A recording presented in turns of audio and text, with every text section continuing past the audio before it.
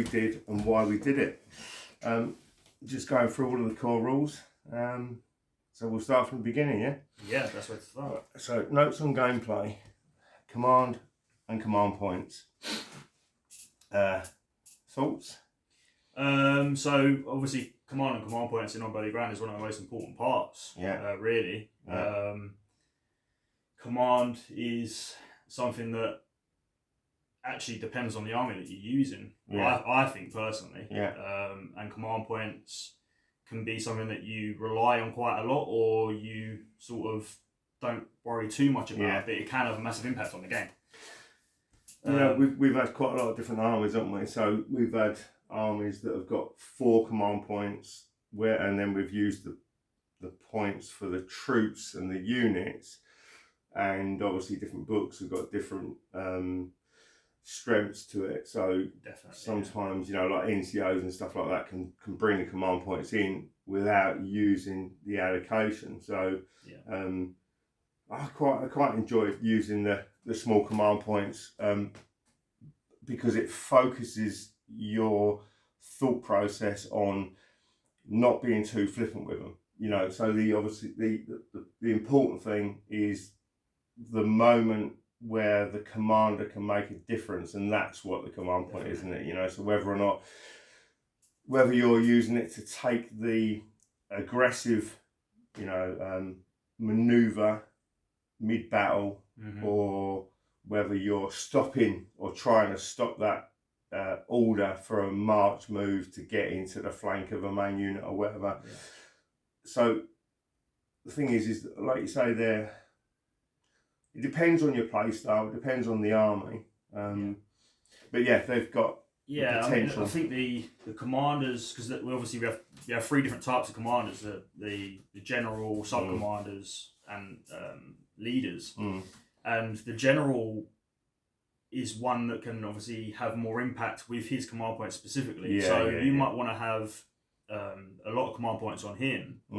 And also it depends on the command influence as well. So if you want to have more control, you want to have the general and sub commanders scattered around. But if you want to have more impactful heat of the moment orders, the leaders can be quite a nice cheap option as well. So the only thing that I always say about the command points is that if you've got a leader that's got 1 command point, even if it's you're going to give an order out to a drilled unit, so it's obviously easier to do it and all this sort of stuff, it's still very much a stab in the dark. But taking a commander with 2 command points so that moment where you want to use him, you've got the option to roll the order, and more importantly to re-roll the order to push it through. So tactically, I always think that spreading them out across more commanders gives you potentially more chance of doing what you want, where you want, when you want. But obviously it's a dice roll. So, but if you've got, let's say, like a mounted commander with 2 command points, an attached commander, or a commander that just joined to the unit, 2 command points, and at that moment, you can still fail the dice roll, but a roll with a re-roll almost gives you, I suppose, statistically, not that statistics really make much difference with a D6 roll, but statistically, you can almost rely on them doing what you want them to do. So, like especially if he's out on his own. So that you've got the commander with a good command influence covering a large part of the army, and then a sweeping maneuver option with a commander with 2 command points, just to really push that through. But then someone else will play it with an attached leader that is basically with a command point that's basically just going to give you the leadership reroll. No, that's all they're there for. Keep you in the combat. That's what I like to do. I think again that definitely comes down to the play style. And also I think you touched on it. The army that you're using. Some armies can get away with being a bit more flippant with their command points, and others not. So that I think that definitely rolls into the different types of orders that you can do. And also the different periods, isn't it? So like with the AWI with the American War of Independence with the British NCOs, you really don't need to use the command points as much as you would with, say, a Dark Age Irish army. You know, to keep them in the game, you need to have all the command points you can get. Exactly. The AWI, American War of Independence, they've got a command structure. They're already like an army that's trained to a degree. So any of those later periods, you've got a semblance of that built into the armies, into the army list. So it does become a slightly different thing. So again, I mean, so notes on gameplay there, that's sort of command and command points, and then obviously orders, which we kind of touched on anyway. Yeah, I mean, there are a lot of different orders. I think one of the most important parts to say about orders is that they're an extra thing that you do in the game. Yeah. So in each of the phases of the game, your units can do those things for free, basically. So you can move in a movement phase, shoot in a shooting phase. Yeah. The orders are that extra tactical level of trying to represent the ability of your commanders to act on their own initiative and do those extra things. Yeah.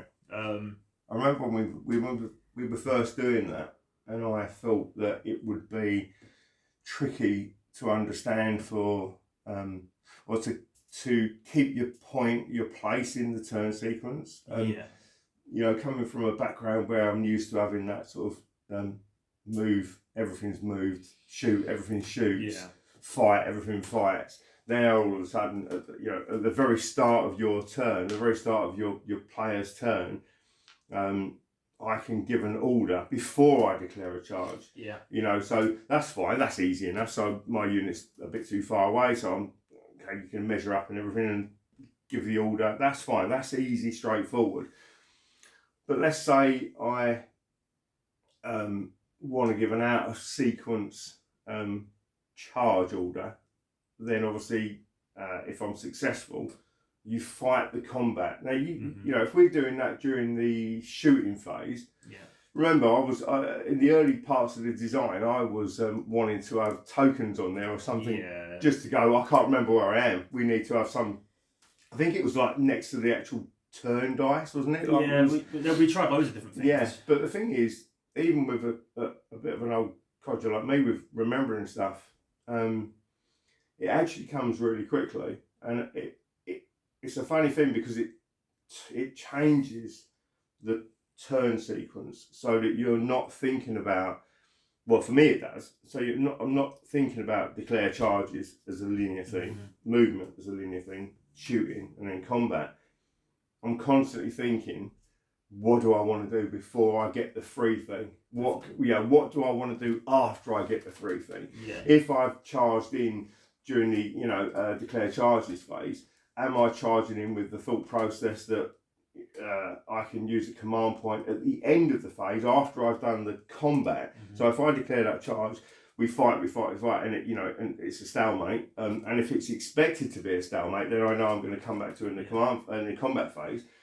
But I also am thinking already at that point, I've got a command point in distance of that unit to potentially go, well, maybe it didn't go as well as I thought. I expect to win, but it didn't go as well as I thought, and I haven't quite finished you off. So I'm already thinking, right, there's a command point sitting with one of my leaders. If I need to finish you off, I can commit that command point to an order, especially if I've got a commander that's got more than one command point, to force that through to get that unit that I've charged with right at the beginning of the player's phase, not just in a position where I've destroyed an enemy unit, but where I can then surge them into another position. So I'm already thinking, when I declare the charge, I've got the charge phase and all the combat with that. And if it goes well, maybe I can get to the final result that I want to be in straight away. Or if not, when we get to the end, we've got the combat phase, so maybe I can get to that point there. Or if I can't get to that point, then I'll use the orders. Yeah, I think what you've sort of touched on is that the orders allow you to do lots of things in lots of different sequences. So there's always a chance that you can get out of trouble or cause havoc for your opponent. Yeah. I think one of the things as well that, again, it comes down to play style. We've played loads of games against loads of different people, and every single time we play against someone new, they do something that you don't expect because we have not done it ourselves, and it opens your eyes to the way that you think, and that's I think one of the best parts about it is that people play how they would if they were a general in the period that we're playing, you know, because you can do those things that you feel like you should be able to do at that point in time, and there is a limitation, and obviously the orders are have a target based on how we as the designers perceive the strength of that thing to be, but again, some armies have abilities to make it easier for them to represent their training. The other thing, it's not just how from a game design point of view, how powerful we perceive it to be. It's also how difficult it would be to achieve it on the battlefield, not just on the tabletop. Obviously, it's a combination of all of those things, isn't it? Really, you have to look at it and go, well, it should be pretty easy to let's say disengage from combat, which actually probably is a bad example, but something like it is a bad example. Actually, it couldn't probably pick the worst one, but anything like that, you might say, okay, well, it's relatively easy to do, but then we have to factor in the fact that that could be massively game changing. And it's symbiotic, isn't it? So you've got the core rules that allow us to put our toys on the table and play a good, fun game. And there's the reality of life.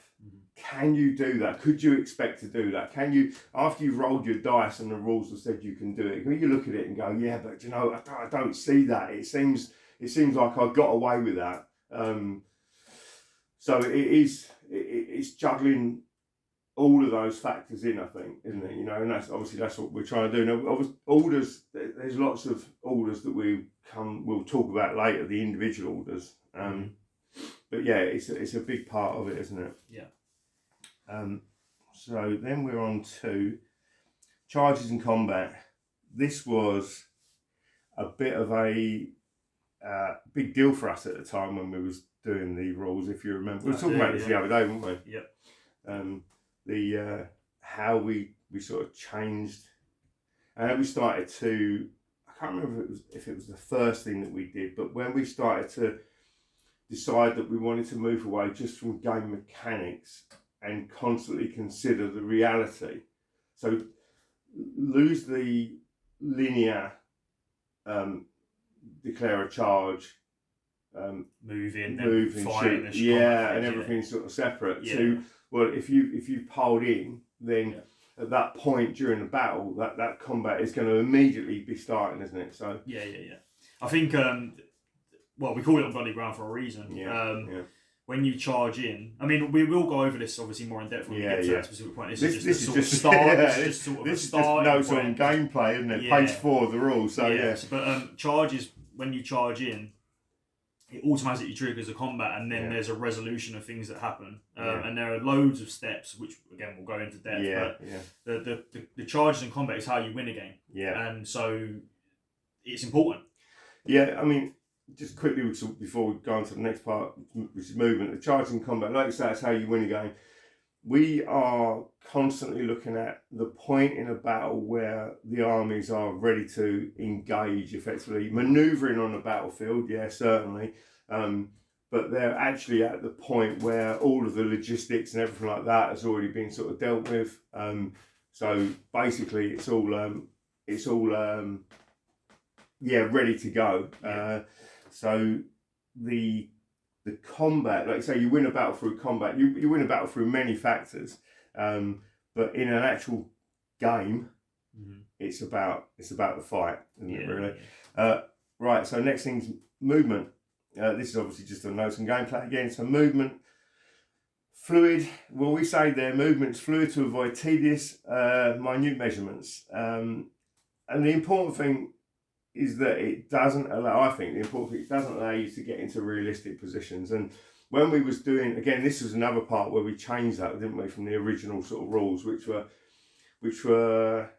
just tedious. You know, movement, it can be tedious, especially when someone's trying to, let's say, move around an object on the battlefield or something like that. So for us, for the design of our movement, it was the ability to get from A to B within all of the restrictions of how a person can move when they're in a formation. And at the same time, not make it difficult. So the pivot's quite scary, isn't it? Really, it is. It's a massive change from what you might see, but actually, although it seems like they can go wherever they want, whenever they want, the end result is more or less the same as you would expect a formation to be able to move anyway. So actually, what it does is it stops the arguments basically of like, well, no, you've not drilled right. You've gone 6 inches when you can only go 2 inches. It's literally just pivot around the centre, move as far as your rate is, and then and that's just move in a straight line as well. So everyone should be able to do that. We say that, we laugh about that, don't we? I've never seen a wargamer that's able to do a wheel without making another 3-inch move on top of that wheel. That's obviously where we got movement. Shooting, we made a conscious effort to try to dull down shooting compared to previous games that we've played ourselves, didn't we? Because the shooting mechanic in a lot of games can cause a lot of casualties, can't it? A lot of casualties. Especially like skirmishing units. They can have a massive impact where they wouldn't, really use. I think in the earlier periods, obviously shooting, range weapons are a lot less common. As you start to get into the later periods, shooting was devastating. As it was historically, which is why they started to use them. So you'll start to see more damage being caused by range weapons. But again, actually, combat is probably the thing that you're going to be relying on the most to win the battles. The thing is with like you say in the earlier periods, if you've got a skirmisher, that's often going to be a young lad or someone who's not trained. That's throwing stones or, using a short bow or chucking javelins, which is available to anyone. And so if you've got a unit of hundreds of men in reality, and then there's a group of skirmishers, whatever the number is, they're not going to kill 25% of that unit of men on a real battlefield. So you're not going to get 300 hoplites losing 75 casualties to someone throwing, using slings. Not in the first shot. No, and also the thing is that they're not just going to stand there and sort of let them keep shooting at them. You obviously have your own skirmishes and stuff like this, but the end result is that on the battlefield, on the tabletop, let's say you're a unit of 20 hoplites, shouldn't easily lose 5 or 6 men to a unit of 50, 60 or 60, 70 point skirmishers. It's not really a good representation of the percentage of kills that unit is capable of, that skirmishing unit is capable of. So obviously what we did is we put, again we'll go into that, but we put the shields in there, which is that initial, the first stats look like, it's going to be quite easy to hit with shooting. And obviously in the periods that have shields, that's massively reduced. When you get into the guys with muskets and rifles, obviously there isn't anything much that's going to stop them from getting hit. So big deal. Shooting is effective in the periods of time that it probably was, but only within that potential. Again, like I say, it's not really going to win a game for you. It's a means to an end to wear down enemy units.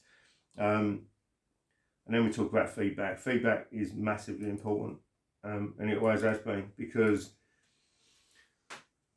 you can't think of everything, and you can't consider every possibility. And sometimes someone will come up and say, "What about this?" Not even what about this as to rules that we've done, but I think, what about that as a mechanic? What about that as an idea for objectives or how weapons work? Well, the British chariots was a great example of that, wasn't it? How they specifically fought. that was the design idea. It didn't come from us. Yeah, It come from one of our mates, didn't it? Yeah, Gaming mates. There's loads of things that, I mean, feedback is something that it is just really important for any game. And one of the things that we're trying to do ourselves, obviously, is anything that's wrong or needs, should probably be in a period of the game. We want to be able to go, we'll fix anything that is a problem, isn't it? I think that's the important thing. And obviously, we have our group for that, Facebook group for that, with a growing community. Hopefully, be growing more and more. That is doing really well, and it is nice to get different thoughts. And sometimes those thoughts, someone will have will give feedback on an aspect of the game or whatever, and then you can talk to that person and go, well, we considered this. So maybe they might say, well, why didn't you do it like that? Mm-hmm. We considered this. The first thing that comes to mind is the artillery, the counter battery. Counter battery, which absolutely was a tactic in the American Civil War. So we didn't miss it. We didn't ignore it. We just decided that it would be part of the gameplay. Wouldn't be a positive experience. And also, looking at the statistics for the period, it could be either really, really effective really quickly, or take a whole battle to do 10% casualties, and they would ignore it anyway. So the point is there, having someone's feedback on something isn't necessarily, oh God, we've forgotten to do that. But it's interesting to be able to talk through with someone where then they'll go, yeah, do you know what? Definitely. I get that. I didn't really think of it like that. And we'll do the same thing. 100%. That's the point, isn't it? It's both sides. It's not just the one side of things. Definitely. So I think we'll have a break, and then we'll come back to how to get started with On Bloody Ground. Yep, perfect. Okay, so next thing in all of the rulebooks is getting started. So before playing On Bloody Ground, it's a good idea to read through the core rules, etc., etc. And we talk about the stuff that you're going to need to play the game. So miniatures, important. 28mm. Yeah, that's the king of sizes, isn't it? Really, for most UK gamers. No, I mean, yeah, that's a debate. That's a debate. Good luck topic, with that. isn't Yeah, it? you're going to get some hate on that one, but we've played with them. Well, since I was young. Do you know what? It's what you get used to, isn't it? I mean, my other love was 10mm. I've always liked 10mm, and I've always said that I think that playing On Bloody Ground with 10mm figures on the same size bases. Yeah. So literally using a 20 by 20mm individual infantry base, but sort of plonking on 6, 8, 10, depending again on the period or the unit type, 10mm figures. And you effectively get the same game because they're still going onto a movement tray. You're still counting that base as a wound. Yeah. So you might have let's say a 20-man unit. So 20 bases, 20 individual infantry bases, but that might have 200 10mm figures on that unit. Yeah. And so it's the look of the game. 28mm obviously for us has always been that thing, which everyone says it's the size where you're probably looking at the figures as much as you are the units. You're able to look at the individual figures that have been painted, and the individual poses and commanders, all this sort of stuff. So yeah, I mean, we recommend 28 because that's what we've always loved, isn't it? Yeah, it's definitely a case of we recommend it, but you can use it any time. We've had people put 2mm figures in the room as well. 2mm, yeah, 2mm is like a blob on the base, but actually, from a distance, it looks impressive because really they'll do. You can do a really nice. It is just effectively a base, but it does look really good. Yeah. And that moves nicely onto the base in your miniatures because that's a massive deal. I think that's the most important part about what we recommend. Yeah. The base sizes are obviously a guidance, but if you have elements, which is a lot more common in games, isn't it? Really. Now it is, yeah. It seems to be. Yeah, you can base those miniatures onto movement trays, which is has multiple advantages. It lets you put those elements onto a tray, and then you can then move it much quicker. So yeah, I mean, I think that the movement tray makes it so that you can use anything. As I said, we've talked about this before. If I wanted to play with 54mm Britain's detail figures and put, you know, some American Civil War figures on them, on those movement trays, and allocate that movement tray, even though it might only have sort of 6 figures on it because of the size of it, but allocate that 20 wounds. Yeah, I still get to play with my pre-painted 1980s Britain's detail figures. But the game again is the same. What we've done, I think, is we've kept the individual basing because that's what we like, and because on the tabletop, taking off the miniatures so that your opponent can see what's left of the unit kind of gives a bit more of a realistic feel. Yeah. You're looking at the guys getting shot out, or killed in combat sort of thing. But that's just our way of gaming, and it was more popular probably than it is now. Yeah, I think that it's something that I've grown up with, so I'm used to it. I do definitely like the way elements or dioramas look on the table. I think it's one of the main advantages of those.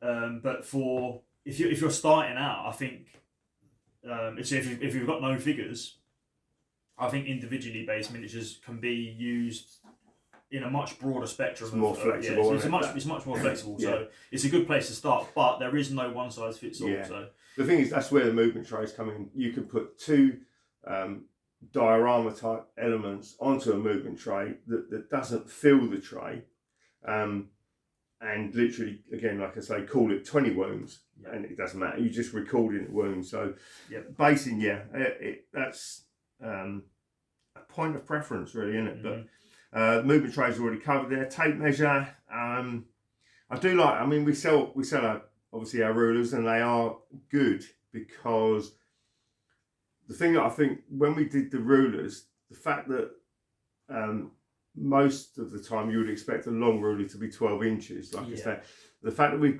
did it 14 to cover the cavalry move makes it really useful, I think, and the small ones. But I personally do like an extendable tape measure. I mean, our ones are specific to the movement that you're going to be doing with your units in on bloody ground. That's what it's for. It's made specifically for it, and that's it. So, but you can mark a piece of string, can't you? Really, as long as it's accurate. Yeah. D6s. We've had comments about D10s as the other one that sort of people consider when they're playing D6s, didn't they? Yeah. And we looked at that, didn't we? We did. I just think D6 is one of those things that everyone has already. So, and, you know, it is the term bucket of dice game. We like a bucket of dice, really. It just gives you a higher chance of getting at least 1 4+, doesn't it? The thing is, I mean, even though we do have the 2-size D6s, I still think that the D6 is just better in hand for a gamer to roll. And what we were able to do, because we did look at the D10s, but what we were able to do is work with the statistics of the weapons to allow us to give enough variables within the parameters to make it so that we're not limited just by the D6. There's enough variables in there that can allow for anything you'd want, I think, in a war game before you start getting down to, you know, whether the guy's cleaned the musket barrel before he shot it, or the humidity on the battlefield that's going to affect the bowstring kind of thing, you know. So, you know, D6 is the most used dice in wargaming. That's a fact, isn't it? So, gaming board again. You know, the more we go through this, the more I just think, obviously, what we've done is we did create the game that we were used to playing.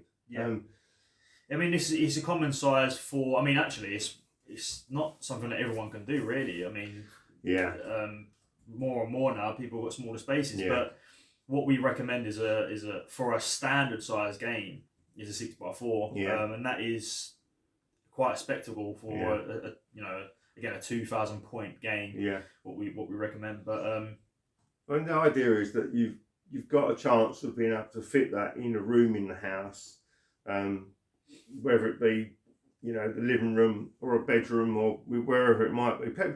I'm surprised actually the amount of people that play in their garden during obviously good weather, and I saw it, which is lovely as well, and you get fantastic pictures. Yeah. But most people can put up like a pasting table or something like that, or you know, you've got a couple of bits of wood that you can sort of slap on. And that's it. I think it's something that's also common at clubs as well. 6x4s are common. Yeah, those all of the sort of fold down tables you get are that kind of 6x2, aren't they? So so it's a nice sort of generic size, and obviously that's the recommendation. It's not, you know, well, as big as you can go is better, really, isn't it? To be honest. Terrain's another one that is it's always a tricky part, because most battlefields have got quite limited terrain, except for when you get to very specific theatres. And obviously what you don't want to do is have the terrain impeding the game, but you do want to have it impacting the game. One of the things obviously that we do, I mean, everyone has different types of terrain, don't they? So there's, you go from one gaming body to another. They've got different terrain to what you've got. So templates. We try to put the terrain on the template to represent an area that's affected by that specific, you know. The thing that the design thought was again kind of a bit radical to us, wasn't it, to start with, is that you put that area down, so you put that template down, whatever shape it might be. So if it's a, you know, if you want it to be a building, it might be square, or if it's you want it to be woods, it might be, you know, a variable sort of shape and size. But the principle of terrain in how we represent it with the keywords was something that was quite new to us, wasn't it? But it made it simple in that you effectively then had an area that was marked out that did something, that did one thing or 5 things or whatever it might be. And so I think terrain is playable on a game table again, without you having to worry about how you interact with it. I think the other main thing that having a template does as well is it means that you don't have to constantly get down and really look. You can sort of know that area does this thing without having to. So you can take the building off if there's a building on there. You know it's going to block, you know, maybe block line of sight or movement. It stops the little things in the game that might take you 5 minutes. And you do that 4 times, it's another 20 minutes of the game that you're not actually spent playing. We want you to be able to pick up the game, move the figures around and play it. We don't want you to, well, we don't want anyone to sort of waste time looking at things that they don't need to. It's just that does that. We can move the figures. Like you said, you can take the trees off the base, move the unit through so they're not in the way. So so you're not sort of stuck either half in, half out sort of thing, or whatever it might be. I think again we're going to go back on that and look at the specific keywords. But what we did with terrain there has made it so that it's usable within the game. The next thing is turn marker, which should be quite simple, but it is quite simple. But I'm going to mention what we've recently seen playing against one of our mates is turn markers can be really interesting parts of the game, can't they? We tend to really wimp out and just use a D6, don't we? You know, we think we're being clever by using a big fat D6. It's like, well, you know, the height of modern technology. But recent game we played, you've got, you know, a nice scenic base. Was it like the Oracle of Delphi or whatever it was, or Delphi, however you want to pronounce it? And it had for the 6 turns. We won't say who did it because we don't want to big anyone up. But and for the 6 turns, you had the 6 figures. And were they like different priestesses or gods, this sort of thing? And for every turn, you take one of those off, which was I'm sure that was probably my idea at some point. But so a turn marker is just so you know where you are. But even that can be a nice part of the tabletop, and it works with the game. It just works. So it's a nice little addition, and knowing whose turn it is very important. It is in the important. game. Yeah, you definitely need to have something to show it, and you want it to be there so that everyone knows. So you can move that. I mean, we tend to just move the dice from one player's side of the table to the other, but that works for whatever you're doing, doesn't it? Basically, so.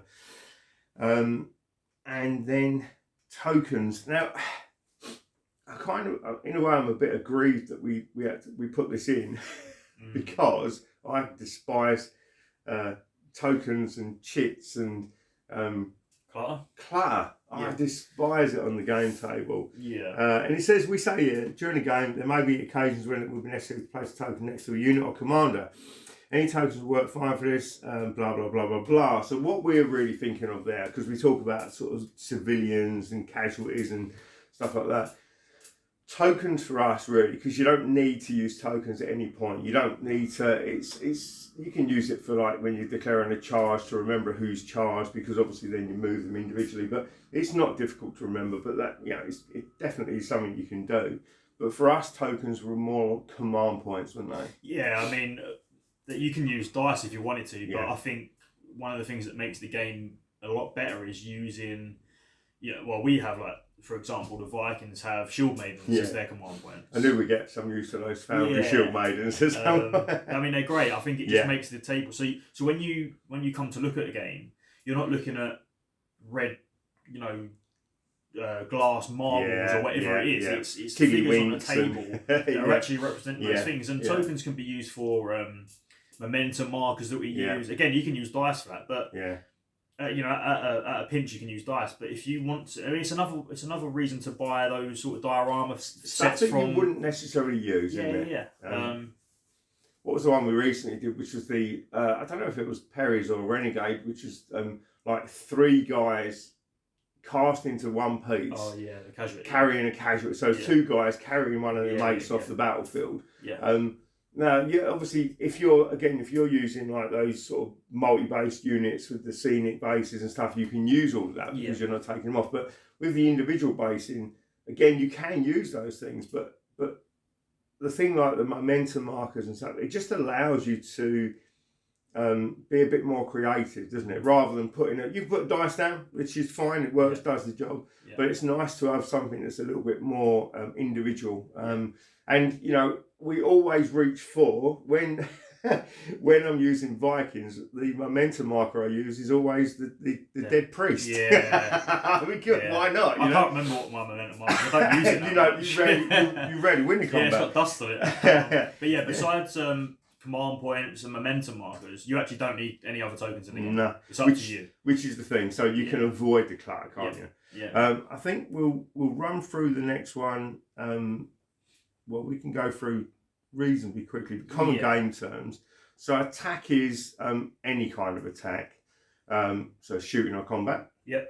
It's pretty straightforward. Yep. Attacker. So obviously that is if it's your turn, if it's your player turn.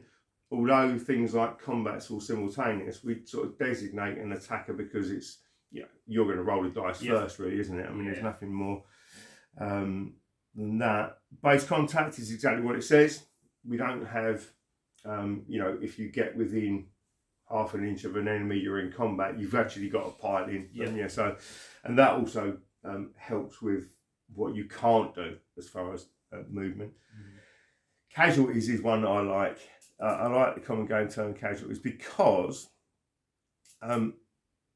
it represents something that we evolved in the game again, which is like losses through panic and stuff like that, doesn't it? So casualties includes the term, is a term that includes guys that have been killed and guys that have run away. So pretty straightforward. I'll go file and then drop below move. So rank and file, obviously, just the units in their formations. Move, physical reposition of the tray. Again, that's it. It's a physical movement of the tray. If the tray moves from where it once was in any way, shape, or form, it's moved. It's moved. That's it. There's no ambiguity is there with that. So, and wound is generally someone that's been killed, been butchered on the tabletop. We've also got target there as well. And that's, did I miss target? So that's when you choose to charge. I'm charging that unit of Huskars. I'm shooting that unit of skirmishers, and I'm giving an order to my unit of this. Yeah, it's an interesting thing because sometimes you can be quite flippant with that. Other times it's quite important that you're very specific with it, isn't it? So in certain phases of the game or turns of the game, or phases actually, you have to sometimes choose multiple targets before you do anything. So it is important to understand what you're doing. Yeah. For both players. Yeah. It just makes it nice. I think that's the thing. It's probably, if not as important, maybe more important for your opponent to know. If you're going to shoot someone, you declare the target. Yeah. You know, because in a big battle, especially at the start before units have been taken off or casualties have started to be inflicted, it is important to know where the attacks are coming from. Mm-hmm. So core game rules are obviously the things that some of the basics of the game. Measurement, sorry, not movement, we've done that. Measurement, yeah. It's another thing, isn't it, that's probably some people wouldn't say radical, but from our gaming, our early gaming, like as you when you were younger, and certainly my gaming when I was younger, you couldn't pre-measure things. Mm-hmm. Yeah, but you can in this. Yes. I think what it does is it just, I want to say speeds up the game, but it means that you can tactically move your units and not sort of have dodgy movements and things like that. You know, it's just like, well, I know I'm 24 inches away, so I can shoot my bows. I've always used the example of if you want to run from point A to B, you individually, somehow your brain is aware of your physical state and your ability to get there within a period of time. Mm-hmm. So the pre-measuring means that you can measure distance for a charge, and obviously as a game mechanic you'll know that your unit that you want to charge with moves at a certain speed. You'll know that it's got, let's say if it's infantry, it's got a D6 to go on top of that. You'll average it out, and then you'll decide whether you think you can make it. And it's kind of like it brings in a bit more realism.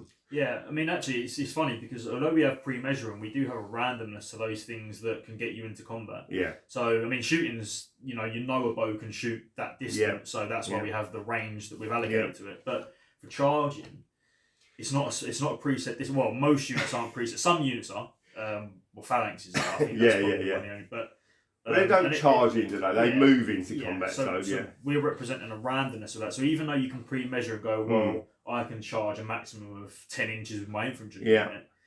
If you're 10 inches away, it doesn't mean you're going to get in. The fact is that's there. It represents the fact that on any given battlefield, if we were fighting on a bowling green, I could find a pile and end up flat on my face. So even though again you can look at the average of a D6 roll, which is the concept I don't really understand of an average, but you can look at it and go, well, I can expect to get a 3+ on a D6 plus my move of 4. So if they're 7 inches away, I expect to get in. But it's still got to have an element. There's got to be an element of real life that comes into it. You just might not make it for whatever reason. It could be even some of your mates start to hesitate on the way in. And not that it stops the charge, but you might think twice about it, which slows the charge down. Which it's probably one of the only real true elements of randomness in the game that we have besides orders. And charges are something that, because it obviously is a decisive point in the game, having that randomness of not knowing exactly when you're going to get in is just that another level of, should I charge at this point in time because I might be a little bit too far away than I should expect to get him on my dice roll. That's where we sort of entice, or where positioning is important in the game. It's not like, okay, I'm 10 inches away, I can charge, and every single time you're 10 inches away you can charge. It's, well, if I position better, I've got a higher chance of getting in the charge. So that's what we want to do. We want to show that if you're playing a better positional game than your opponent, you might get more charges, and so win those more advantageous points in the battle. That's the other thing I was going to say about that. And again, we try not to. We're doing it kind of in order, just to break down the reasoning. But one of the other things that was really important that goes in tandem with pre-measuring is that that's not a guarantee, because your opponent, because as you say there with the charge you've got the randomness, but the other thing that works really well with the pre-measuring is the orders. So you know, the fact that you might know that my maximum charge is, let's say, 10 inches, so you put your guys 10 inches and 2 millimeters away, that's the gaminess that we want to avoid. That's the gaminess that we've always tried to avoid. So I can give an order to manoeuvre or to march, which means that your precise measurement on the gaming table to try to wrong foot the mechanics of the game is never going to work. Exactly, yeah. There's always something that your opponent can do to oust what you've done. Yeah. So you have to consider that as well. Reality gives you choices. Sometimes, obviously, they're difficult choices, unlikely choices, hard choices, but there's still choices there. So pre-measuring, I think, is, again, it's another point. It takes away the fact that we're playing with toy soldiers on a tabletop. When you look at that situation and go, well, how could I possibly not make that charge? In reality, you are 10 steps away from me. But because I rolled a 1, now I can't charge it, and also I'm sitting there dead in the water. So right, leadership tests, pretty straightforward stuff. 2d6, and we try to keep it quite simple, didn't we? As far as the statistic, the stats for it is if it says 8+, then you need to roll 8 or more. It's pretty straightforward. Again, going from previous games that we've played and some of our mates that have played old games where it was like under the leadership value. That's why we don't have the leadership at 8, let's say. It's a plus, 8+. Yeah. So I think the stats for us is the lower the number, the better it is, because you've got a higher chance of getting more. It is. Actually, I forgot the fact that obviously we do it the opposite way to some other games, but because it's an 8, we actually have the plus sign next to it. It's sort of and the thing is we try to keep the bigger numbers as the positive, and the smaller numbers as far as dice rolls as the negative. So any modifiers to the roll, whether it be a plus or minus, is to the actual dice roll itself, not to the stat. Because if you have, let's say, a 7+ leadership, which is actually a good stat for an elite level unit, if it's minus, it doesn't make their leadership 6, it makes it 8 technically. You'll need to roll an 8 on the dice, minus 1 will get that target roll of 7. So it is slightly different. So it's like you say, so if you've got a 7+ leadership, and now you roll 7 on the dice, if you've had a -1 modifier, that dice roll effectively becomes 6 and you failed the test. I just think I'll clear that up because you really made that, you know. I kind of got lost in that one. Insane courage. I enjoy this in the game, and it's a mechanic, but it's based in reality. So, you know, we've got that thing where sometimes you're in a situation where you might not be able to win with a specific unit in, let's say, combat. I'm thinking Huskarls here. You know, Huskarls with their general in there. From a thematic point of view, you always want that possibility of rolling insane courage. So if all of the odds are against you, even if you've got the most basic units, let's look at the Dark Ages again, go with a unit of Churls, and they decide to stand their ground against all odds, it's based in reality because there's many instances of that happening. It's the Theban sacred band against... you like to talk about Thebans, don't you? It's the Theban sacred band surrounding all sides.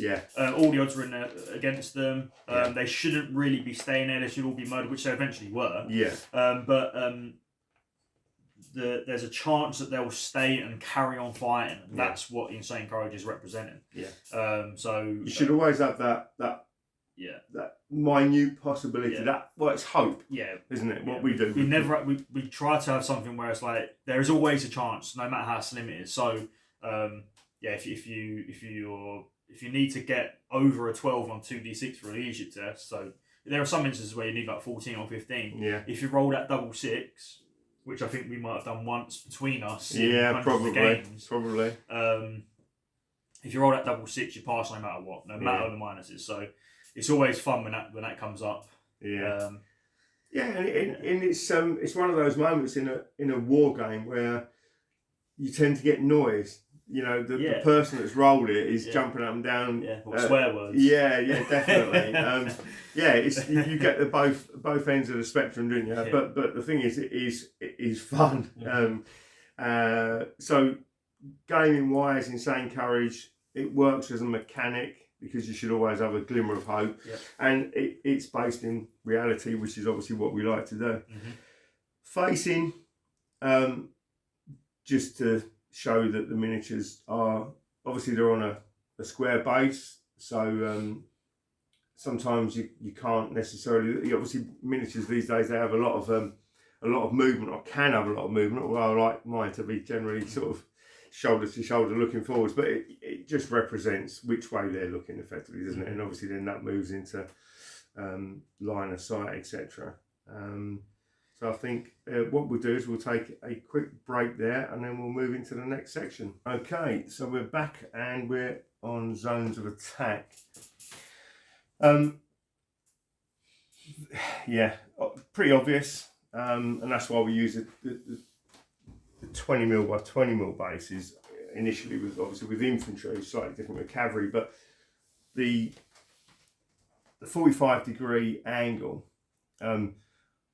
doesn't just give you a line of sight, it shows you, because you can draw that line out from there, what zone you're attacking from as the when you're targeting an enemy unit, isn't it? So that works for shooting, and obviously more importantly probably for charging. That is the most important part, really. I mean, there's not really much more to add on to that, really. It's pretty straightforward, isn't it? So you've got the 4 zones, the front zone, the rear zone, and the right and left flank. And it's, I mean, you've got a diagram there, but I think any war gamer is well I think versed with that. The only thing that I would add is that if you're 50-50 in one zone or the other, the attacking unit is allowed to choose which zone they're in. The thing is, I remember when we did that, the choice is obviously you can make it so that the defender decides or the attacker decides, and the whole point again is reality. So grounded in reality, if you would try to attack the most advantageous or most vulnerable area of an enemy unit, wouldn't you? So and there are sort of nuances with that. I think sometimes you can be 50-50 in the flank or the front zone, for example, but that flank zone that you're in is actually covered by a piece of terrain that you can't move from. So you want to shoot in the flank. Exactly, you should be able to charge, but if we didn't explicitly say that you can choose the zone that you charge, you wouldn't be able to, which doesn't make sense. That again, it means you're sitting there without any choices whatsoever. Where in reality you would go, we can't get through there, boys. There's no point in charging that way. Let's go, might be a slightly longer route. Because obviously you've got to pivot and then measure that distance, but you've at least got a route, haven't you? That's it. So line of sight, as we said, it's the same thing with the zones of attack. Basically, the figures are looking forward. And so that 45-degree angle from the corners is what you can see. Now, there might be at some point, I don't know if there's any variables to that. I think that is a core rule, isn't it? So nothing changes. That's for formed units. Skirmish units have a 360-degree line of sight, and they don't block friendly members of the unit. And there's also some other units like elephants and howlers. I think is it the Ming war wagon as well as with 180 so some pieces of artillery because of the way it works. We'll cover them when we get to the actual specific books, but generally formed units have a 45-degree from the front corners for their line of sight, and skirmish units have a 360-degree line of sight. Nice and simple. And then obviously from line of sight, obscured line of sight. So you talked about obviously skirmishes is the best, probably the best example, because that's what would be used to screen formed troops moving into position based in reality, obviously, and in game mechanics. It's that -1 to shoot. They don't block charges, for example, or a line of sight for declaring a charge, but obscured line of sight when you're trying to target something with missile weapons is quite important. And again, pretty straightforward, I think. Really. Yeah. If any of the attacking unit, when they're targeting a unit that is obscured, you just suffer a minus to hit, and there are again the skirmish units can do that, and also terrain with cover. So do you know, I think one of the things that we put in, which I quite liked at the time, was if you've got 2 skirmishing units in front of a formed unit, you suffer the modifier for each one. So basically, you'd be -2 for shooting through 2 skirmishing units. So it's a minus for each of the skirmishing units that's obscuring the line of sight, because it's more difficult. Well, yeah, I mean that's why they did it. I mean, if you can't see what you're shooting, how do you know if you hit it? It makes it almost impossible to shoot, and so you can use that as a tactic to, try to get your grenadiers into the fight before, because obviously they're these sort of elite units, your Huskarls, your grenadiers, your veterans. These are the units that are a bit scary if they get into combat. So they tend to attract a lot of missile attacks. Yeah. Rightly so. Yeah. But at the same point, again, it's that sort of action reaction. It's the positive, the negative. If you're you can use battlefield tactics to protect them as much as your opponent can use battlefield tactics to try and annihilate them. Yeah, so definitely. That's why obscuring the line of sight is very useful. Block line of sight. It's very similar, but it's being used with solid terrain and formed units. So that would also stack with obscured line of sight as well. Yeah. The key thing to remember with obscured line of sight is you've got to remember all of the previous requirements. So first of all, if an individual miniature can't target a unit, then they can't shoot them, they can't attack them. Yeah. So in the example we've got there, so this is for block line of sight. This is for block line of sight. Yeah. So for block line of sight, anything. If you can't target, if you can't draw a line, yeah. So if you can't target it for whatever reason, you can't attack them. So the principle of why we've got block line of sight as well as obscured is that in the diagram it shows you a unit with a friendly unit in front of it, being the unit of the rear is being targeted. So you can only see 2 members of the targeted unit. So it becomes a point of reality and also a game mechanic, because potentially you could cause more casualties than you can see on that unit. The members of the unit that's visible, the target unit, that is. So it needs to be difficult. It needs to be difficult. So they're obscured.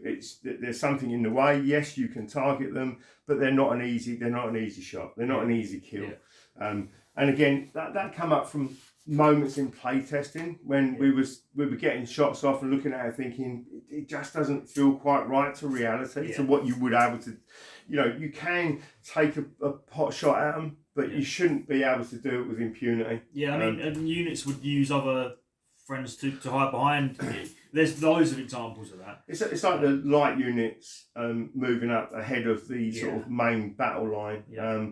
Again, it's almost another version of using skirmishers, but with a unit that's still, because it's formed, still got an active battlefield role in fighting enemy units rather than just skirmishers against skirmishers. So, but again, it's it avoids that ability to ignore something that is obviously going to affect what you're doing. So on to the game turn. Yeah, so this is the actual game now, isn't it? Yeah, really? So we've covered all the basic stuff. Yeah, so the game turn, it's a 6-turn game. Although, I mean, it is a 6-turn game because that's what you can reasonably get done in a sensible amount of time that most people have got available to them. So a sort of 2 to 3 hour game, isn't it? What I was going to say is that we didn't actually cover that. We sort of say that the game will take about an hour per 1,000 points. Yeah. So even regardless of whether it's regardless of the fact that it's a 6-turn game, if you play 4,000 points, you're probably going to take about 4 hours to play the game. Yeah. That's once you sort of get a bit more used to the game.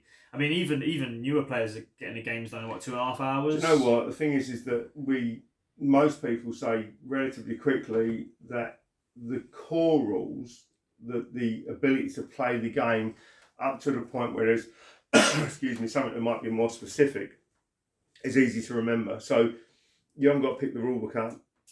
That doesn't add 10 minutes onto each of the turns.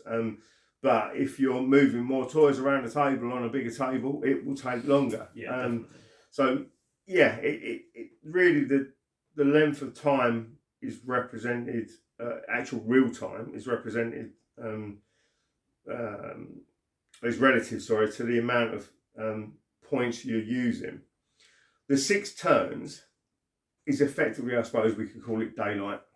Yeah. So that's that sort of that period where, well, not even necessarily daylight, but that period where an average battle might last.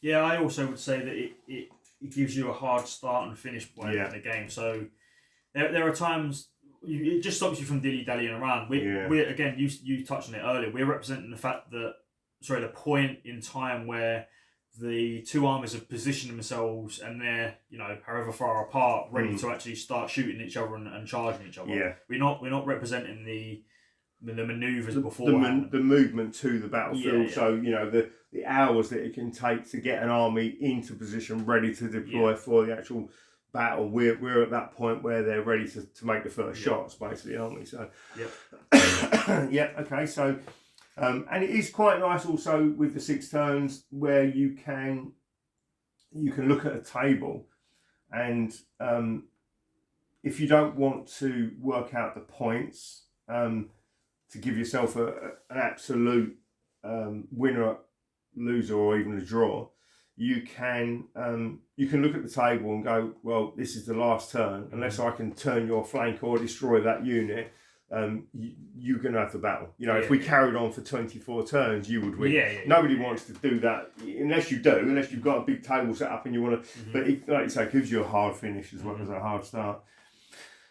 So the initiative seems like a very unintrusive little thing, doesn't it? Initiative, but it's a despicable part of the game sometimes because it's something to be really, really well considered.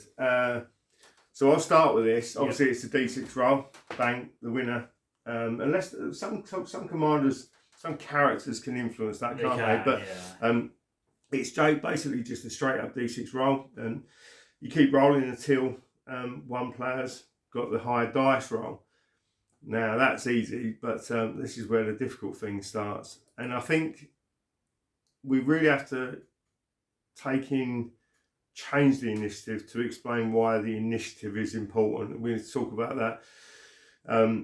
The whole thing of the initiative where you can change it. So if you win the initiative roll, many games, it's just a sensible thing. In fact, some games you don't even get a choice. You go first, don't you? Yeah, if you deploy first, you just are the first player or opposite, Obviously with initiative on bloody ground, because you can change the initiative, you have to take into consideration that you might want to force your opponent to go first, because that means he's holding the initiative. And at some point during the game, you can attempt to take it from him, which effectively gives you a double turn, doesn't it? Yeah. So what I'll say is that initiative, you don't roll for initiative each turn. Sorry, when you first roll for initiative, you just roll once, and it sets the order. So for the whole game potentially. Yeah. So if I win and I keep the initiative, essentially until anything changes, I'll be the first player in turn 1, 2, 3, 4, 5, or 6, and 6. Yeah. But changing initiative can happen from turn 2 onwards. Yeah.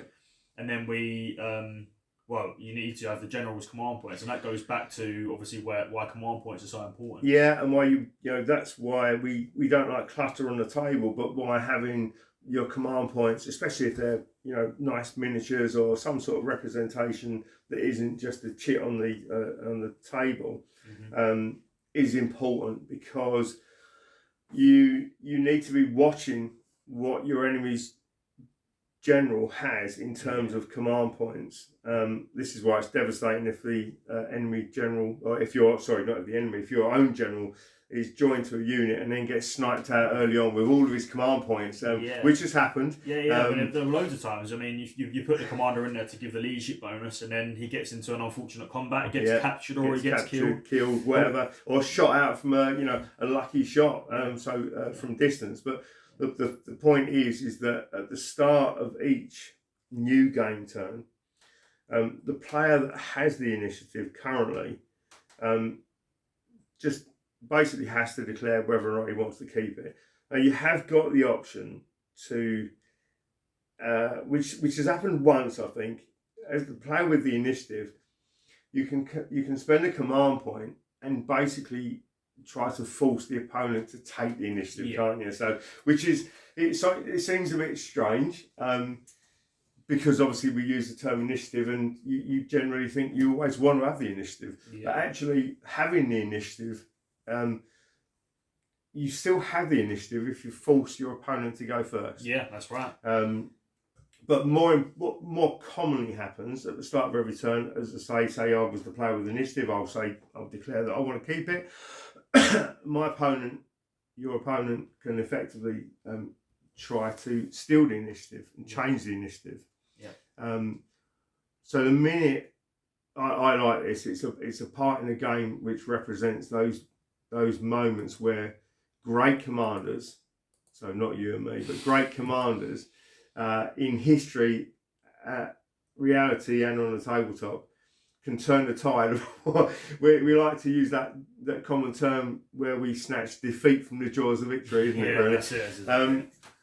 Being able to, you can actually work your whole game on the potential of changing the initiative at a moment that is going to turn the tide for you. Yeah. So you can go into turn one knowing that you're given the opportunity going to try to steal the initiative. Yep.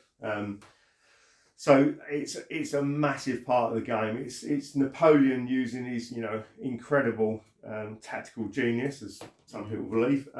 It's Caesar, doing the same thing to the Gauls, or it's just that moment, isn't it? And I think a lot of people, because a lot of games we kind of get used to it being kind of set. Yeah, the I go, you go. Yeah, the classic. It's something that maybe a lot of people don't see the tactical opportunities. So we'll run through it quickly. The opposite situation is where it's my turn. You've got the initiative.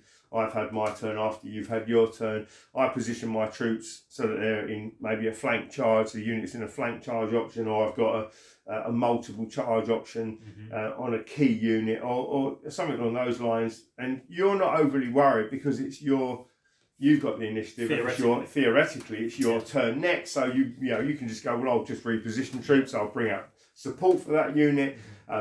I'll shoot you. You've moved quite within short range, so I'll decimate you with musket fire or something like that. Whatever it might be, I'll concentrate fire onto that unit that's a threat to me. Well, that's all good, except if I steal the initiative. Yeah. And I think the thing to sort of make a massive point of is that it's not a guarantee. It comes down to a dice roll, doesn't it? And that also depends on the amount of command points your commander has and the amount of command points your opponent's commander has. So if you want to steal the initiative, you have to spend a command point from your general just to say that you want to steal it. Yeah. And then it becomes a sort of bidding war, I think, is the best sort of way. 100%. So most generals come with about can have up to about 4 command points. And let's say none of the commanders have used any command points yet. So I've got the initiative, you want to steal the initiative.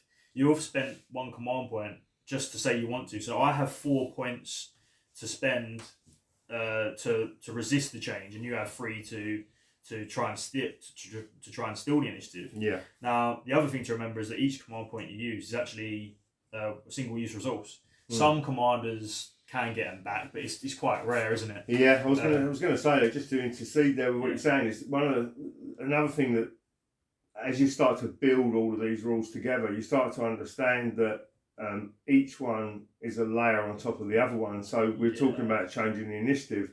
We've already, so those resources, those command points, your general can do so much with it. Yeah. So it's a very hard choice. Normally it happens, it's like a once per game thing, if any. Yeah. Really. Players are watching for it in the hope that. Yeah, but going back to that example, I've got 4 against your 3. I can choose to secretly,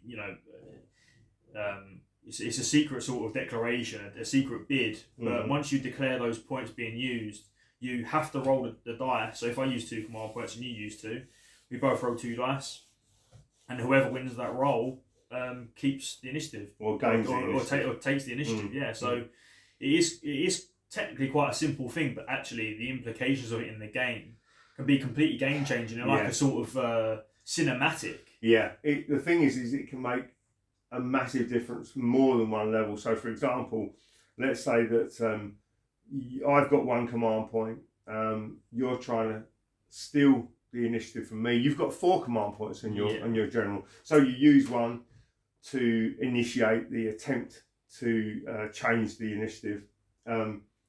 So you've got 3 left, I've got 1 left. It's happened more times than I care to remember. You decide to commit all 3 of your dice in because this is the moment where you're going to win the game. Yeah. And as we've said many times, you only need to roll 1 dice with a 6 come up, unless your opponent rolls a 6. Yeah. So you can roll your 3 dice, get 5, 4 and 3, and I'll roll my 1 dice, get 6. Yep. Now you've gone from having 4 command points to my 1 to we've got none. Neither of us got anything, but I've still got the initiative. That's it. Yeah. And so now all of a sudden, from being in a position of commanding what's potentially going to happen on the table, now you become, I won't say necessarily the defensive player, but you've taken a step back. You've been knocked.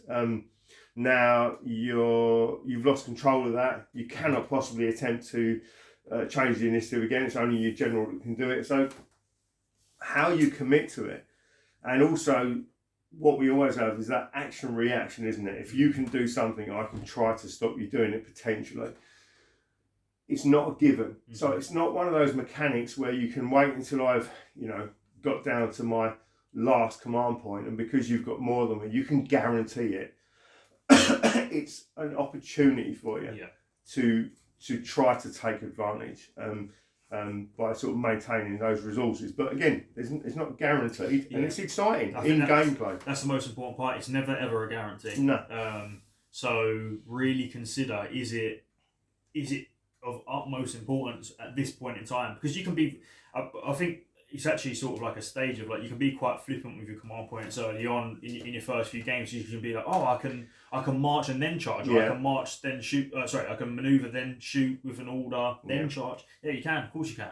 Yeah. But you need to get those dice rolls off. You need to make sure you get the charges. So really consider what you want to do with those command points, because it really does add a tactical. You tend to find most players, because you've got the opportunity to do the out of phase. Out of sequence orders, it's just kind of rude not to try it. But quite quickly, we all realise that the command points are such a limited resource that can have such a big impact.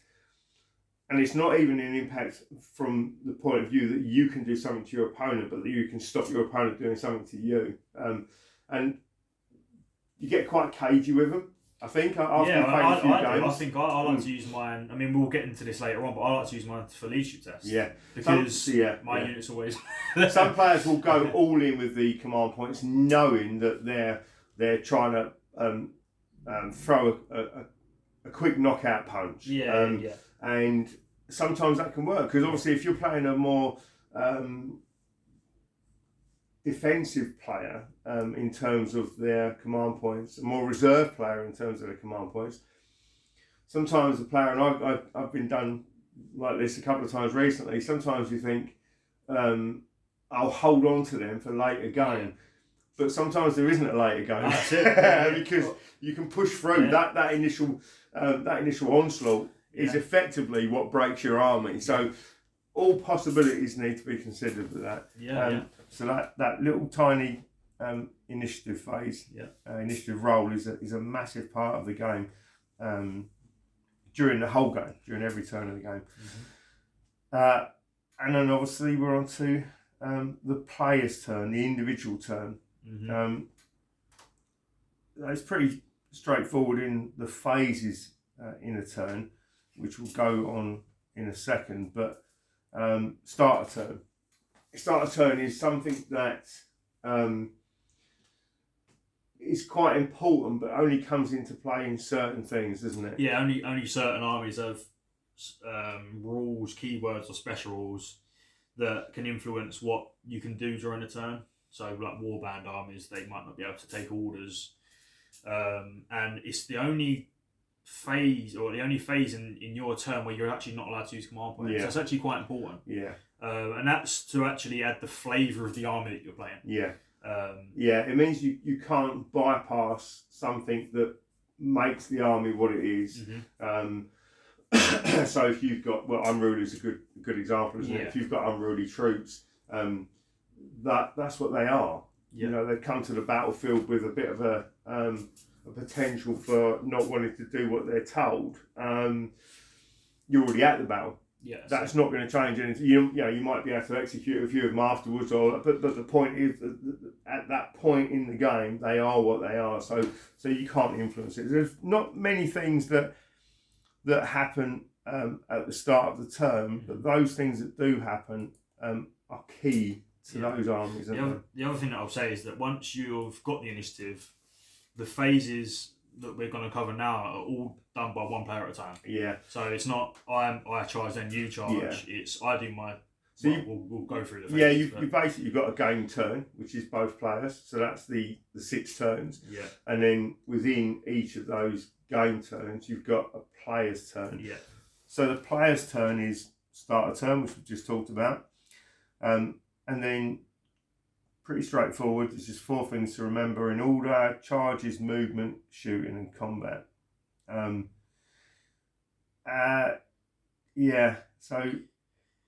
mean, although those things are in order, and we'll go through them. We have sort of covered them quite simply already. But although those are the phases and that's the order that you do them, like we discussed before, the option for orders means that you can move before you charge, you can shoot before you move, you can move before you shoot. So, I mean, actually at the start, you can, in the charge phase, you can order a combat if you're already engaged, kill that unit and charge. So there are lots of different nuances in the terms. I think one of the things that we need to stress, because some of the sort of current games, I suppose, that are being played don't allow you to do anything unless you roll a dice to do it, for example. So in the player's phase, those 4 things, charge, move, shoot, and fight in combat, are all effectively free. So any unit can declare a charge. There's no dice roll to see if it's able to charge. There's no dice roll to see if it can move. All of those things are free, but it's only once. So let's say you've got no command points left in your army. What you can do in your turn is you can look at all of your units and declare charges with those. Anything that, and obviously you go through the whole charge sequence, and anything that can move, it can manoeuvre, or it can march within those limitations, which we'll talk about. Anything that can shoot, that's able to shoot with the weapons or ranges, they can shoot in the shooting phase, and anything that's already in base contact with an enemy during the end of your player's turn gets to fight in combat. None of that requires a dice roll. That's quite important. So we don't want you to paint a really lovely unit of troops that you've always wanted, and you spent, well, in my case, months painting the damn things. But and then you put them on the table, and you can't roll a whatever it might be called, a command dice or an initiative roll, and for the whole game they can't do anything. There are some historical instances where that would be reasonable. There's not that many in reality, but yeah, you could argue the point. But one of the things that we always like to stress about On Bloody Grounds is a game. It's a game that feels that we want to feel right for the period that we're playing. But at the same time, you don't play football and not bring a ball. Mm-hmm. You've got to be able to use your toys on the table. I think that's an important part to emphasise. So we've had a few questions about that, haven't we?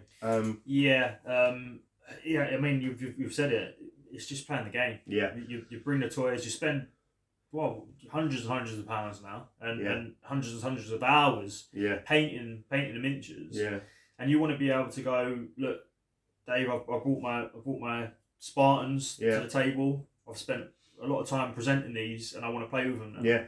And that's the whole philosophy of On Bloody Ground. Yeah. We want you to be able to play the game, and for it to make sense. Yeah. But any sort of mechanic should make sense of both players, and both of you should be able to go, look, yeah, fair enough. I might not like it because you're in my flank. Yeah. But it makes sense, you know. Well, there's the other side to that, isn't it? Making sense. It's I've beat you because your army can't move, or half your army can't move. You know, your left flank is sitting there because your commander that's I mean, some army commanders from history spent 20 minutes learning battlefield tactics, and some spend their whole life. But the fact is, you've got a command structure there, which would more often than not would override these stupid sort of decisions where you don't have the opportunity to fight the battle, even though you've got the resources. So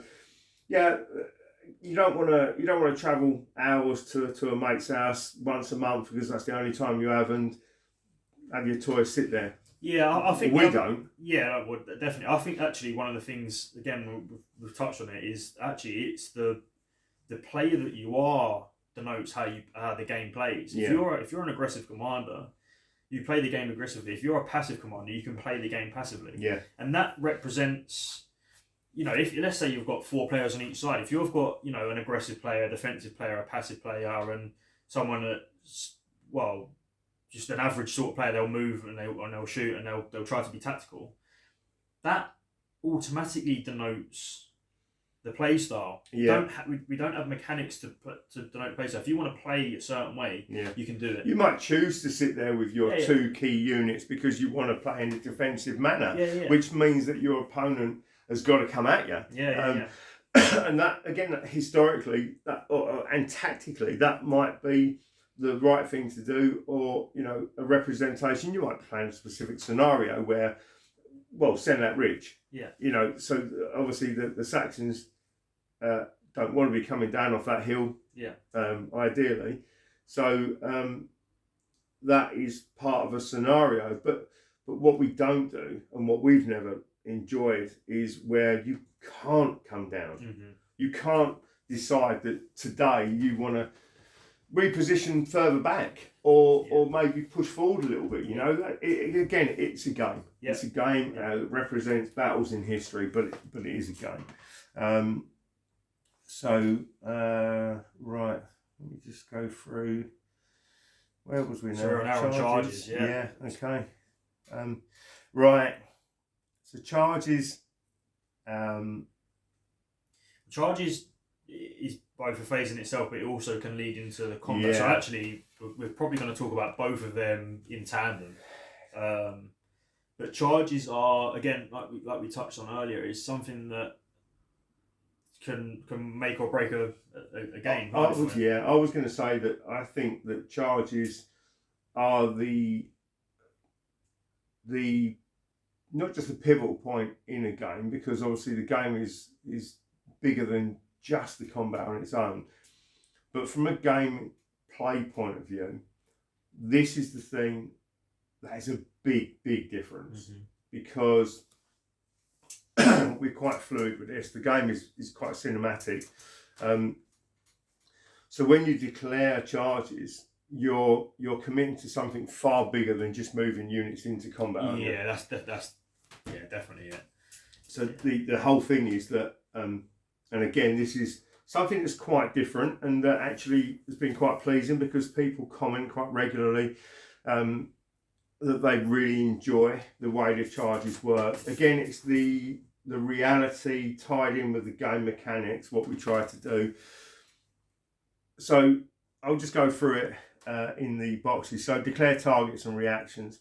So you declare all of your targets first, and then each of those targets has a reaction.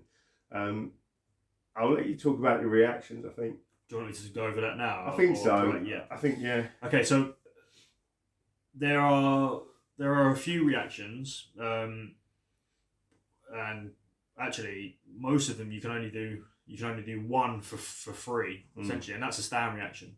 And that is you standing there ready for the charge, and if you have any missile weapons, you can throw them. Yeah. And there are some. Or fire them. Yeah, shoot and fire them. Yeah. Throw them, whatever. Yeah.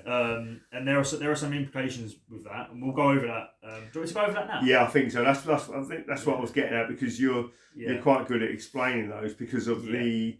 Again, I think charges is the bit that, as a gamer, someone like me, I would read that through, and that's the bit that I need to be paying attention on. Okay. Yeah. So a stand reaction is you bracing for impacts. You stand there, and if you have any missile weapons, you can shoot them or throw them or fire them. If you can shoot, you can only shoot your weapons if the charging unit is further than their own maneuver rate away. So if, for example, you've got a unit that's faster, obviously you have less time to react to them charging you. Yeah. So that's obviously where positioning comes in place. So for infantry units, that would be 4 inches. If it's a light unit, 5 inches. And then cavalry will be 6 inches or 7 inches if it's a light unit of cavalry. So it is very close. Yeah, I'll just drop in quickly there. That's another point where orders can make a difference. You can make the choice, can't you, to pre-measure, look at the distance, and decide to commit to an order to manoeuvre to get you within that distance where there is no shoot charge reaction, so that you can get your guys into the fight. Yeah. So if you can shoot, and that hasn't happened, you will be able to shoot as long as you're in range with those weapons. Now, there is a chance to disrupt the charge with shooting attacks. So that charging unit would stop at what we call half range, and then you would shoot your weapons. If they don't disrupt the charge, then we'll move it, and we'll talk about disrupted charges later on. Yeah. So that's stand reaction. The second one that most units can do, the second one that you can do is evade. Now, skirmish units are allowed to evade for free. They have to evade from formed units to represent the fact that they just wouldn't stand a chance against formed units. They'd run away before they got anywhere near them, hopefully, wouldn't they? Exactly. So, but a formed unit is allowed to be given an order to evade. Now, actually, when we first did the playtesting for this is what I wanted you to talk about. Yeah, we just let formed units evade all the time, and what happened was you just evade all the time. There was no reason to not evade. Yeah. And evade is just a manoeuvre away from the charging enemy. So most of the time it was you get into range, you declare a charge against me, and then I just be like, okay, I'll evade then. So what and you foul the charge. Yeah, probably. Exactly. You foul the charge. So. We change it to be an order so that it's much higher, and also it's a 5+ on a dice roll. Yeah, I'm going to jump in there again. And the reason it's an order and the reason it's difficult is moving troops in a formation. So that's where obviously skirmishers can just do it. Moving troops in a formation at a moment's notice is not the easiest thing in the world. Yeah. Just communicating that order is tricky. and that goes in tangent with the game mechanics, which is what you were saying, which is where basically a player would quite often just go, well, I'll just evade, and because we're this far apart, you're going to fail your charge, and then the sort of game moves on, etc. Which just, it's not only not fun, it doesn't really represent the battlefield. No, does it? I mean, most of the time they were there to fight, so they most of the time it was a stand. Stand and fight. We allow that potential, don't we? If you look at that situation and go, that again, that could be a pivotal moment in a battlefield, or I want to try to draw you in, which again we've dealt with that from a mechanic point of view, so it's not easy to just draw a player in. Again, that I failed, and I'm an inch away from you now, which is where I don't want to be. But I think that's actually something that I will actually add on to. It's one of those things where it's not one of those things that you can do to set up a counter charge in the flank. What it is, it's a tool for you to. So an evade charge reaction is actually a tool that means that I actually don't want to be in this fight, so I need to. If I get hit, I'm in trouble. So I need to evade now. It's not, I'll evade, set up a flank charge, and then that unit will get killed. You'll sit there and I've got you in control, in a disadvantage. So it's not a gaming mechanic. No. And actually we'll talk about what happens if you fail a charge anyway. But essentially an evade can be done by a formed unit with an order. Some units in some periods actually have feign flight, and they can be given an evade order for free. And like I say, skirmishing units are allowed to evade all the time. They have to evade from formed units regardless of distance. So as soon as the charge is declared, they have to evade. And then if it's a skirmish unit versus a skirmish unit, they can only evade if they're, again, further than the charging unit's manoeuvre rate. It's all about timing, isn't it? It's that moment where. But by the time you realise they're coming, it's too late. They're so close that they're on you. So like we say, there's play and counterplay. Like, you know that I can evade if I'm further on manoeuvre rate away. So if you get within that distance, I can't evade. So now I can't get away, etc., etc. Positioning, isn't it? The last one, and this is much rarer, and it's actually something that's come up in discussion in our group recently, is countercharging. Countercharging can only be declared if a cavalry unit is being charged by another cavalry unit. And again, only if the distance is further away than the charging unit's manoeuvre rate. So again, if you don't have time to react to that charge, you can't countercharge. Now, when you charge, we've not touched on this, but I will discuss it now because it's the whole point about countercharging. So when a unit charges, if they're successful, they get rerolls to their hit rolls. Now, if you countercharge, you don't get that bonus, but what you do get is any weapon bonuses or special rules or keywords that might trigger if you actually win that combat. So if you charge with thrust and spears, for example, and we're not going to go into weapons too deeply in this book because this is just a sort of generic discussion about the rules. If you charge with thrust and spears on a cavalry unit, that will incur a -1 to the enemy armor saves.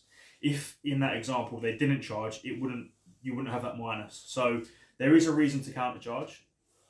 And also what it does is it moves you up further on the table. So you can look at it and go, well, I want to move up so that if I lose the combat, my opponent won't be behind my lines, for example. So there are some reasons why you might want to countercharge, but it's not something that you have to do. Just again dropping there. And the thing is that the countercharge, what you try to avoid too much is where a player has advantage, the opposing player can do something to not only take that advantage away, but then shift it to give them the advantage. So countercharge means, yes, you've got the weapons, you've got all the weapon bonuses, so you're more likely to be able to damage, but you've moved closer. So the charging player now, who might have been on that sort of long charge, now all of a sudden you've by committing to the countercharge, you've effectively you're not necessarily guaranteeing a charge, but you're making it easier for him. So he's gained something and he's lost something, and so have you. An important point actually about it is that cavalry can only countercharge other cavalry units. And this is something that we've done in playtesting, and although theoretically there's no reason why a cavalry unit can't countercharge an infantry unit, what we're trying to represent with infantry charging cavalry is that the infantry have got the drop on their cavalry unit. Theoretically, they shouldn't really have any chance of charging cavalry because they wouldn't be so far, because they're so much more manoeuvrable. But if in the game you've got the drop on your opponent's cavalry unit, they can't countercharge you. Mm-hmm. So that is something that you really need to consider. If cavalry get charged by infantry, there's nothing they can do besides evade if they're, if the requirements are met, or stand. So again, that's something to consider tactically. So I think so. That's the charge reaction. So they're all the reactions that you can do. Yeah. So over to. I want to drop back on to declare a target. Yeah. So targeting the unit's pretty straightforward. You've already talked. It's the distance, which is why we allow you to pre-measure. It's the line of sight, which we've already talked about. Charge restrictions. So again, there's a couple of things there. First of all, formed units are not allowed to declare a charge against skirmish units that are already in combat, which is something I want to pick up on because that is a gamey thing where you can just sweep skirmishes away. Formed units on the battlefield are not going to be interacting with those little skirmishes and stuff like that. So the rules there to bring in a bit of realism and take away options for players to sometimes put a little bit of a feel bad spin on things.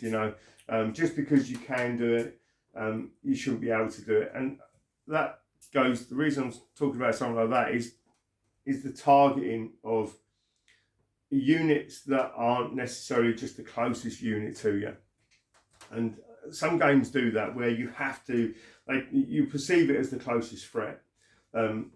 Some games will do that with shooting as well, actually. But the problem is again, that can be used to be a bit gamey. So I'll put a terrible unit that maybe I know I can use to pin you close and keep the real threat just slightly back. You can't do that with On Bloody Ground, obviously. If it's in range and you can see it, you can target it. So you can effectively bypass that decoy unit. So you're looking down on the battlefield. You get to see, you can see the real threats. You can, and also you got potential there if you charge a unit and you beat it, you bash it up and destroy it. Those weaker units every unit that's not engaged is taking a panic test. So those weaker units are going to suffer more from that anyway. So you're not forced into charging a unit that you don't see as a big threat. You're able to target whoever you want to. And the other thing is, and again, this is why we have the different facings. You can only, when you're charging, you can only contact generally the facing of an enemy unit with one of your units. Generally, you can declare a coordinated charge, and I'll say that because Dan always says it wrong. Combined, combined. It's not combined. So a coordinated charge. So again, from the game mechanics and realities point of view, we'll deal with reality of that first. The reality is that obviously units can sort of pile in, and we allow that to, obviously you can do that with flanks and such like. But the other thing is that what happens is units will quite often cover each other's frontage. So if I'm 3 men to the left of where the actual fighting's happening, I'll pile in. Our units are on movement trays. Almost every game has units of troops that are fixed in place, let's say, in their formation. So if I charge you with my elite unit that's say 18 men, and I charge your levy troops that are maybe 28 men, let's say you've got a 9-man frontage and I've got a 6-man frontage. I can't then charge another unit in just to touch those odd guys on the outside edge. I'm forced to position myself to get into a flank. So the units are on the movement trays, the units cover a certain area, and that's kind of fixed in place. But we don't allow you to nick a charge because there's one guy that's hanging over the outside edge. Sorry, go on. Yeah, no, what I was going to say is it forces you to make a decision at that point in time whether one unit can take on that or I have to support them with a second unit. So that's what I was going to say. So you can, the supporting is effectively the coordinated charge. Yeah. So it's the same as evading. A coordinated charge requires you to do just that. It's not easy. You can't just go, right, I've got 2 units in front, I'll charge them both in. The units have got to be prepped for that. The commanders have got to be on the same page. Timing's got to be right, etc., etc. So we allow that. It's within the game because you could do that as down to like a supporting charge. But you have to do a leadership test to be able to do it. You can choose who you do it with, and in game terms, that presents a few more options. So you basically get to choose which of the units gets in or is allowed to charge. Whether they get in or not is not a guarantee, obviously, depending on the distance. And you choose which unit does a leadership test. And that's not always necessarily obvious, is it? So I'll let you talk about that. Yeah, I think one of the things that you can sort of go to straight away with that is, well, I'll use the leadership test as the unit that's got better leadership. It's the first thought, isn't it? But most of the time, that's also the unit that's better at fighting. Yep. So it really is a decision. I think one of the things to remember with that is you can use command points to reroll leadership tests there. Yeah. But it really is something that's not a guarantee, so you really do have to consider it. You're committing resources and taking a risk, I think, with that. And it needs to be like that. It's so we've not made it. Again, it's one of those things that you can do it because in reality you could do it, but it's not as easy as just giving the orders to charge. Yeah, you can't just you've got to commit to it. And like you say, you can use command points. So the thing that I enjoy about that is quite often you've got you rarely have 2 super good units, so you won't necessarily have 2 elite units charging in. You'll generally have one unit that's better than the other. That means one's almost certainly going to have better leadership than the other one, and so that's the one that's more likely going to pass. But that's also the one that you want in the combat. So you've committed with both units. If you fail the leadership test with the good unit, the poorer unit is still charging. That's it. Without the support. So the choice is: do you guarantee? Well, do you try to guarantee to get the elite unit in, which might be able to do the job on its own without support, or do you feed in the poorer quality troops without the support and probably lose? And again, command points are very limited resources, so having to use a command point for a test in that situation is a very tricky choice. Yeah, the other thing I will say as well is that it's not just the case of it doesn't matter if this unit fails the charge as part of a coordinated charge. I was going to say combined charge. As part of a coordinated charge, because if that unit fails its leadership test and then makes a failed charge move, they're also restricted on what they can do in the movement phase or for the rest of the player's turn as well. So no shooting, no marching. Yeah, well they can shoot. It's just they can't march. They can't charge again. So there are a lot of little things. Yeah, there's no charge orders, is there? The tactical choices of the unit after that decision. So what I will say is actually that only has to be done as part of a coordinated charge because that's both onto a single phasing. Now, there's only 2 units that are allowed to do that. You can't have 3 units. No. But if it's 2 units onto different phasings, we call that a multiple charge, don't we? Multiple charge, and you can, and that is basically just a normal charge. So because they're coming from different phasings, there's no tests. So both units can charge in. They've got to roll their dice. They've got to obviously make a successful charge. But if they're on different facings, so theoretically, and it is doable because of the way we position units, you could charge 4 units in onto one targeted enemy unit, one on each flank, one on the rear, one on the front. And they, because we try to allow everything to maximise in combat, you can jig those around to make it so that every one of those units can be in base contact. I'll say that one of the disadvantages of being charged by multiple enemy units is that you can only declare one reaction. So let's say you're charged to the front by a unit that's further than their manoeuvre rate away, and you have javelins to shoot, but the unit behind you is closer than their manoeuvre rate. Although you are allowed to declare a stand charge reaction, you can't throw your weapons because the other unit that's behind you is going to contact you before you have a chance.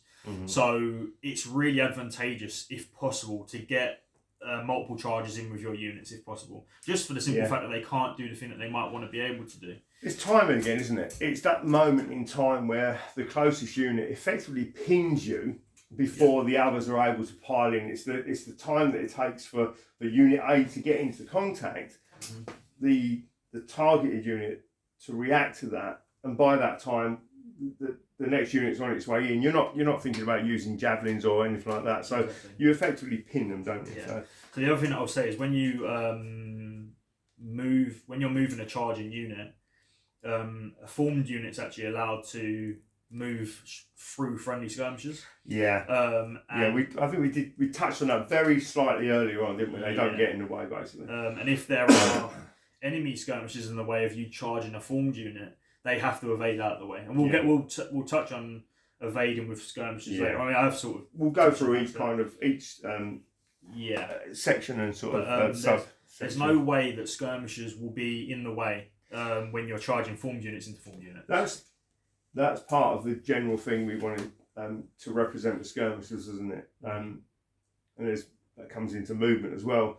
General movement is that skirmishers shouldn't impede the ability of formed troops. So you can't use a bit of a blag just to block that charging formed unit with a unit of skirmishers, because you don't care. There's only 6 or 7 of them left. So it doesn't happen. It wouldn't happen in reality, and we don't let it happen in the game.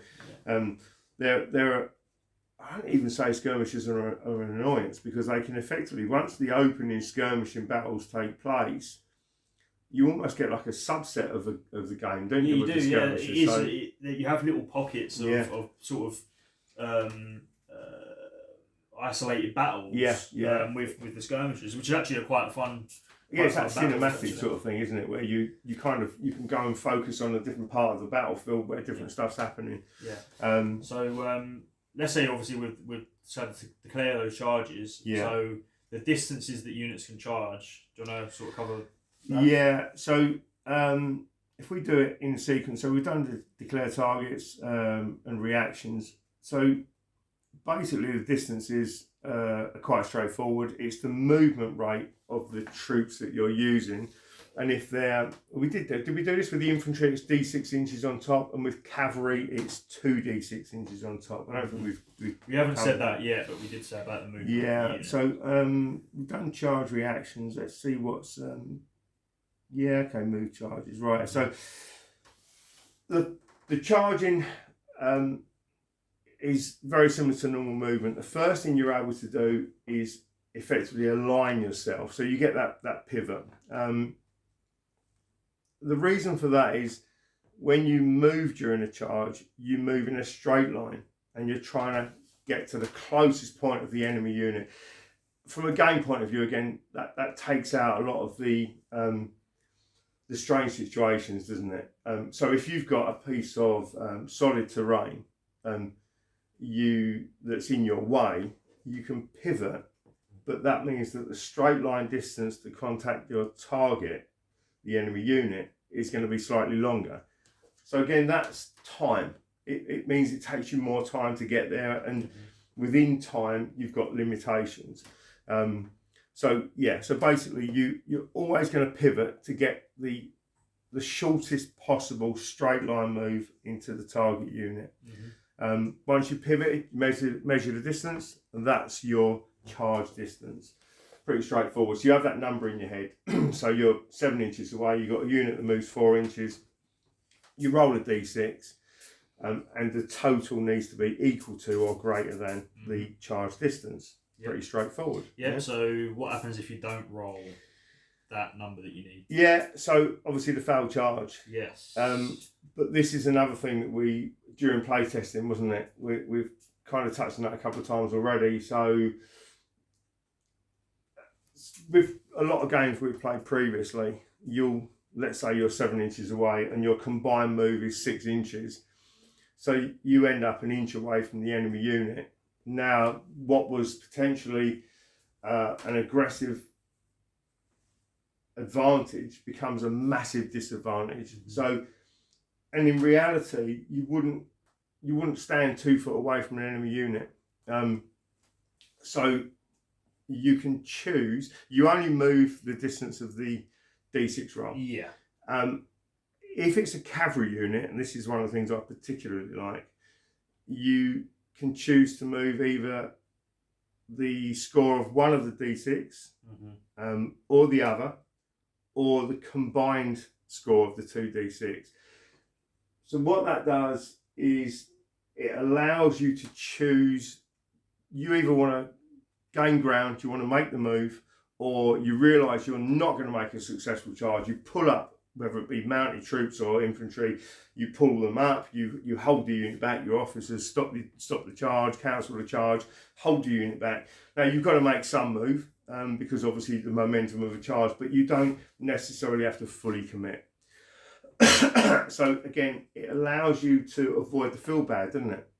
Yeah, that is the whole point of the design. It was avoiding the feel bad, and what it means is that you can declare those charges and hope that you get in, and if you don't, well, it's not the end of the world. Yeah.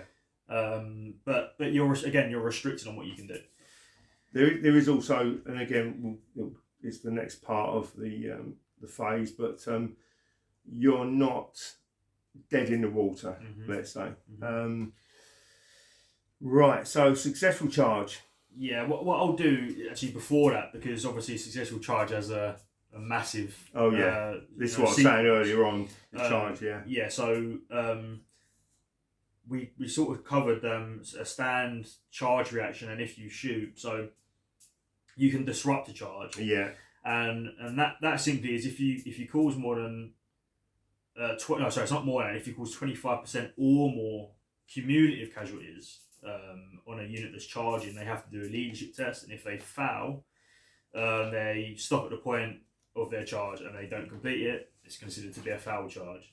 And the reason why it says 25% or more cumulative casualties is because multiple units actually can shoot charging unit with orders. You can support the targeted unit, can't you? Yeah, so again, we'll cover all the different types of orders later on, but that's just a quick one. When you declare a charge, there is a chance that you might not make it in. But if you do make it in, it's a successful charge. Obviously, now we'll cover that because it is a big, and again, it's an important part of the game now. So yeah, so the important thing to remember is that you do one charge at a time, and it's a snapshot of the battlefield. So we're focusing on that particular event that's happening at that particular moment. So you're engaged with the enemy now, and the first thing you basically have to do is you align the troops. So we like to make it continually as fair as possible.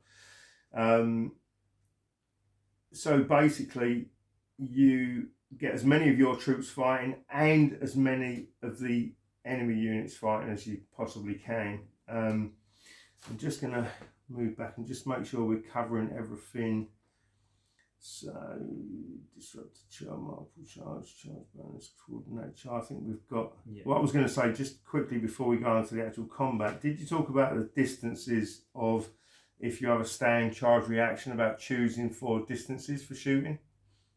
No, we didn't. No, that's, yeah. We go through that with the actual shooting. Yeah, I think we'll go through that with the shooting because we'll go through that with the shooting. Okay. Yeah, because again, this is the declaring a charge is quite a big part of it. So basically, once you're in combat, you immediately fight what we call a round of combat. And the reason it's called a round of combat is because you have the initial combat, which is just the first lot of rolling of the dice, where you get bonuses, and then consecutive combat can happen. And combat can push backwards and forwards. So remember, as soon as you charge in, you fight a round of combat straight away.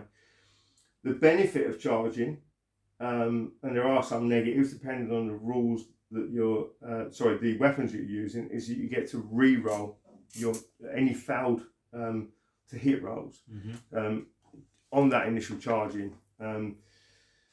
Your opponent doesn't get to do that. So you might be, with certain weapons, you might be losing a number of attacks, but you're able to make the attacks that you have more efficient, potentially more effective. Yeah, do you want to carry on? Yeah, so we've said that you have to align to maximise the amount of attacks. So once you align, both sides should determine how many attacks they have.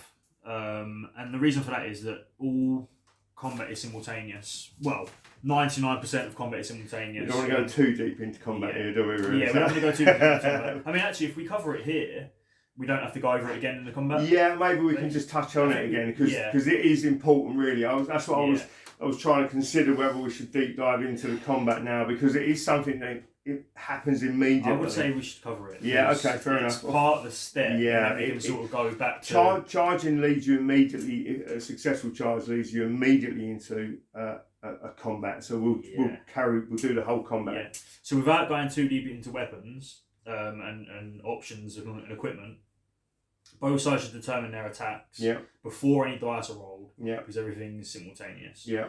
And then the charging unit rolls to hit with the modifiers that they have. Yeah. Again, because they charge, they get re-rolls. And that's the amount of attacks that have hit your opponent. Once you've got those attacks, you roll for armor saves. I'm actually looking at this book and it says parry, but parry and armor saves are actually interchangeable terms depending on the book that we're using. Once that's done, you can then roll those, and then they're the wounds that you will inflict on your opponent. Yeah. So we have a hit, save, then wound roll.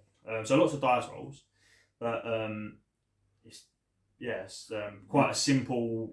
very straightforward mechanism. The hit rolls will have modifiers according to the enemy's equipment. So certain periods, obviously, you'd have shields and stuff like that.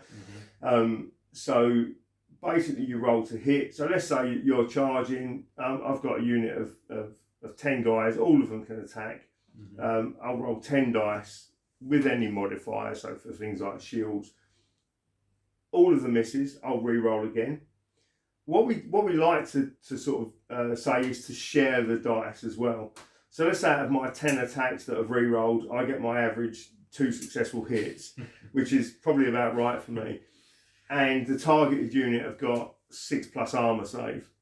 So we work on a principle of reality again. So the first thing that blocks an attack is a shield, something in the way, something you're going to hold out to try to prevent the enemy from getting you. So let's say you've got past that, you've got a number of hits. The next thing that your attack will encounter is potentially an enemy's armor. So before you can thrust that spear or sword into the flesh, you've got maybe some padded armor, some chainmail, whatever it might be. So all of the successful rolls to hit, so my 2 in this instance, I'll pass those dice to the opponent. He'll roll them if he's got an armor save. Let's say he's got padded armor, so a 6+ armor save. Invariably, my opponent will save one of those. So then I'll take that last remaining dice that's left, and I'll roll to wound. Let's say I'm really lucky and I get a wound, so I'll score a wound. So you take that off of the enemy unit.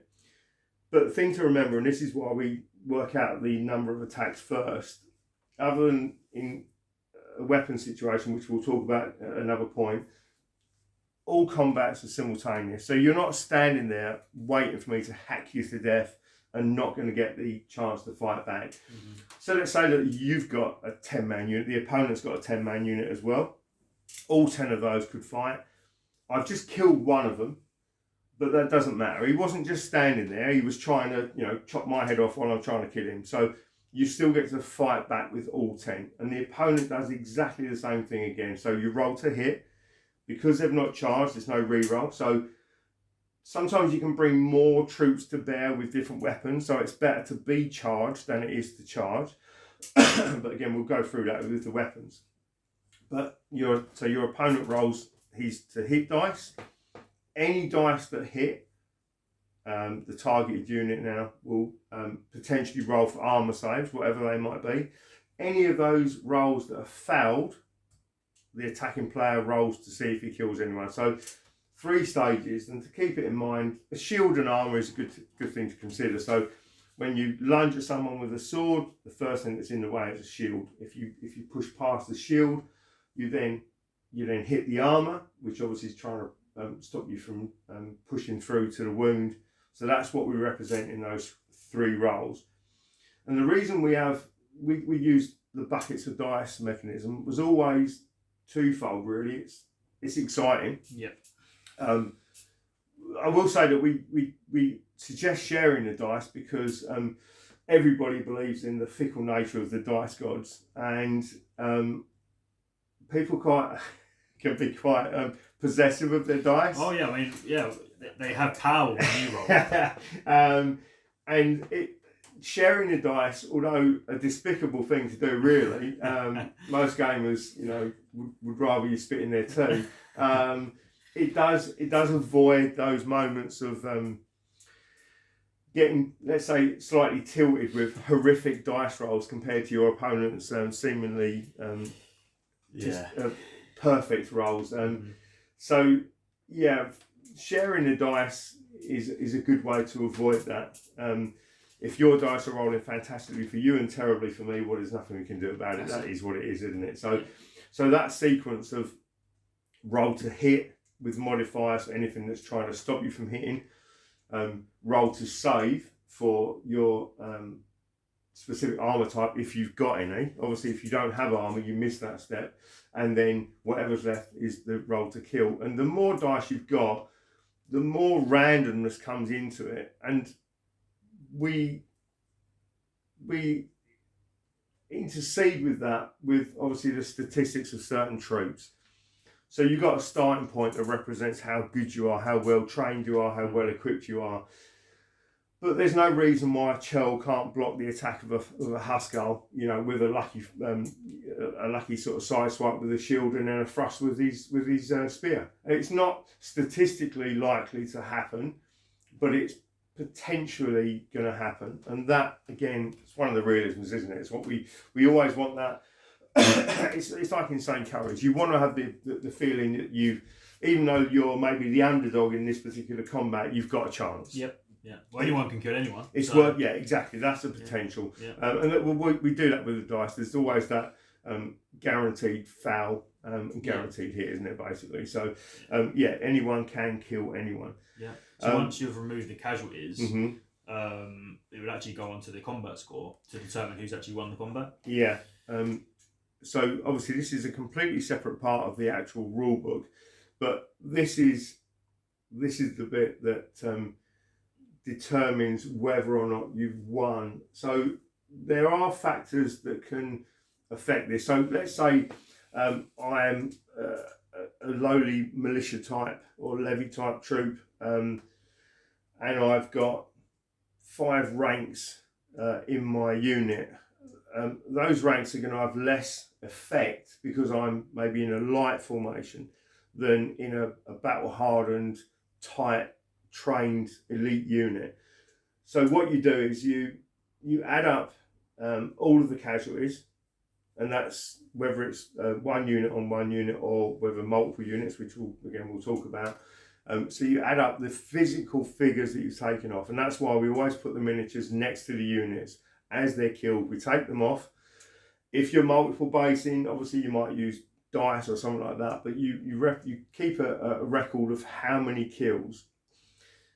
Then you add up the ranks that are left in your unit after the combat. So if you're a formed unit, well, formed and light units are still formed, but light units can count less ranks. So formed units can count up to 3 ranks. And they've got to have at least 5 miniatures in each rank. Light units can count up to 2 ranks. Again, they've got to have 5 miniatures in each rank. Cavalry have only got to have 4 miniatures in each rank, and obviously cavalry combat is potentially slightly different. So you've got your casualties. So let's say I killed 1 and my opponent killed 2, and we're both light troops with 2 ranks each, 2 full ranks each. Effectively, the combat score is 3 to me, and 4 to my opponent. So basically, I've lost the combat. The thing to remember is it doesn't matter whether you lose it by 1 or by 101. what you do then is you get 1 momentum for winning the combat. There are other things that you can add momentum. So if you're attacking in the flank, if you're attacking in the rear, certain weapons will add to the momentum. But generally speaking, once you've won the combat, you get 1 point of momentum. Do you want to carry on from there? Yeah, so, I mean, once the momentum's determined and you put that marker, you should really use a marker and put that on the side of the winning. It's another reason to use something that you wouldn't necessarily get on the table. Yeah, you can just use pretty figures. But let's say, I charge the front of your unit and you beat me. So you would get 1 momentum, and then I would have to do a stand fast test, which is a type of leadership test. So for each point of momentum that you have, I have to use my leadership value of the unit, and then beat that with the minus for the momentum. So let's say my leadership value is 8. You have 1 momentum, so it'd be -1 to my dice roll. So I'd have to get 9 on 2 dice to pass that test. Yeah. This is the thing again, isn't it? It's to remember that the modifier is against the dice roll. So momentum reduces your roll by that number. Yeah. And again, just to jump in there again, momentum is something you get once you've won the combat. Yes. So you don't get any kind of benefits unless you've actually beaten your opponent. And the reason for that, the whole sort of design philosophy is that that unit of levy troops who statistically might not be expected to win the combat may well draw. They might win the combat, but they might draw. So there's no benefit to the big sort of elite unit sort of charging in on their flank unless they actually do win the combat. And vice versa, you can have a little elite unit that's charged by a massive unit of levy type troops, and even though they've got the numbers, potentially the elite troops aren't concerned. They're not worried until such time as maybe the combat goes against them. So the whole idea of the momentum is that you've succeeded in beating your opponent. Now you've got that. Literally the momentum of the charge, the push of the combat. I'm losing, so I'm starting to lose heart in the combat. I'm maybe considering whether I want to stay in the combat, etc. So the momentum represents that point in the actual fight, the point in the battle, where the loser's considering whether he's going to carry on, and the winner's thinking, right, I've got the better of him now. So obviously it creates that situation potentially. So if I in that example rolled the 9, I would have successfully passed that test, and their combat would end, and then momentum would go from the winning side. Yeah, you just remove the token, and it's finished. But if I failed that test, let's say again in that example I needed a 9 and I rolled a 5, I would take a casualty, or what we call a casualty, for each point I missed by. So 4 casualties, then I would be pushed back, which is a shift. In the initial combat it's directly back, but there are some instances where it could be different directions, and then we would fight a consecutive combat. I think the thing again to remember there is, so for example, if you failed the test, the casualties don't represent more guys being killed necessarily. It's the panic, isn't it? Like I say, the guys at the back maybe in your unit have seen those at the front getting butchered, the enemy's getting the better of you. So you start to lose troops. You can also think about it in the unit starts to lose effectiveness potentially, because obviously as you lose more casualties, you potentially lose rank bonuses. Quite likely you'll lose less attacks coming back. So again, it's the physical and mental position that unit's in. So if it's lost the combat, you can very quickly start to crumble. So if you have, and again, this is where command points come into play, where commanders also can come into play. There's things you can do to counter those horrific dice rolls. So we've all had that sort of thing where you've got you need to roll an 8+ and you roll a double 1. So potentially that's going to give you 6 casualties. That means you're going to lose 6 more guys from your unit, and it can be devastating. Mm-hmm. And it could be just a random dice roll. It could be a randomly bad dice roll. You might have an elite unit that needs, maybe sort of 7+, and you roll a double 1. Now, 5 casualties from an elite unit like that is devastating. It is, yeah. So that's at a point where you potentially, with commanders that are in range, can use a command point to re-roll either one or both of those dice to keep your unit in the fight. So again, what we all the way through the game, we try to avoid the feel bad moments where random rolls, which is obviously what a dice brings into the game, the randomness of life, just become a bit too harsh. So it's like that point where the army is ready to flee, but the general steps up and steadies the line. Definitely. So you've got the option to sort of stop that from crumbling away. One of the points I actually want to make about this is that the part where if you fail a standfast test, you take casualties based on the difference, is a small sort of paragraph in the standfast test section of the rules, but actually it's massive in the game. We don't physically move fleeing troops in on bloody ground. The fleeing troops for us are extra casualties. Yeah. And that just sort of tidies everything up and makes it nice and easy. And it also means that, again, going back to the, you've painted a fresh unit example, yeah, you might roll a double 1 when you needed an 8, but you've lost 6 men and then you fight again. So your unit's still on the table in some sort of semblance to be able to be able to fight, but you're not physically moving troops or your unit back.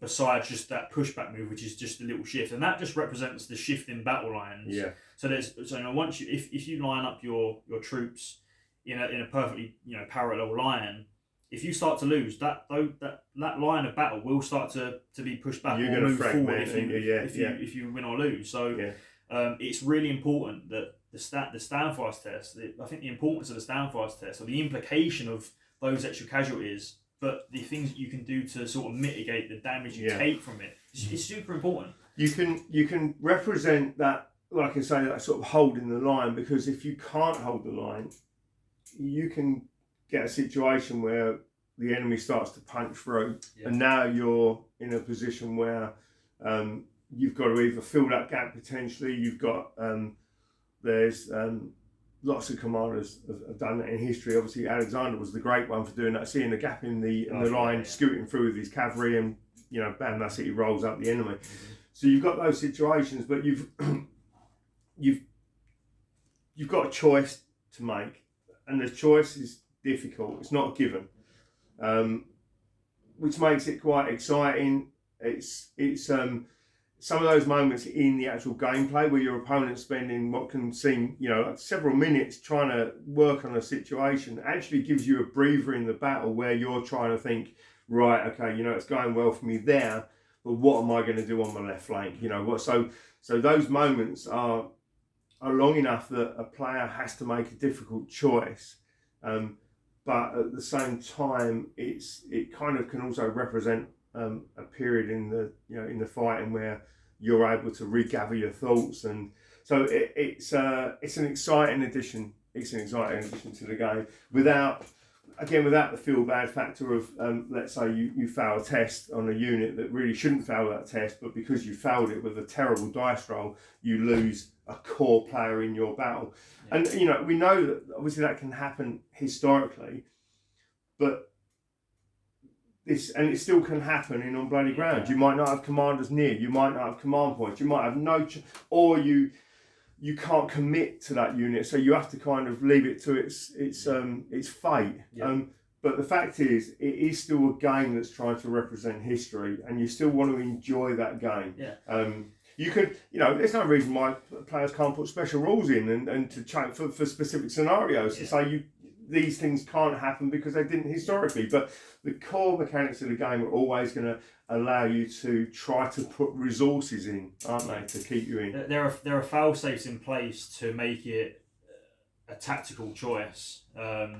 Again, if you use a commander's command points to reroll a failed leadership test and a failed standfast test, that command point then can't be used to issue an order to get into the flank of that enemy unit if you actually somehow pass the standfast test. So it's all a spend it now, lose it later, or save it now, have a chance at something later. You might need to, the only option might be your general. That goes back to, well, if he uses the command point to save them, that might be his last command point, which gives your opponent the opportunity to change the initiative. And again, so you might have to sacrifice the unit to win the battle.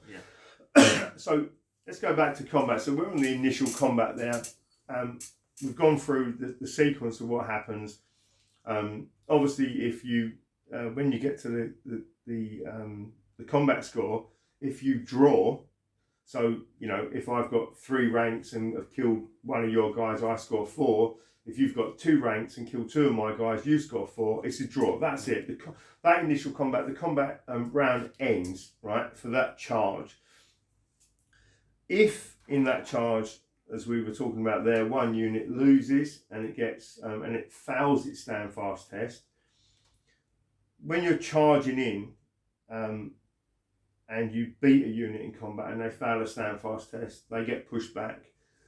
It is a generic term, and it against the charge, when you're beaten, you do have to go backwards. It's a shift 2 inches back, and it represents the momentum of the actual troops hitting you, slamming into you and pushing you back. After the initial combat, if a unit has failed its standfast test, then you'll fight again immediately, and that's a consecutive combat. So this is again the cinematic thing, isn't it? This is the thing where what we're representing is that moment in time where I've slammed into you, we're fighting, and the combat can go backwards and forwards. So you can have as many consecutive combats as actually occur at that point. So we won't go through individuals, but let's say we fight another round of combat, I beat you again, you fail your test, I'll push you. It says push you back, but actually after the initial charge, you can use that move as a tactical advantage for you or disadvantage for your enemy. So you can push them back, or you could move them left 2 inches, right 2 inches, or you can draw them back the way you came. So you get to choose the direction on a consecutive combat if you win and the enemy fails the standfast test. And again, let's say you've charged out of line, you've beaten the enemy, but you want to draw them in so that potentially you could declare a charge using maybe an order or in another turn to charge them in the flank. So you can start to draw troops in. Again, historically, that's very well documented. That's a prerequisite battlefield tactic, basically, to hold your ground, to push the enemy in a direction or draw them in. So that's your choice. So the other thing that can happen, obviously, in a consecutive combat is that, or in any combat, is that your opponent can win, which happens more often than not when I'm playing. So what can actually happen during a round of combat is it can push both ways.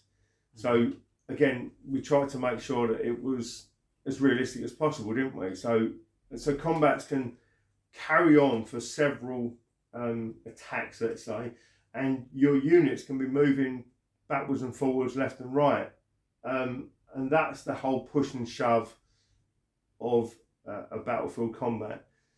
The only time that combat actually ends after the initial charge is when one unit passes a standfast test, and as Dan said, that then ends the combat for that charge.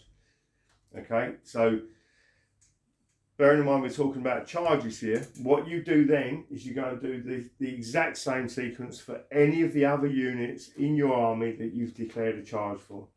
Okay, so have you got anything else to add into that? Yeah, what I'll say is you said that it only ends on a pass standfast. So obviously it also ends on a draw as well. Yeah, just to we did say it ends on a draw as well, but just to make sure that it's do we want to cover what happens if a side loses multiple consecutive combats now? Yeah, go on. Yeah, so we said that if I charge you and I beat you, and then I beat you again in the consecutive combat, if I then beat you on that third combat, you have to do a break test instead of a stand fast test. And it's done the exact same way, but if you fail that break test, no matter how many troops you have left on your tray, you're considered to be routed and you're wiped out and removed from the battlefield. Now, although it seems like that can happen almost every single combat, it's actually very rare that you'll charge in, beat your opponent the first go, beat your opponent in the second go, and beat them in the third go. It really doesn't happen that often, but that is the sequence of events that can happen. It's why we have the initial combat and the consecutive combat, isn't it? So effectively, if you lose 3 times on the trot, it becomes a break test. If you then pass that test, obviously that stops that point. It resets it again. So if you then lose, if you lost, let's say 2, and pass that test, if you lose the next combat, it's not the third chance and you're gone. It resets it to you've only lost 1. It's basically the round of combat, isn't it? So you don't have to track. No. Actually, the momentum is the thing that tracks it if you lose the third combat. Yeah. So it's nice and easy. You don't have to remember, I've lost 1 there and then I've lost 2 this time. It's no, you've lost 3 in one go. Now I've got to do a break test, or I've lost 2. I passed my stand fast test. Now it's reset again. Yeah. Once the momentum is gone, it's basically reset, isn't it? Yeah. It just it represents the fact that if you keep losing, you get pushed back. Eventually, you don't want to have to fight that unit to the last man. You break the morale. You might destroy the unit. You might sort of butcher them down to a man, or break the morale, and they scatter. But the representation is if you're steamrolling over that unit on the third, and obviously the momentum is building as well, your momentum score. So every time you win a combat, a consecutive combat, your momentum goes up by 1. So if you charge in, win the combat, you get 1 momentum. If the target unit, the enemy unit, fails their test, you keep that momentum, you fight again. If you win again, then your momentum goes up to 2. So it's even harder for them to pass the leadership test. Again, you fight again, and if you beat them again, the momentum goes up to 3. Now they've failed 3. They've lost 3 times on the trot. They're at a minimum of -3 to their dice roll. So now, let's say they've got a leadership 7 to start with. Now they need to get a 10 or better on their dice. So every time you push them back, you're having more of a combined effect on their ability to stand their ground. And of course, even if they do stand their ground, they're losing troops, they're losing casualties, aren't they? Every time they fail. So you're having a constant effect. You're eroding that unit effectively. That's the most important part, I think, as well. The thing is that every time you foul a stand fast test, you're not always losing 6 troops. You could need a 9 and roll an 8 and only lose 1. Do you know, again, it's another part we'll talk about, but key words come into this. Resilient is the one that makes a big difference there. You'll have units that, even though they'll fail to stand, they'll fail the test, they might only fail by 1. So they have to continue the combat, but they don't lose any troops. You take no casualties if you're a resilient unit. So again, what we're representing there is things like the let's say like a Roman legionary who's trained to not flee from the battle. It's only a small thing, but to be honest, with elite troops, with something like resilient, those individual casualties that you don't lose can make all the difference, can't they? So it really does. Again, you don't get swept away ad hoc. It's all sort of it keeps that sort of period feel for the specific troops. Okay, so the final little part of what combat is, we'll just cover that now before we have a break and move on to the next part, is if you rout or wipe out an enemy in combat, any friendly units that are engaged with them, so I've wiped out an enemy opponent, I've got 2 units engaged in that combat, both of them can do what we call a surge move, which is a maneuver in any direction that you want. Standard manoeuvre, yeah. So you pivot, move, and then pivot again. Yeah, and that's sort of to represent you chasing off the last few guys and positioning yourself in an advantageous position, because sometimes you can wipe out an opponent, and if you can't move, you'll get flank charged. I think I was going to say it's as much an advantageous position as avoiding being in a disadvantageous position. So what you don't want to do is, again, be drawn into fighting an enemy unit that maybe isn't pivotal, but you need to get rid of it. But a canny opponent that's playing the rules rather than the game in other games can kind of leave you dead in the water there. So it's like, okay, well, you've destroyed my unit there, which I didn't care about, but now I've got a flank charge on one of your units, and I can take you out piecemeal. Yeah. That positive of winning that combat, although you haven't got free reign to do absolutely everything you want or anything you want, you can at least reposition yourself, even if it's just in a defensive position facing potential enemy charge and stuff like that. And you can't be everywhere at once, can you? So, but it gives you choices. Yeah. You might want to back off into a bit of terrain just to deflect a flank charge. The other thing to consider as well is actually the other side. So I know that if you wipe out my unit, you're going to be able to surge and position yourself, but I've got a unit that's ready to flank or rear charge you. So if I lose that combat and I let's say I need to get a 10 on the stand fire or the break test, and I roll a 6 and a 1, it might be worth me investing a command point to re-roll that 1, hope that I stand with the unit past that stand fire test, and then in my turn I'll be able to flank or rear charge you. Yeah. So although the numbers or the target that you need for that panic test or the stand fire test is really difficult, the tactical implication of the situation that you're in and what your opponent can do as a result of wiping you out really needs to be considered with everything you do.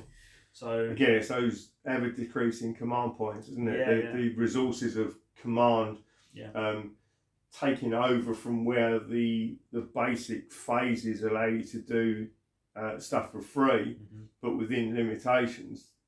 Command points and orders combined or on their own can step in, can't they? So, and the last thing from that, because obviously we've kind of dealt with charges and combat all in one there, is when a friendly unit is destroyed in combat, all unengaged friendly units, if it's a formed friendly unit, all unengaged friendly units within 6 inches, and that's within 6 inches of the movement tray, so it's closest to closest, as always, measuring wise.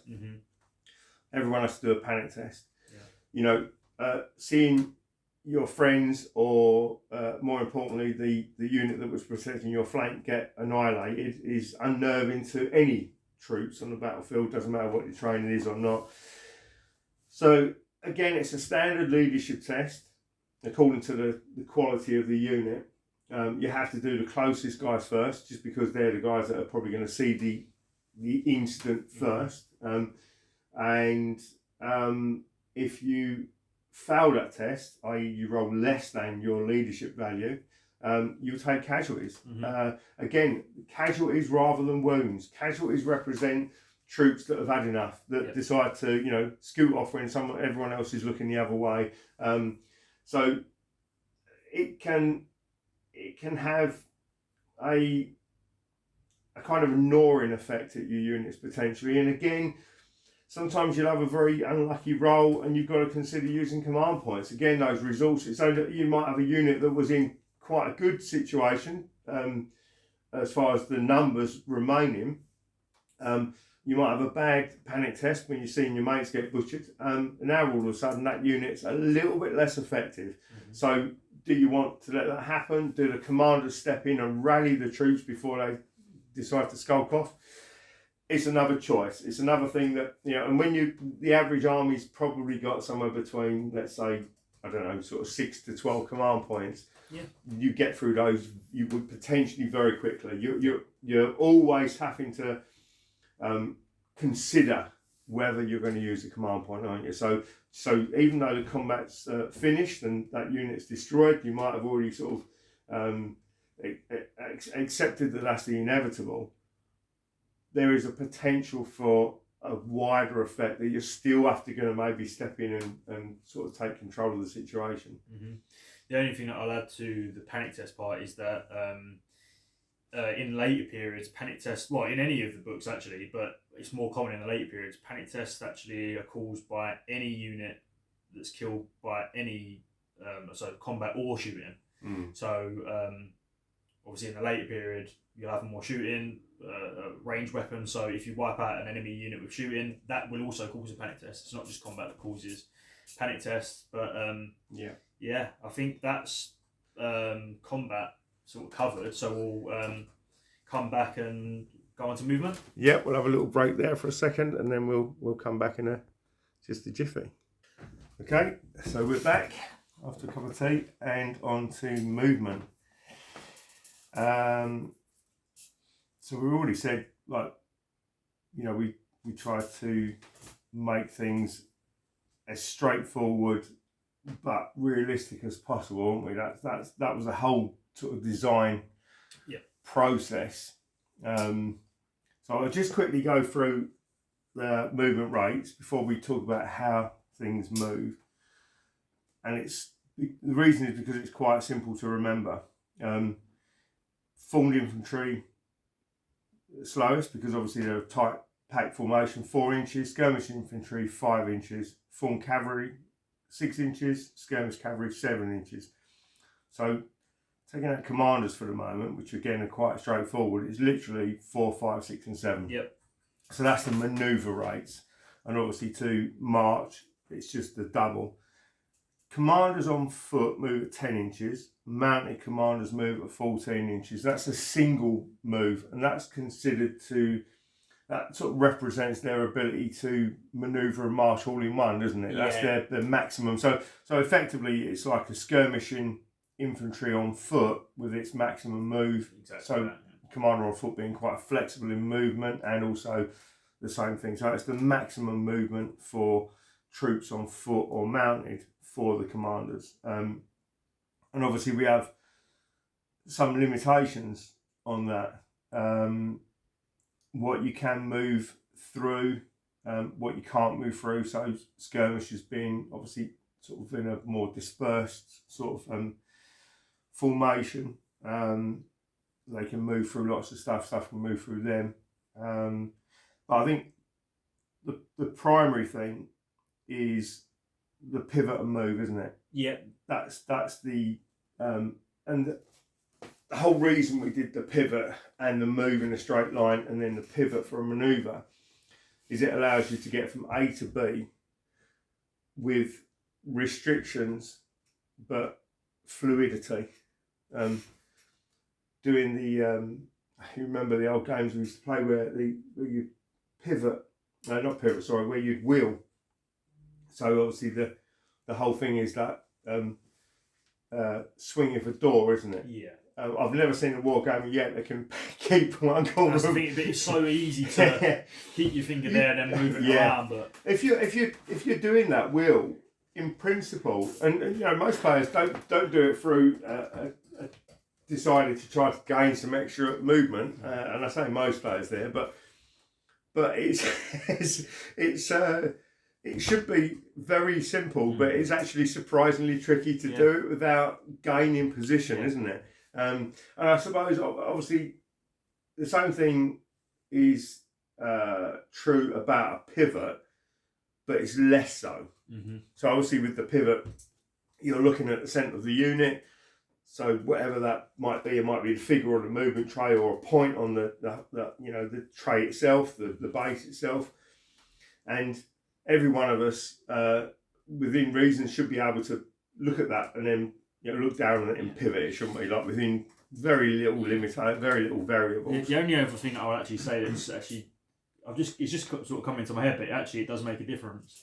The amount of times if you wheel and drag the tray across the table, the figures just fly off. I don't know why it happens, but if you have a physical, your central point, you pick up the unit, you turn it so it's off the table. Yeah. Actually, it stops you. I mean, it is just a little thing, but that wasn't the reason why we chose to do it. It was just because. But actually, just thinking about it, I just had a flashback to like where the stuff would just fly off the tray. So So it's I think the other thing, now you said that, is one of the reasons why I like to use the retractable tape measures, but actually one of the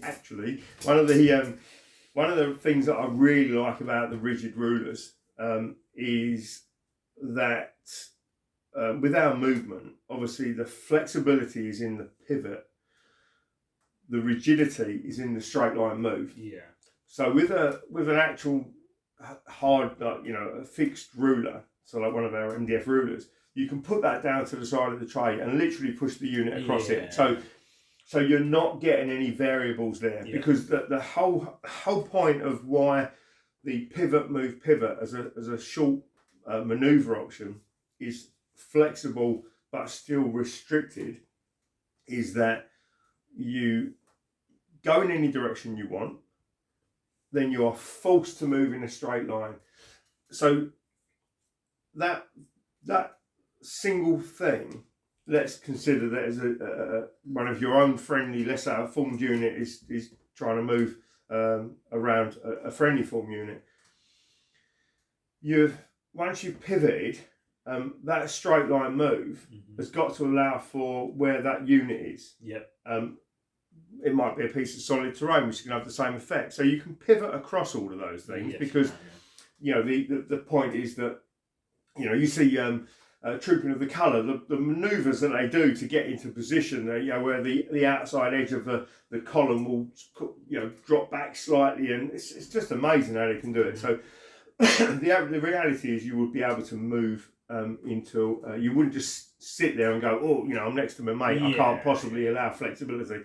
So that pivot, you can pivot over any of those things, but once you've stopped in the direction that you're facing, those same things, i.e. a formed friendly unit, an enemy unit, or a piece of solid terrain or whatever, blocks your straight line movement. So that forces you potentially to pivot in a direction that's slightly off of where you want to be facing. And that's where the rigidity of the move comes in. So obviously, if you're in a field, you can go wherever you want. That's it. If you're trying to move around buildings, various types of any type of terrain, linear features, other units, blah blah blah, all this sort of stuff, that straight line is the bit that forces you to go somewhere that you might not necessarily want to. Yes, you can pivot back at the end of it. So putting that rigid ruler on is another way to stop players from that inevitable shift as they move forward. That drift.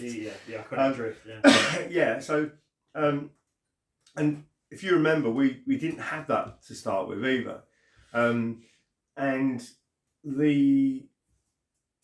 once we came back and started heavily playtesting the rules, we found all of the sort of the wheeling and stuff just to be kind of a tedious, unnecessary addition to a game that it doesn't bring anything to it. It's a technicality that is complicated for no reason. It really doesn't bring anything to the tabletop that is obviously necessary to represent where how you want the movement to work. So, but that was another point that we were a bit nervous about, wasn't we, to start with, because in first reading of the rule, you'll think, my God, I can go wherever I want and do whatever I want. Yeah. But then if you take the march rule, which is obviously all we do is take away that single pivot at the start of the move. Yeah. Now all of a sudden you're starting to realise that even though it's simple, it's not a free-for-all. So, and then you can go to the specifics of different periods, and we're talking about, we'll do this for individual books as well, because it's important to understand that where you get the period-specific feel. You take a phalanx, and anyone that's played Greco-Persian Peloponnesian Wars using the Greek phalanxes, you now realise that because they can only make a single pivot during a manoeuvre and can't pivot at the end of a march, all of a sudden, that pivot and the removal of the pivot option at either one of those, just 2 points, makes a huge difference. It really does. You feel like you feel heavy when you're moving. Yeah. Although we allow the fluidity, the units that you would expect to feel more rigid do feel more rigid. That's the thing that we're trying to replicate, or slower, you know. It's like we were talking about in combat. So, for example, in combat, if you destroy a unit, if a unit breaks or is routed from combat, you make a surge move. Yeah. So obviously that's a standard manoeuvre, which on a standard unit is pivot, move in a straight line up to your manoeuvre rate, and pivot again. But those phalanxes, as an example of how taking away just a single pivot can make a massive difference. You can either pivot to get to where you want to face, but you're stuck in that forward motion, or you move forward and then pivot at the end of it, which kind of is generally only used in a defensive manner, because you put yourself in a position where you can then pivot to defend your wherever you end up, your final point of movement, isn't it? But it's far more restrictive and kind of similar to command points, where you think it's a given. Oh, all I'm going to do is I'm going to march every time. Every time I'm going to march, I'll be across the table in no time at all, where I want. But actually, not only does that situation leave you isolated quite often, you run out of command points. That free pivot seems to be very forgiving, but actually it creates a whole lot of choices that restrict you from going wherever you want on the tabletop. I think a point to sort of say with that is that's obviously movement when you're doing formed units. A skirmishing unit or commanders, like you sort of mentioned, can manoeuvre or march in any direction. There are, like you said, there are units that you're allowed to move through and units you're not allowed to move through, depending on what type of unit you are yourself. So skirmishers can move through. Whether you can interpose those units or interpenetrate units is, generally sort of covered, just to, again, add in the realism and take away the blag, if you like. Yeah, that's it. The other thing with skirmishing movement is again, we've played games in the past that have allowed skirmishers to do that huge, what do they call it? There's a thing where you have like the big line of skirmishers. There's lion hammer. Yeah, that sort of thing. So but just by forcing the skirmishers to keep within, it's not a unique rule specifically, but just forcing them to keep within manoeuvre rate of another member of the unit, every other member of the unit, basically, rather than another member of every other member of the unit. It means that effectively you have, with skirmishers on foot, you'll have a 5-inch square maximum. Slightly bigger than that, because obviously it's the closest point of every base, isn't it? So you could get, like, by maintaining that gap which skirmishers need to show they're in the skirmish formation, you keep that slight gap, but you can get like a sort of 6x6 formation of skirmishers, can't you? So you could have quite a large unit. Not that that's going to be massively effective, but it does give you quite a large cloud as far as covering, like we said earlier on, covering formed units, so to sort of help to protect them from enemy being targeted by enemy shooting attacks. So it's very flexible, but it doesn't give you all you need. I think. No, I think that sort of covers most of the main types of it. We can also shift as well. So we've covered shift in combat as well. So a shift, regardless of, sometimes we just say use shift. We don't say it's the distance, but a shift is a 2-inch move. It's always up to maximum 2 inches, isn't it? And the thing with shift as well is it's a straight line. It has to be a straight line.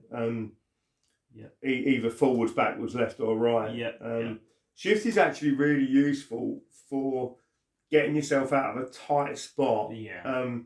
Where again, things like the phalanx. You might want to just shift away from a piece of terrain, stuff like this. Certain formations and units tend to use certain movements a lot more than others. So phalanx is a perfect example.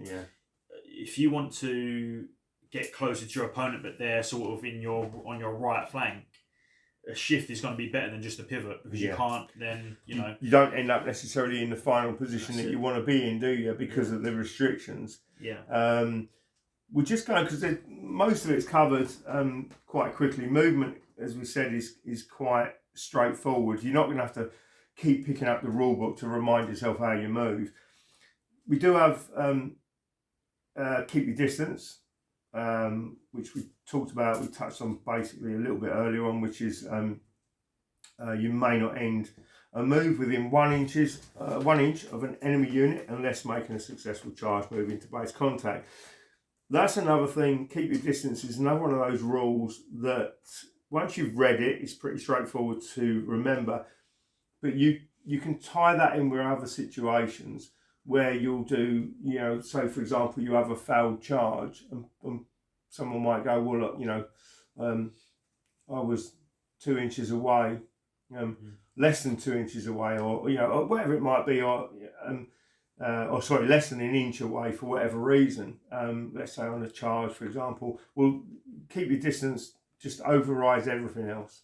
If you're not going into contact, you cannot end within an inch. And one of the other things that came up in a recent game actually is the fact that it can restrict a little bit of your positioning options as well. Yes, you can pivot across units, but you can't finish within an inch of them. You can't stop within an inch of them. So these restrictions, you can't end your move within an inch. It's not something that's going to be constantly part of a game, but it will come up every now and again. So that's one of those rules, like being aware of the shift option rather than making a maneuver or something. It's one of those rules that sits in nicely with other rules within the game or certain situations that might rise. It's an overriding rule, isn't it? The other thing I would say about that is what it does as well is we don't have like a sort of, besides the 1 inch, we don't have a sort of like a rule where you can't move in between enemy units. So if you can go between enemy units, it's that Alexander move, isn't it? Scooting through the enemy lines. If you can go through the gap and end further away than an inch of an enemy unit, you're allowed to do it. But if you can't end that move, then it's an invalid move, and you have to do something else. If you can't get to further than an inch away when you finish that scooting through the through the lines where you've potentially made a gap or your opponent has left a gap, you can't make the move. So that's why you've got to always sort of be careful about skirmish and cavalry. I mean, skirmish and cavalry are like the fastest thing on the table. So you've got to be careful about them and the positioning, because they can get behind you and harass you, or there's a multitude of things that they can happen. But you do have to consider that. We still had that, many games where skirmish and cav have got that fantastic sort of 14-inch march option, but because obviously they're in a cloud, effectively they're in a swarm of troops, that last guy just can't quite make it, so then the whole unit can't do it. So now you're forced to maybe stop in front of the enemy, but a little bit further back, because you've got to consider the charge options and stuff like this. So again, it stops that small rule stops too much free movement. Free movement without any kind of without impunity. Moving off the battlefield, very few rule books allow you to end a move with any part of your tray or any part of the unit off the tabletop. That's just if you don't want to drop our toys, really. So that's pretty straightforward. We are obviously going to talk about terrain, but terrain will often add modifiers into movement, or restrict movement of certain troop types. So, for example, like I said earlier, formed infantry are in a rigid formation, and a light unit is still formed. So it's not quite as rigid a formation. It's not shoulder to shoulder, but it's still a formed unit. And a lot of the terrain modifiers will be for formed infantry or formed cavalry. So, you know, you're either basically skirmishing or you're a formed unit, aren't you, effectively? Yeah, so, we don't let you change from a form to a skirmish. You're either what you come to the battlefield as, that's what you are. Well, there is one instance. Mounted infantry can do that. That is true, actually. That is true, yeah. Mounted infantry can do that in unless ACW and ECW. I don't think that's in Wars of the Roses yet. They didn't really do too much. They do have one unit can do that. Was it? Okay. Yeah, but so this is specifically says otherwise. So I think that's the thing. That it's a key word, isn't it? That specifically says you can do it. But generally, as you come to the tabletop on if you're on a formed infantry or cavalry tray, that's the footprint of the unit, and the wounds on that tray, the troops that are on that tray are representing that, the effectiveness, the combat readiness, etc. aren't they? I think that's probably it for movement. So we will move on to the next part. Okay, so on to shooting, and this is a smaller section on combat, but it's resolved the same sort of way, or exactly the same sort of way, just that it's done at range. So any unit that's not in base contact with an enemy, i.e. in combat, is allowed to do a shooting attack with any of their missile weapons. When a unit is shooting, they all have to shoot the same target, basically. Yeah, so it's the same sort of thing. You've got to declare targets, haven't you? Yeah, so you have to declare the targets every single unit. That's obviously to stop I'll shoot with this unit, see how much damage it does. Then I'll shoot this unit, which I was going to target someone else with, but now I've seen that I can really hurt that unit. I've changed my mind. So you're committing, aren't you? Again, that declaring targets. Some people struggle with that, because obviously what can happen is if you double down on a unit, especially in the later periods with the muskets and rifles, you can, if you're shooting at short range with no kind of minuses for sort of terrain or smoke and shot, this sort of thing, you can do some serious damage. But sometimes you can overcommit, so you can put 2 or 3 units into the shot where you might have only needed 1 or 2. Yeah. But that's the point, isn't it? You're again, that is a time period within the battle. And that's what we're representing. Yeah. The thing is to remember as well is that if, for example, that does happen, I commit 2 units to shoot 2 of my units to shoot one of yours to finish them off, and the first unit does that anyway, there's no reason why I can't then order those to shoot a separate target anyway. It's just an order. It's an order, and it's a resource. It's a command. So you really they're not dead. They're not dead in the water waiting for, with the turn useless. Yeah. So you still have to really think about what you're doing.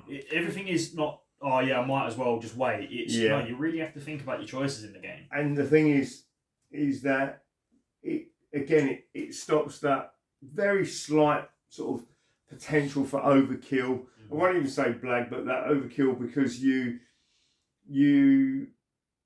tend to want to spread your shooting out. Then enemy units that are getting close to you, enemy units that are shooting you and doing damage. You either have to go full in and go, right, I cannot have that unit. That's the unit that's shooting at short range. It's doing massive damage to me. Yeah. I have to concentrate on that. It's a battlefield decision, isn't it? Yeah. It's a tactical choice. And whether that turns out to be right or wrong, it's a choice you have to make and then live with it. And if you, like you say, if you look back and go, well, that unit now effectively has got no target to shoot at, because at that moment in time when everyone was shooting, they've all shot effectively, but only one unit needs to do it. Yeah. You've got to put more resources in. So it almost like a subliminal barrier to overkill. So when you shoot with a unit and you declare your target, you can shoot anyone that you're in range with as long as you can see their tray. Range of your weapon that you're using. And you measure each individual person. Yeah. So if bows that you shoot in 2 ranks, if you can only shoot with the front rank, you can only roll the dice for them. What I will say though is, if you have a depleted unit, and let's say half of your front rank is left, you can move the models on the actual tray to make sure that you've got maximised attack. So it's exactly the same as combat. We don't penalise you, say, oh, you took casualties from the left-hand side, and if you'd have taken from the right-hand side, you'd have got more shots. They'd move up into potential range. They're still limited because they're on their movement tray, aren't they? Yeah, so the miniatures on the tray are representing the effectiveness of the unit. That's just a minor little thing, but actually, again, the point is you're not being hindered based on the side that you've taken the casualties from. Yeah, and it's also another choice, isn't it? So we don't say, right, the unit's in range, as in the tray's in range. It does buck that a little bit where individuals matter, because if you've got a unit of, let's say, you can use massed archery, but let's say you had a unit of 24 archers, 6x4. Those guys in ranks 3 and 4 might be out of range. So that's fine. You could use a manoeuvre or an order to get them in range. Now you're at -1 to shoot. So you can look at it and well, I can't just sit there and get the most effective use of that unit. So it forces decisions again. That's and also, prior to the game, a lot of the period-specific rules come into play quite heavily for shooting, because there's no benefit of putting, let's say, someone with a musket 5 ranks deep. No. You can do it, but the efficiency of the unit drops like a stone. So why would you pay? A good example is someone with a musket, because obviously they can, or rifle, they can be quite expensive. For every guy that isn't shooting, you've paid a premium. American Civil War is a great example. American War of Independence is another very good example, where even though we're dealing with hundreds and thousands of troops in a formation, they still fought in a line of two ranks. We know that, don't we? It's an actual fact, and so that's represented on the table by the way the rules penalise you. And so again, it kind of forces that period feel. Whereas if you've got Egyptians with bows and they're in range, you can take the penalty. Obviously, we have got the massed archery rules to allow you to get benefit from those. So that cloud of arrows in the sky kind of thing. But that doesn't work later on. No. Those periods where shooting a musket ball in the air isn't going to work the same as shooting an arrow. So one of the things that actually is the same regardless of period, though, is that if you march, you're not allowed to shoot. It's a time slot. That's it. That's just representing the fact that they're too busy to think about it. By the time they've got from point A to B, that moment of time has moved on. It's as simple as that. Obviously, we have the phases in a player's turn and a game turn, but there has to be, as you said, like with the actual number of turns in the game, there has to be a start and a finish, unless you're prepared to put resources into it. So, but even then, if you've marched, that is another one of those rules that doesn't move. You can't then shoot. That's it. It's as simple as that. Some weapons do have sort of restrictions on they can't shoot when they move, like crossbows, but most of the time you're allowed to move and shoot. Okay, I think we want to talk a little bit about that as well. That the explanation for stuff like that, rather than just it's a crossbow, you can't move and shoot, is we try to constantly perceive the time that it takes. So it's about that moment when the guy with the bow, say there's a short bow or something like that, which is quite hunting bow, these sorts of things. It's quite easy to move and shoot those weapons, where a lot of other weapons like a crossbow, especially the heavier crossbows, took time. Yeah. Took time to get into to load and get into a firing position. So in game mechanics, in terms of the game mechanics, forcing you to commit to one thing or the other centers you around what you can do within that time frame, where someone else is just going bang with a short bow or a small crossbow sort of thing. So the order of hit, armor, and wound is the same as combat. There are different modifiers. Yeah. I think one of the most important ones to note is when you're rolling to wound. Yeah. At long range or over half range with a missile weapon. Yeah, that's something to drop in on quickly, isn't it? The long range. We have actually started to, in the newer books, we've added that in because people were saying, well, what is long range? Yeah, it was in the missile section, but we made it clear. That's right. It's much clearer. So basically, anything that is over half range. So if you've got a bow with a 24-inch range, 12 inches is short range. Yeah. 12 inches and any fraction is at long range. Yeah.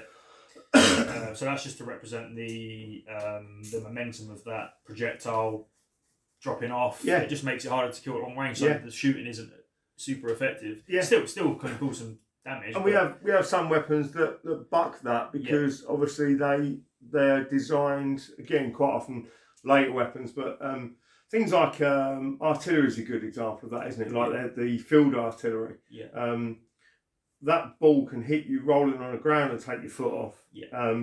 So actually the momentum of a cannonball, even though it is reduced, is still effective in killing someone, whereas firing a short bow, its maximum effective distance, it is going to be less of an impact. Yeah. I think one of the most important things that we've done in the game is actually that shooting has no morale effect on your units. Yeah. Besides potentially disrupting a charge. Yeah. So you want to sort of go over why we decided that? Yeah, I mean, obviously, the first thing, if we talk about disrupting a charge, it's literally, it doesn't make you run away. It makes you think twice about the front rank might have been taken out, or a good chunk of the guys at the front. So, 25% of the unit, you're going to think twice about that, aren't you? It's not necessarily that's going to sort of make you run away, but also, horses can be persuaded to not complete a charge. That's for many different reasons.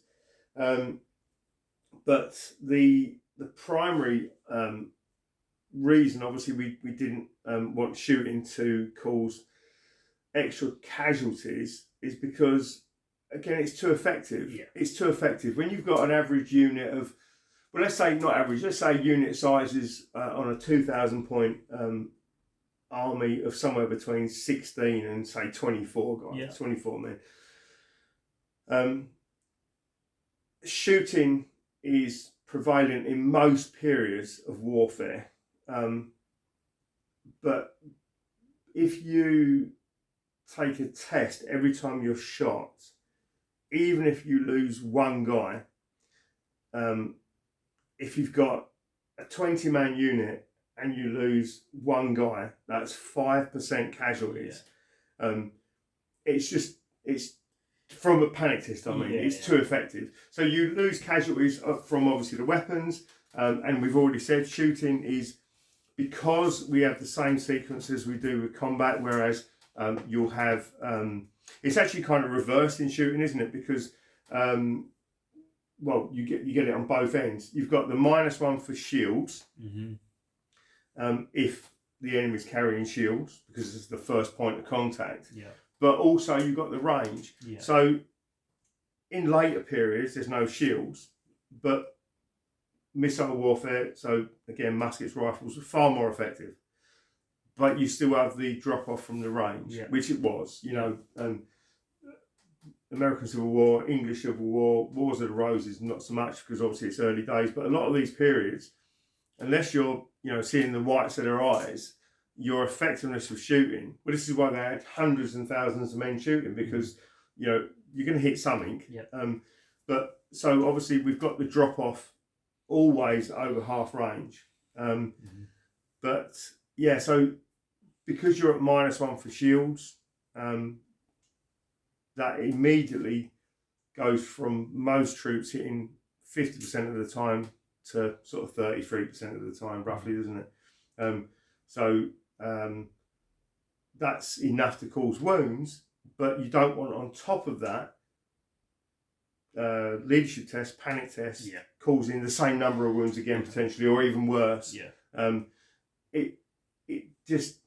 It's not really representative of how shooting was effective on the battlefield. Yeah, well, the other thing that I'll add as well, actually, and this is goes back to what we were saying about different commanders or different people play the game differently, is that what you might perceive to be detrimental wounds to your unit, I might look at it and go, I can take it, I can move up, I can take another shot, and then the remnants of my unit might be able to charge your unit and cause some casualties, or even have a chance of getting rid of them. Yeah. And that was a choice that commanders took. I mean, Cornwallis in the American War of Independence didn't like getting his troops messed up, but Caesar might have been more than happy to send out his commit to win the battle, his Germanic cavalry, because whatever, you don't really care about them. But they're mercenaries or allies, aren't they? Sort of thing, rather than I mean that's the point, is that it can create an unrealistic side effect of shooting, and shooting itself is already quite well balanced in on bloody ground. Like I say, we've said early on, so when you're talking about javelins and bows and slings and stuff like that, it's not quite ineffectual, but it's an addition. It's a way to chip at units, as it should be. When you get into the muskets or black powder era, when you get into the black powder era, you're having to think about where you're positioning your units, because obviously that's how they fought. The primary, most of the battles were firefights. Yeah, you're thinking about the terrain. Can I make it so it's really difficult for you to hit me? But if you then get to a war game, I mean, I've played games in the past of other games where I've got a full unit on a tabletop. We've already talked about the panic and stuff like that, where I've had a unit shot. It has to take a panic test. I failed the panic test. It's run off the table. Now, historically, again, you can always pull out an example of that potentially happening. But on a gaming table, it would happen a lot of the time, or it would certainly be potentially happening a lot of the time. And it's just too much. Well, it's not fun. The point is, you again, going back to you've painted a unit, but you've not had a chance to play with it. You know what? We're not reenacting history. We can certainly, with the rules, you can certainly put a specific game on the table, a specific battle on the table. You can set the terrain up to represent that. You can have uneven forces. That's a cracking game. But at the end of the day, it's still a war game. It's still a game, and you still want to be able to enjoy that game. And you don't want to win. Well, we don't play our games like that. You don't want to win off the back of maybe a poorly thought out rule that has too much of an impact. And that was our thought process at the time. And we play tested, and we did have that in, didn't we, early on? And the more we play tested, the more we weeded out those rules that kind of just remained in games, because the one thing that's a truth about all rules and all rules writers, and some people might disagree, but it is a fact, is that rules writing is a lot of plagiarism, because the rules that we write now were written by people, primarily a lot of the groundwork was written by people 50 years, 100 years ago, and more. But what does happen sometimes, definitely in the specific type of war game that we want to play, is that you can draw rules forward just because you've got used to playing them, rather than sitting and thinking, does that actually, has that had its day? Has that point, was that fine for when the early sort of evolution of tabletop wargaming was happening, rather than you look, that doesn't really work anymore. Yeah, the other thing as well is that actually it is specific to the game, because if we had extra casualties from panic test from shooting, and extra casualties from panic test or stand fire test from combat, there wouldn't be anyone to fight. Yeah. So actually, it is specific to the game, and it feels right for the game. So it obviously works right. We're happy with it, and again, I think the best part about it is that you can decide yourself. Yeah, that unit's taken too many casualties. I need to move them back, or I can take another one and hope that unit I get some use out of that unit before they're finished. You just reminded me of a point that someone made about one of our rule books, which wasn't a negative point. It was an observation of, wouldn't they just end up standing in front and shooting each other to death? And I was just reading an account of a battle of the American Civil War where they stood and shot at each other for over 2 hours. So yes, you could do that. I mean, in gaming terms, that's probably going to be more like 20, 30 minutes before one unit or both are in big, serious trouble from the amount of casualties caused, the amount of wounds caused. But you said it there. The point is that I can make the choice to manoeuvre my troops, if not out of full range, certainly maybe out of half range, out of short range, so that your shooting now is not as effective, and it might force you to manoeuvre to get back into short range. But that again is it's a choice that you can make. You might stand there and go, I'm gonna play out this firefight. I don't expect to win, but you've committed troops to that side, to that flank, or to that firefight that you can afford far less than I can. Yeah. So it's a tactical choice. Yeah. If you're hammering away at me with really effective shooting and I don't like it, I can move. Yeah, that's it. And that's basically what. So in a way, it's, if you like, it's almost the panic from shooting. You could consider it to be an officer basically ordering a withdrawal. Yeah. It goes on to what I think is one of the. It's a small rule, but actually one of my favourites. Actually, shooting into combat. Okay, yeah. I think this is such a little thing, but actually it can be a moment in the game that is funny for both players. It actually makes me laugh sort of thinking about it. It's making me very uncomfortable talking about that, because I remember that rule went in because of one of our gaming mates, so I'm not going to mention him. Actually, it was a husband and wife couple that I remember having a conversation with them, whilst one was shouting at me from the background and the other one was talking to me on the phone. And they were, well, she was more right than he was, but it is a fun rule, isn't it? It is. It's a great little rule. It's a necessary rule, because you should be able to do it. Yeah. Again, it's something that don't really come up, but you're allowed to shoot into combat at an enemy as long as they have more than one rank and you're shooting an unengaged phase. Yeah. Now, that sounds all well and good, but the massive downside to that is that the units or any units that are engaged, any friendly units that are engaged in that combat have to do all friendly units. Yeah, that's the thing, isn't it? A leadership test. Yeah. So you might look at it and go, well, I'm going to help out the boys that are in combat. But actually, you end up rolling that double one in the leadership test and taking those extra casualties. And we've all done it. Didn't I do that to you with when we were playing American Civil War? And shot you with a cannon. Yeah, down shot you down the line.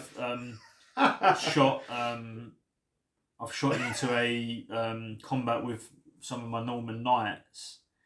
Done no casualties and lost like 3-4 casualties. Norman knights and stuff like that. And so it's something that again you really have to consider. Most of the time when you're doing this anyway, you're losing. Yeah, that's right. It's a last minute. It's a last ditch attempt to try and turn the tide of battle, isn't it? Because you know that it could go badly, but if it's already going badly, what is? Yeah. But the thing is that you should be able to do it, and the panic test is not necessarily representing, because when you shoot into combat, we say you can only shoot because those ranks are not engaged. So you could have the thought process, well, how am I losing casualties when you're shooting behind the enemy unit? The casualties, and again, this is why it's casualties, are just as likely, because obviously a melee isn't necessarily straight lines, depending on what period you're fighting, but just as likely from literally the psychology of that twat shooting at me. Yeah, I mean, my own guys are shooting at me. There's loads of cases. I mean, we watched that thing the other day with the AWI. Cornwallis shot into his grenadier, regiments or whatever it's called. Yeah. And they were resilient, and they held their ground. But inevitably, some of them were like, I'm not having this. He was, if I remember rightly, not chastised, but that was looked down upon. Yeah, it was. Yeah. But he's making the decision to try and save the army off the back of that combat, or to try to win the battle which was going against them. It's a choice, but it's not an easy choice. It is. So I think that actually covers shooting. Shooting is very straightforward, and what I do like the fact that moving and shooting is basically a single page within the books, because it doesn't need to be any more complicated or complex than it is. It covers everything. Obviously, there's you've got modifiers there for various things. Line of sight, movement, if you're using massed archery, so if you're shooting from the back ranks, there's less chance of you hitting, all this sort of stuff. And modifiers might take you over a simple D6 roll, so you've got sort of 7+ options, rules there for hitting on a 7+. But it's all covered on a single page, nice and straightforward. So I think we'll move on. We'll move on to combat again, just to sort of cover a few extra things. Yeah. Because that's the next sequence in the players. Yeah. So we'll move on straight away? Or? Yeah. Okay. We'll move on straight away. Right. So obviously we've covered a lot of combat in the charge. Yeah. Go on, because we were talking about this. Yeah, I think what we sort of want to do is cover a few of the sort of more odd things that can come up in combat. Yeah. Before you carry on with that, because you're better with the much more in-depth tactical stuff and technical bits, I'll just give a recap on combat, because it is pretty straightforward. So obviously from a charge you fight combat, and if at the start of the combat phase you're engaged with an enemy unit, you have to fight a round of combat. So you always align to make sure that the majority of, or the maximum number of troops from both sides can fight. Whether you like it or not, you have to get as many in from both sides. Combat simultaneous, so if you could fight at the start, you can fight. Generally, the player whose turn it is generally rolls the dice first, but as it's simultaneous, it doesn't really matter. So it's the same sequence. Alignment to make sure everyone can fight, determine how many attacks you've got, roll to hit with any modifiers. Your opponent then rolls armor saves if they've got any armor. Then you roll to wound. Both sides do that. You remove the casualties, so both sides do the exact same thing, and then you work out the combat score. So that would be the wounds caused as a total, and any remaining ranks after you've actually removed casualties. So we do that because you can't, again, it avoids that potential for a little blag where you charge in with a nice cheap unit that's got 3 ranks, knowing that they're going to get butchered, but you start the combat with 3 ranks. So that doesn't work. You get the ranks that you've got after you've been hacked at.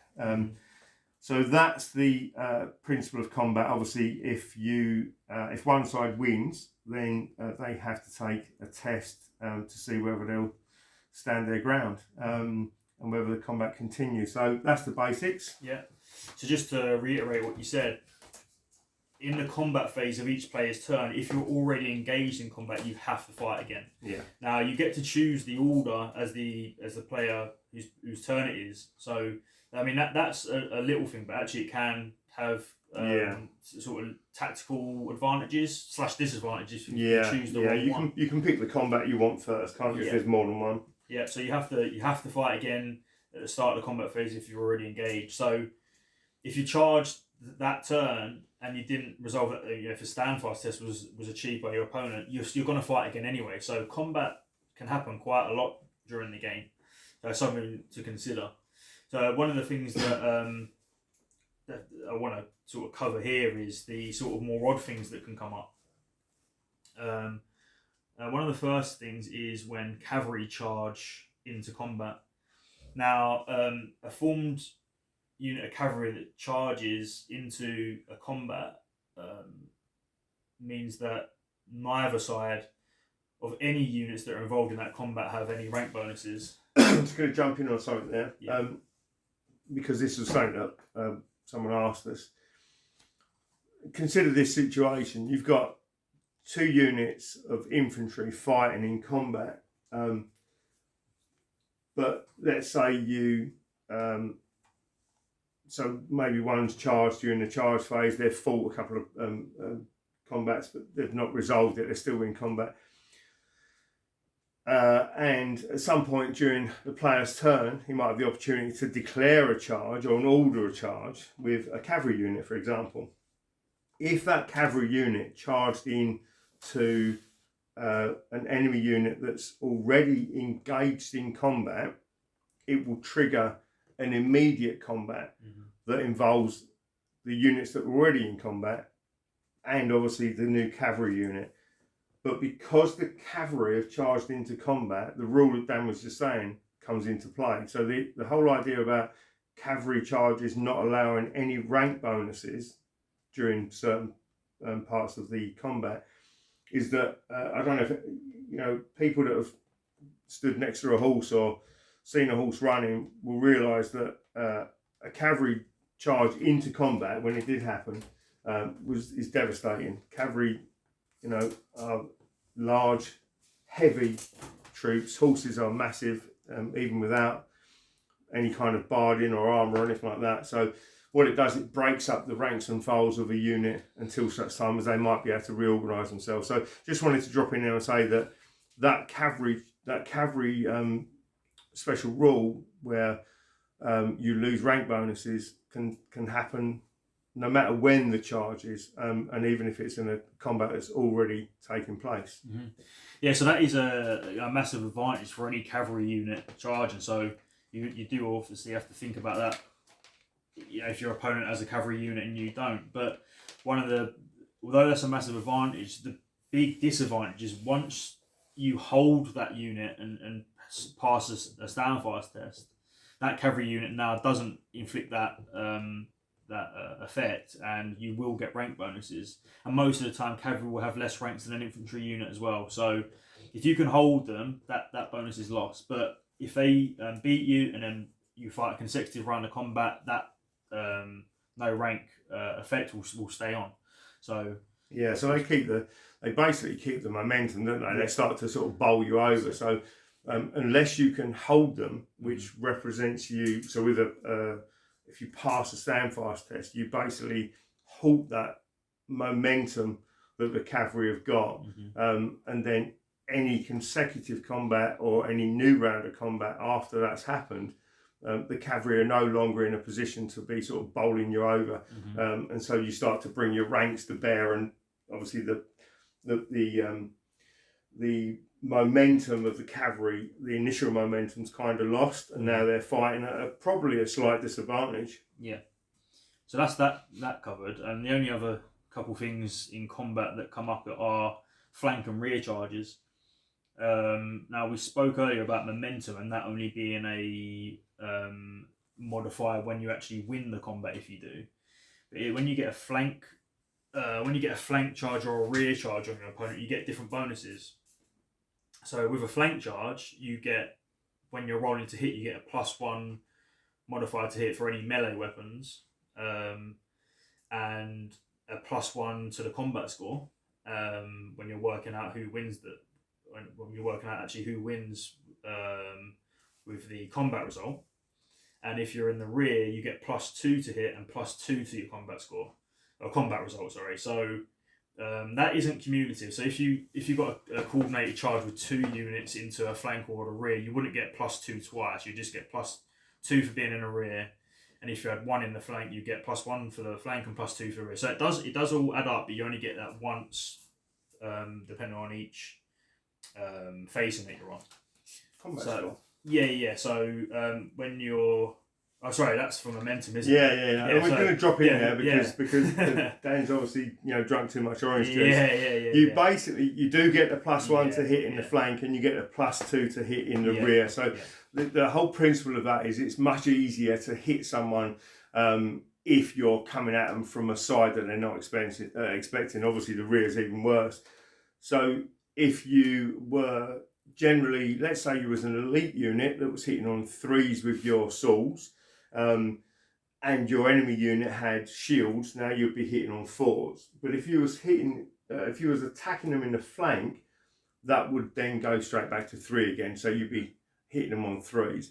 The same unit in the rear, normally hitting on 3s. The defender, even though you're attacking them in the rear, members of the unit will still turn around to try to protect themselves. So you still got the shield in the way. So 3s would go to 4s, but it's +2 to hit in the rear. So that 4 would now go to 2. So if you get engaged in a flank or rear, it's a massive disadvantage.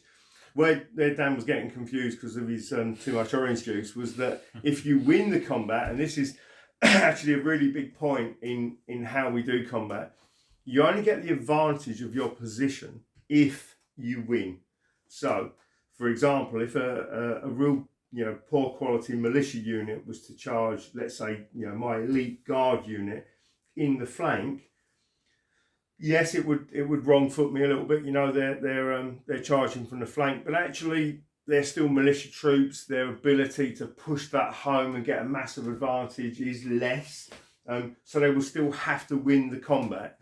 If they won the combat, then they would get the momentum modifier. So they'd get 1 for winning the combat, +1 if they was in the flank. So that would be 2 from your leadership. If they was in the rear, you'd get 1 for winning the combat, +2 for being in the rear. So that would be 3 from your leadership role. So much more likely that you're going to take casualties from a stand fast test if you fail it. Yeah. Yeah, thanks for clearing it up. That was a bit of a brain fight there.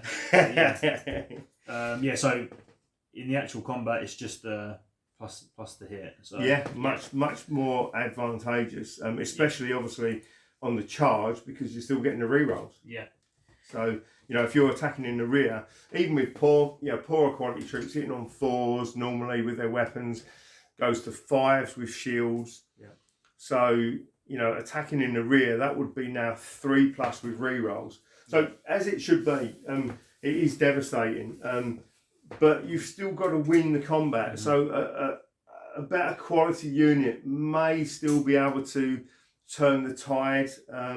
It's less likely, as it should be. It doesn't matter how good the unit is. If they get charged in the rear, they should be in serious trouble. But again, it's not an absolute. You're not guaranteed to sweep them away just because you've managed to get a cheeky manoeuvre around the flank or rear. But, it definitely gives you a very strong advantage. Yeah. The other thing that I'll say about that as well is you might be wondering, well, how if I get attacked in a flank or rear, can I turn? Yeah. And that is in the alignment step of each combat. So, which is the first part of the sequence in a combat. But the only time that you're allowed to actually turn to face your opponent is if you successfully beat them or you roll a successful stand fast test. If you draw, you aren't allowed to turn, and you're only allowed to turn if you're engaged on a single facing. So if I charge your unit in the rear, and then in the charge phase, for example, and then move the unit up and order a charge into the front, if you beat me, you can't then turn to face the unit that was actually in your rear. You have to stay in the position. You're basically pinned, aren't you? Yeah. So, although you are allowed to turn, there are ways for your opponent to stop you from turning. So again, that's something to consider as well. But again, you can only turn if you win or you pass the stand fast test. Yeah. I'll just add to that the whole sort of design philosophy behind that was that again, that's a question that we're asked. I don't want to say sort of frequently, but it's come up probably one or two times in the last year, I would say.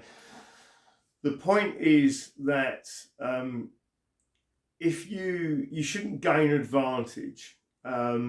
So if you draw the combat, you haven't beaten your opponent. You haven't taken the upper hand. So if you win the combat, absolutely, you've turned the tide. You might be better quality troops. You might be just have been luckier in the combat, whatever it might be. But you've turned the tide. Again, just because you've been attacked in the flank or rear doesn't mean to say that you're going to stand there and get butchered because you're not prepared to reposition yourself. But you've got to fight back. So you have to win the combat. The other thing is, if you pass your stand fast test, again, it represents you halting the momentum of that charge and basically realigning yourself ready for the new fight. It stops the fight and you're resetting effectively. So that means that your opponent has lost the, let's say, combat initiative. They've lost that initial momentum of the charge. So, you're still facing, you're still fighting face to face. But it means you're not continually fighting at a massive disadvantage.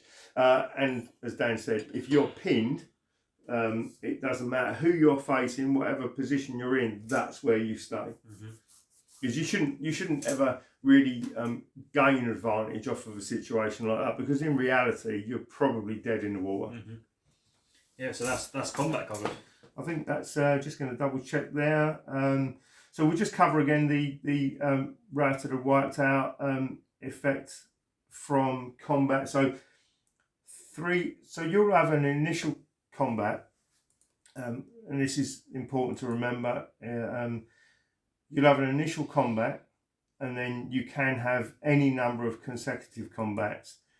But if you lose 3 combats in a row and fail the stand fast test, on the third test, if you fail it, your unit is broken and you'll be removed from the table, which then causes panic tests to all unengaged friendly units within 6 inches of the unit that was destroyed. And that's the movement tray. So before you remove the tray of the unit that's destroyed, you have to measure to see if there are any friendly units within 6 inches.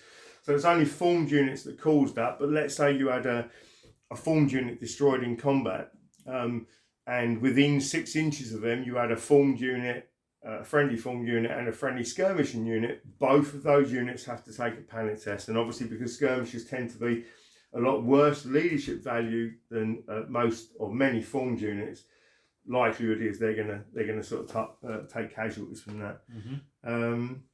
I think that's covered, isn't it? That's all the phases of a player's turn, yeah. Okay, so what we'll do is we'll take a very quick break and then we'll come back to you in a second. Okay, so we're back again and we're up to creating an army, or how to create an army. So obviously before playing the game, as we say, each player will need an army, which is made using various commanders and units from one of the army lists, which each book obviously contain their own army lists according to the period. We do say here, which is a big thing, that when you're creating an army, you need to probably have a look at your opponent's list as well, because you want to work with your strengths and against potentially your opponent's weaknesses.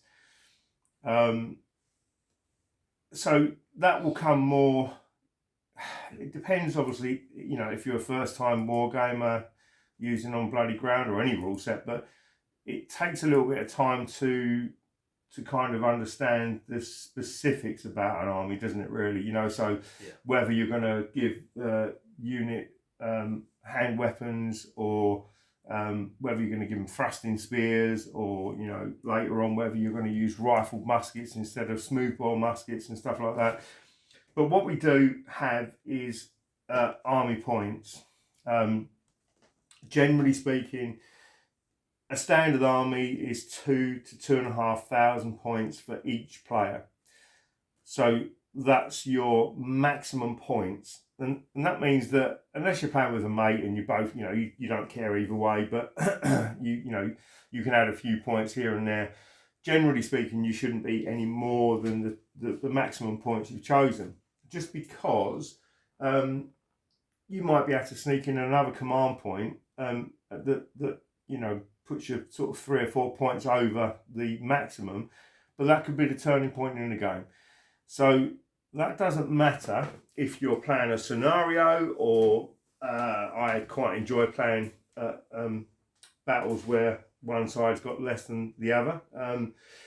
All of that can be done, but to play a balanced game where, it's like we've said before when we talk about this to other people, it's like playing a game of chess. You don't want to play a game of chess with half the pawns that your opponent's got. And the points allow you to have potentially an even chance on the table, although army choice can make a difference. Dice rolling certainly makes a difference, and different periods, some armies, even though they're balanced in points, will always come to the table as a slight underdog. But again, the example we tend to use is if you're playing Picts against Romans, and you come to the table expecting to be evenly matched, you're going to have a rude awakening. Just because of the potential that the Romans have with their armour, with their training, with their weaponry, and you'll get lots more of the barbarian type troops, but the Roman war machine, even within the war game, will probably have a slight advantage, as it should do. I'm rabbiting on here, but I want to talk about one more thing before Dan says anything, and he is going to try to get it right this time as well. One of the really, really big deals that we have in creating an army, and we had a massive Barney about this at the time when we were playtesting, is unit restrictions. Now, you cannot have a unit in your army that is more than 15% of the army points. So in a 2,000 point game, that's 300 points. It's pretty straightforward to work it out. I can generally do it in my head, but that's what calculators are there for, but it's pretty straightforward. So 15% of the overall army is the maximum for any individual unit.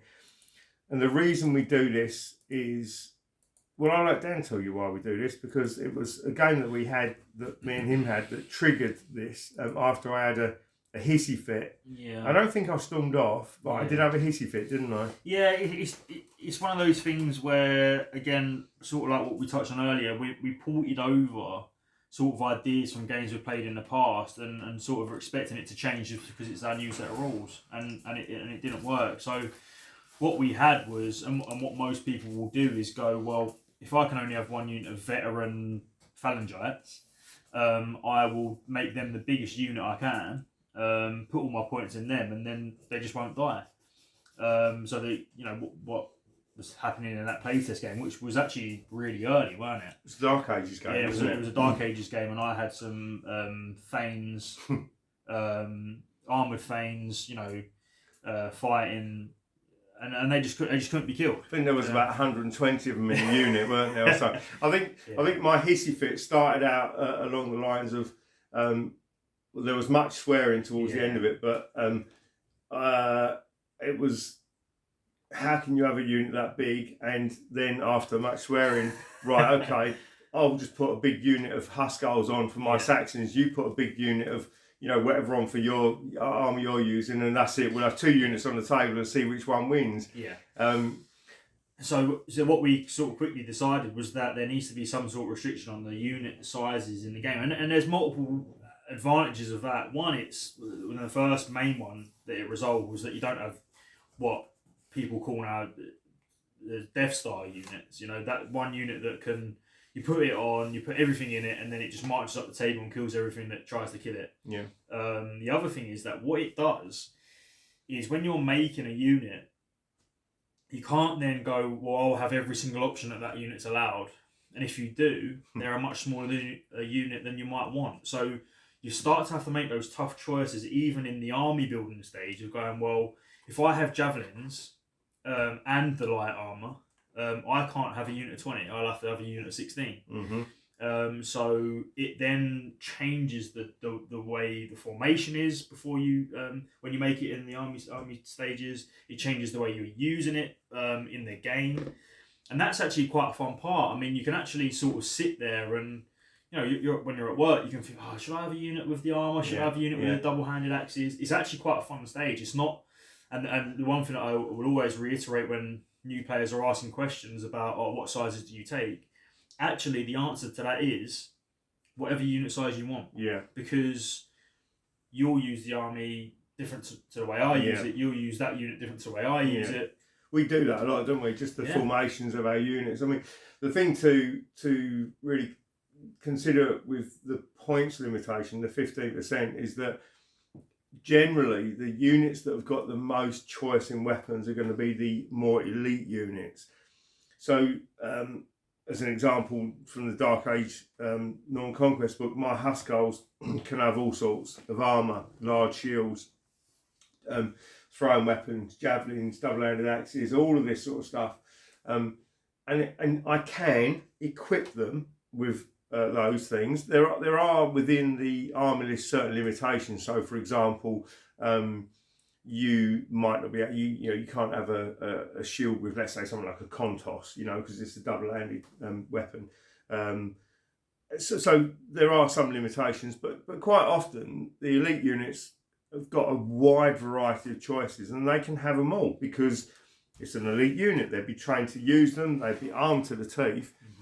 And a choice, as Dan was saying there, is, well, instead of that being maybe at its maximum a 20-man unit, it might now be an 18-man unit. Or if I want to give them javelins as well, I might struggle to make it more than 15 or a potentially 12-man unit.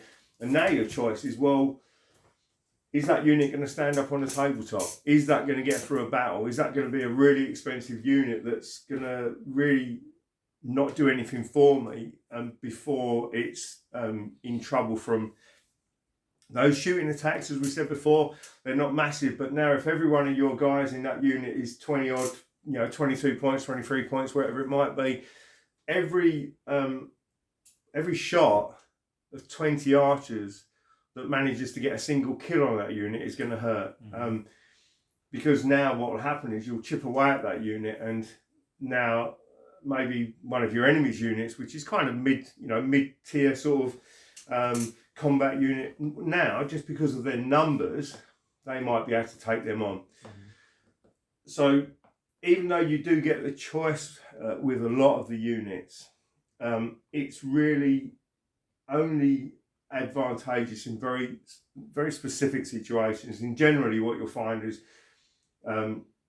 players will go with, right, well, I want them to be really good at taking out enemy cavalry that are armoured, so I'll give them a hard-hitting weapon. Or I don't want to pay for the extra armour, but I'll take a large shield so that I've got a shield and a +1 to my armour save, so I don't have to bump up the armour at the same time. But I won't get a 3-up armour save. I'll get it somewhere sort of midway, and I'll save a few points. So again, the army lists are very flexible in that you should be able to make any of the units that are available within that period in any combination, but it's not free and easy. You've got a lot of choices to make, a lot of limitations, and within the army list as well, you've got percentages that you can't increase. So you can't have more skirmishers than is reasonably acceptable during that period of time, and formed units maybe there may be a minimum number of them or a maximum number. So when you're creating an army, you've got a whole host of choices, but all of those choices create problems, I would say, good problems that where you're you're a few points off, you can't quite fit in those javelins, or that extra unit of fighting troops just bumps over the maximum percentage that you're allowed within the actual army list, and that part of it changes from book to book and from army to army. But as I say, one of the biggest things to remember is 15% maximum of your total army points. Yeah, that balance. It doesn't mean you have to hit the exact 15%. It's just up. It's just up to. I mean, there's plenty of times where you might. I mean, I actually quite like more smaller or average size units that might be. They might end up being around 200. 250 points, but so that means I can have a wider frontage, and that's a tactical choice that a general would make in history anyway. And it's the same thing. You might go. You can actually go quite in depth in the army building stage, but I was going to say that quite often doing what you said there, when you have quite a lot of maybe slightly smaller units, if you've come hand in hand with a lot of command points, or pushing towards your maximum command points within what is also limited, you're able to try to be a lot more flexible. So you might not have the initial punch of each unit, but your flexibility means you might be able to support those units. So smaller units that can support each other is another tactical choice. Yeah. One of the things that you touched on with the army points is list restrictions. And I won't go into depth here because that is so varied in each of the books. But one of the things that is the same in every single book and every single army is 20% command. Yeah. So you can spend in a 2,000 point game, you can spend 400 points on command, and that's why we sort of say your average game will have 6 to 10 command points. There are ways to get more, and you can have less if you want to. But it means that every single time you play with a new army, that you can spend those 400 points. I mean, a general.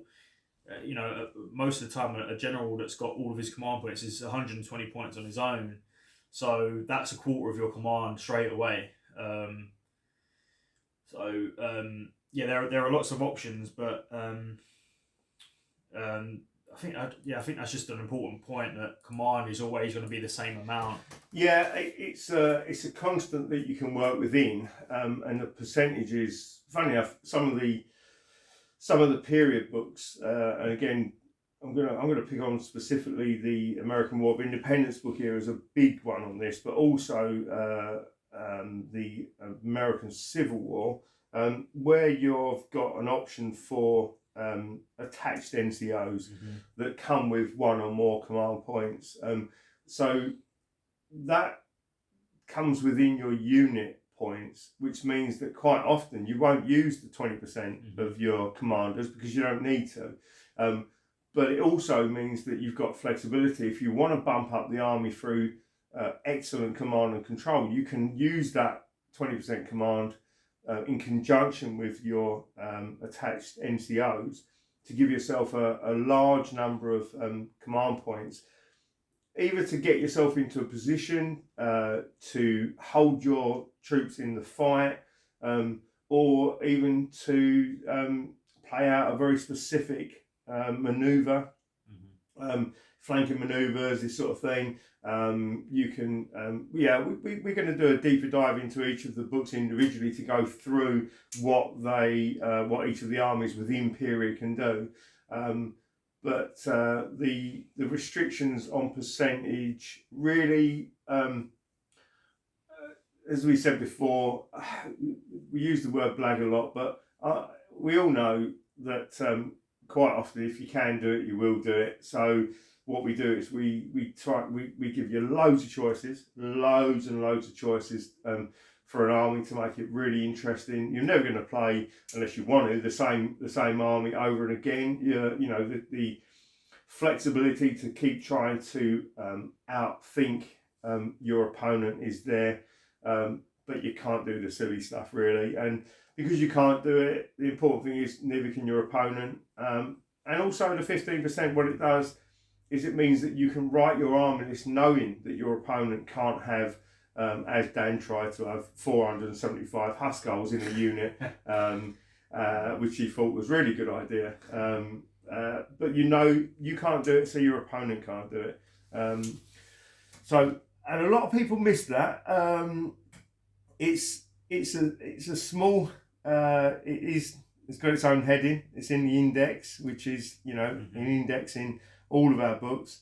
It's in creating an army. It's unit restrictions. It's there, but people sometimes miss it, and it's a massive thing. So always worth bearing in mind when you're building an army. The next thing is interesting on the same page, which is battlefield bystanders. I'm going to kind of run through this because the battlefield bystanders are an interesting addition to any game of On Bloody Ground. And sometimes people say, because they're free.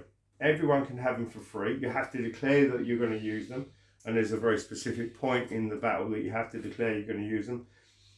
And people quite often say, what's the point of taking them? The point of taking them is if you use victory conditions, which gives you points to decide whether you've won or lost or drawn the battle. Battlefield bystanders are an addition to your victory points. So you get them for free, but you've got to protect them. So if you lose them during the game, your opponent gains victory points. If you keep yours, if you keep your battlefield bystanders, you also gain victory points. So by keeping them, you deny your opponent at the same time as gaining points for yourself. And the other thing is, they look good. They do, yeah. That's one of the things that, again, going back to that sort of diorama thing, there loads of companies do really nice looking figures, and so you want to use them because sometimes you don't get a chance to use them, and this is the perfect example. I mean, they fit on a really nice base as well. It's 80 by 60 base, so and that gets placed when you deploy all your commanders at the end of end of deployment. Yeah, that's the last thing potentially with the commanders, isn't it? And when you put them on, it's one of those things where you just think, because everyone sort of puts them at the furthest point from the scariest unit of your opponent. Yeah. So it's actually quite funny. Just to jump in on that, that comes back to what I was saying earlier, what we were talking about, where skirmishers, after the initial opening skirmish, get to fight almost a secondary battle on the side, where they'll fight other skirmishers. But quite often, skirmishers, especially skirmishing cavalry, are a prime unit to try to go and raid the enemy's baggage camp, which is the battlefield bystanders. So if you're able to, as Dan was saying, scoot that unit through a gap in the enemy line, if you can get them through to a point where they're not they don't finish within an inch, and you're able to push through with impunity, and you can raid the enemy's battlefield bystanders. Effectively, you just have to charge them. There's nothing that they can do unless you've got a unit there, which I enjoy having, a really cheap little unit, just to, whether it be skirmishers or a small unit of maybe sort of formed light troops, just to protect the bystanders. But it's not a game mechanic per se, because raiding the enemy's baggage train or supply train had a massive impact, psychological impact quite often on troops. Some troops refused to fight because their baggage was unprotected. Bear in mind, we're not just talking about backpacks with a spare bedroll in it. This could be the whole family. It could be the wealth gathered by that soldier during a campaign.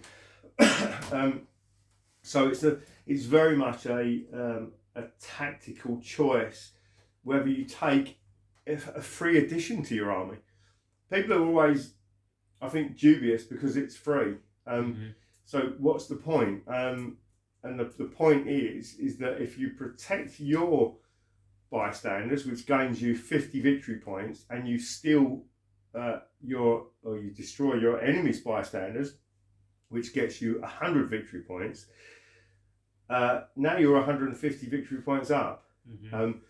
So obviously your choice is you might not take the bystanders. That's perfectly fine. Your opponent might take them and you might not take them. So your opponent would be 50 points up on victory points straight away, which means you need to take them if he's not going to get that for free. Also, obviously, if you haven't got them, you're not having to protect them. So it's a real conundrum. Yeah, I do think some armies prefer to take them than others as well. I think if you're a more defensive army, you can get away with, because you're going to deploy a bit more defensive anyway. But again, it also comes to the type of deployment that there is, which we'll get to later on. The type of army that you're facing, not the army that you're actually playing. Some armies might have a lot more skirmishes. Yeah, a lot more skirmishes, cav, this sort of thing. My Irish have loads of skirmishes you sort of have to worry about. Yeah, they can overwhelm you, not in combat, but just in their manoeuvrability. Yeah, so it really does matter, and that's why you choose to do it at the point of your deployment. Yeah, you have to declare that you're doing it. So again, there's no blagging that. So both players have to say whether they're going to commit to using battlefield bystanders or not before. So you can't. It doesn't work out so that I'll watch you put them down and I'll decide I'll not use mine. Again, we just try to avoid all of those instances that make you feel bad on the day when you've travelled up to play a war game. Yeah. I think that is pretty much the initial ideas of creating an army. Yeah. So again, we're going to take a very short break and then we'll come back in a second. Okay, right, so we're back. Now we're going to deal with commanders in the army. Primarily, they're basically 4 different types. So you've got the general, sub-commanders and leaders. And some books will have pre-designed characters in there, which again, it's just... They're basically general sub-commanders and potentially leaders, but that have got a very specific character which represents someone from the actual period of the book. Commanders are, as we've spoken about previously, are useful for giving orders and using command points for failed leadership tests primarily. Commanders have got their own profiles. They have, generally speaking, they'll be able to fight in combat. They'll have a single wound, so they're not, heroes that are unkillable. They're not sort of gods or anything like this. They'll have extra armour, which we'll go through when we're doing the actual army building in specific books. They can also fight in combat, or they can be separate from units and just travel the battlefield, basically getting to where they're needed at specific points in the game. So commanders tend to have a command influence, which is the distance over which they can use command points and orders. Attached commanders basically have to stay with their unit. They can't, they don't have a command influence, so they can only influence the actual unit they're attached to. Most other commanders, all other commanders, are able to join to a unit during the game, depending on whether you want to get them in the fight or not. They also give a bonus to a unit's leadership value, which can be massively important, as we've gone through before. Casualties from panic tests or stand fast tests, this sort of thing, can be lessened by commanders. But obviously if they're in a unit, because these are just normal people, they can be killed not quite as easily as everyone else, but they can certainly be killed. Dan, do you want to talk about? Yeah, so the main sort of thing that you said is about each commander has their command influence. That's, I think, one of the most important parts about the difference of commanders, and that actually comes into the cost of each commander. So commanders that have a larger command influence tend to be more expensive because they can do more things. It just makes sense. You just jump in there and say that the command influence is generally somewhere between 6, 12 or 18 inches.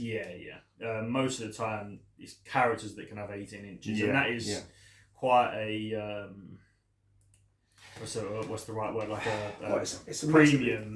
Because it's 18 inches all the way around, isn't it? Yeah. So basically that means that they can potentially, with obviously limited resources, but they can potentially cover a huge chunk of your army, in terms of giving orders or using command points to re-roll failed leadership tests. So so there's different reasons why you might want to take different commanders. Again, attached leaders are just a lot cheaper, but tend to have an option to only really have one command point. And we'll move on to the technicalities of command points in a minute. But the other thing that you touched on was when commanders are joined to units, they give a bonus to the unit, and that's +1 to their leadership value. Now that +1 is whether you have one commander in the unit or 5 commanders in the unit. It only gives +1 for each commander. It only gives +1 total, regardless of the amount of commanders. So you can't just stack it. That just stops the sort of gaminess. But you can have a maximum of 2. You can have a maximum of +2, but that's including different special rules. If you have 2 commanders, it doesn't make it +2. It just makes it +1. Now, attached leaders, like you said earlier, have to be joined to a unit at the start of the game. Now, that automatically means that they give +1 leadership value to the unit that they're in, but it means that there is a chance that from the start of the battle that you can kill that commander, whereas generals and sub-commanders don't have to be attached to units straight away, so they can't be killed unless you physically move them in. In some periods, they can be shot at by marksmen, etc., but again, that's specific. And generally speaking, they're pretty safe if they're not in an actual unit or joined to a unit, I should say. So that sort of goes on to commanders and them on the battlefield. So when they're not in units, they can't be targeted in any way unless specifically stated by specific periods of rules. You can't charge them. You can't target them or shoot in. And if you move and they're in the way, they actually have to move out of the way. Yeah, just to jump in there, they're kind of a point of reference, aren't they, really? They're on their base size and their command influence with the number of command points, command points they've got left or come to the battle with. Until they're in a unit, they're effectively just a point of reference to measure for where you can use your leadership with your command points to give orders or leadership bonuses, re-rolls, etc. And they are moved for everybody, aren't they? They're just if they're in the way, you scoot them out of the way the smallest possible distance, so they don't bog down the battlefield, and they can pretty much move within reason wherever they want, and within their maximum distance across the battlefield during the movement phase too. Yeah. So one of the things about movement as well is that, again, it's quite self-explanatory. A commander that's on foot can't join a unit of mounted troops, but if they're mounted, they can join a unit of infantry. Yeah, it's common sense again, isn't it? Yeah. You know, he can't keep up with mounted troops if he's on foot. But he can rein his mounting to go at the same speed as a unit on foot. Yeah. So that's sort of like the basic parts of what commanders are. So now we can go into commanders, or how to kill a commander if they're in combat, if you're shooting at a unit that has a commander in there. Yeah, so we'll go through this bit. It's very, very straightforward. So a commander that is either attached to a unit or joins a unit can potentially be hit by an attack. And how we do that is the same whether it's a shooting attack or a combat attack. So basically, you go through the normal, everything that you would do for the unit. So you roll to hit, the unit gets their armour save if they've got one. Is there any minuses to hit are applied first, and then the armour save if it's applicable. And then you make the normal roll to wound. And this is the point where potentially commanders can be at the mercy of opponents. So if you, for any natural roll of a 6, and it doesn't matter if you're rolling 6 dice to wound and you get 6 sixes, which I've never seen, but you know, but if you get 6 sixes on there, it doesn't matter. Just because you've rolled a 6, that means that potentially that wound may be directed at the commander. What you have to do is you re-roll that single dice. Again, it doesn't matter whether you, as long as you roll 1 6, doesn't matter how many extra 6s you rolled. You re-roll a single d6, and if that comes up a 6 again, then basically that wound is potentially going to be allocated to your commander. So what commanders generally have is something called superior armour. In a later period, for if they're in combat, they'll get a parry option. But what that does is it gives them their own, let's say, save against taking the wound. So superior armour represents the fact that yes, this attacker's reached the commander, but that commander isn't, again, he's not just standing there. So he's had the benefit of the whole process of you trying to wound the unit, but you've been lucky enough to potentially get a hit on the actual commander or a wound on the commander. So he'll roll his superior armour save. So that would work against shooting or combat if he's got superior armour. If he's got a parry save, obviously parry is just in combat, so that will be a sword or a bayonet or any kind of weapon that's in combat only. But the principle's the same. He gets effectively a second save. If he fails that, if he fails to make that save, almost all commanders have only got a single wound. It's extremely, extremely unusual for a commander to have more than 1 wound. So if he fails that save, he's dead. That's it. So basically what happens is you'll wound the unit as normal. That dice that's allocated to the commander will now only wound the commander. So if the commander was to make a successful save, be it a parry save or a superior armour save, that potential wound, that d6 that you was going to wound the unit with, that now is wasted. So you had a chance to take out the commander, for whatever reason, he's avoided that wound. You can't then reallocate it to the unit. So again, to make it clear, let's say you got 6 hits through on a unit and you're rolling 6 d6 to wound. Let's say you need 4s, you roll 2 4s and a 6. Those 2 4s, you'll go on to roll those dice to see if you can wound the unit. Let's say you kill 2 troops, boom, they get taken off, they're dead. The 6 is re-rolled. If you roll a 6, that then is allocated to the commander and you go through the whole sequence. If you don't roll a 6, that wound doesn't disappear, it stays on the unit and you do the normal sequence for the unit. So potentially you would cause 3 wounds on a unit as a maximum. It just means that commanders they're not easy to pick out. You can't just snipe them out with impunity, but once they're in a unit, they're also potentially a target. And I would say, I think Dan will agree with me, that this happens much more often than you would like. Yeah.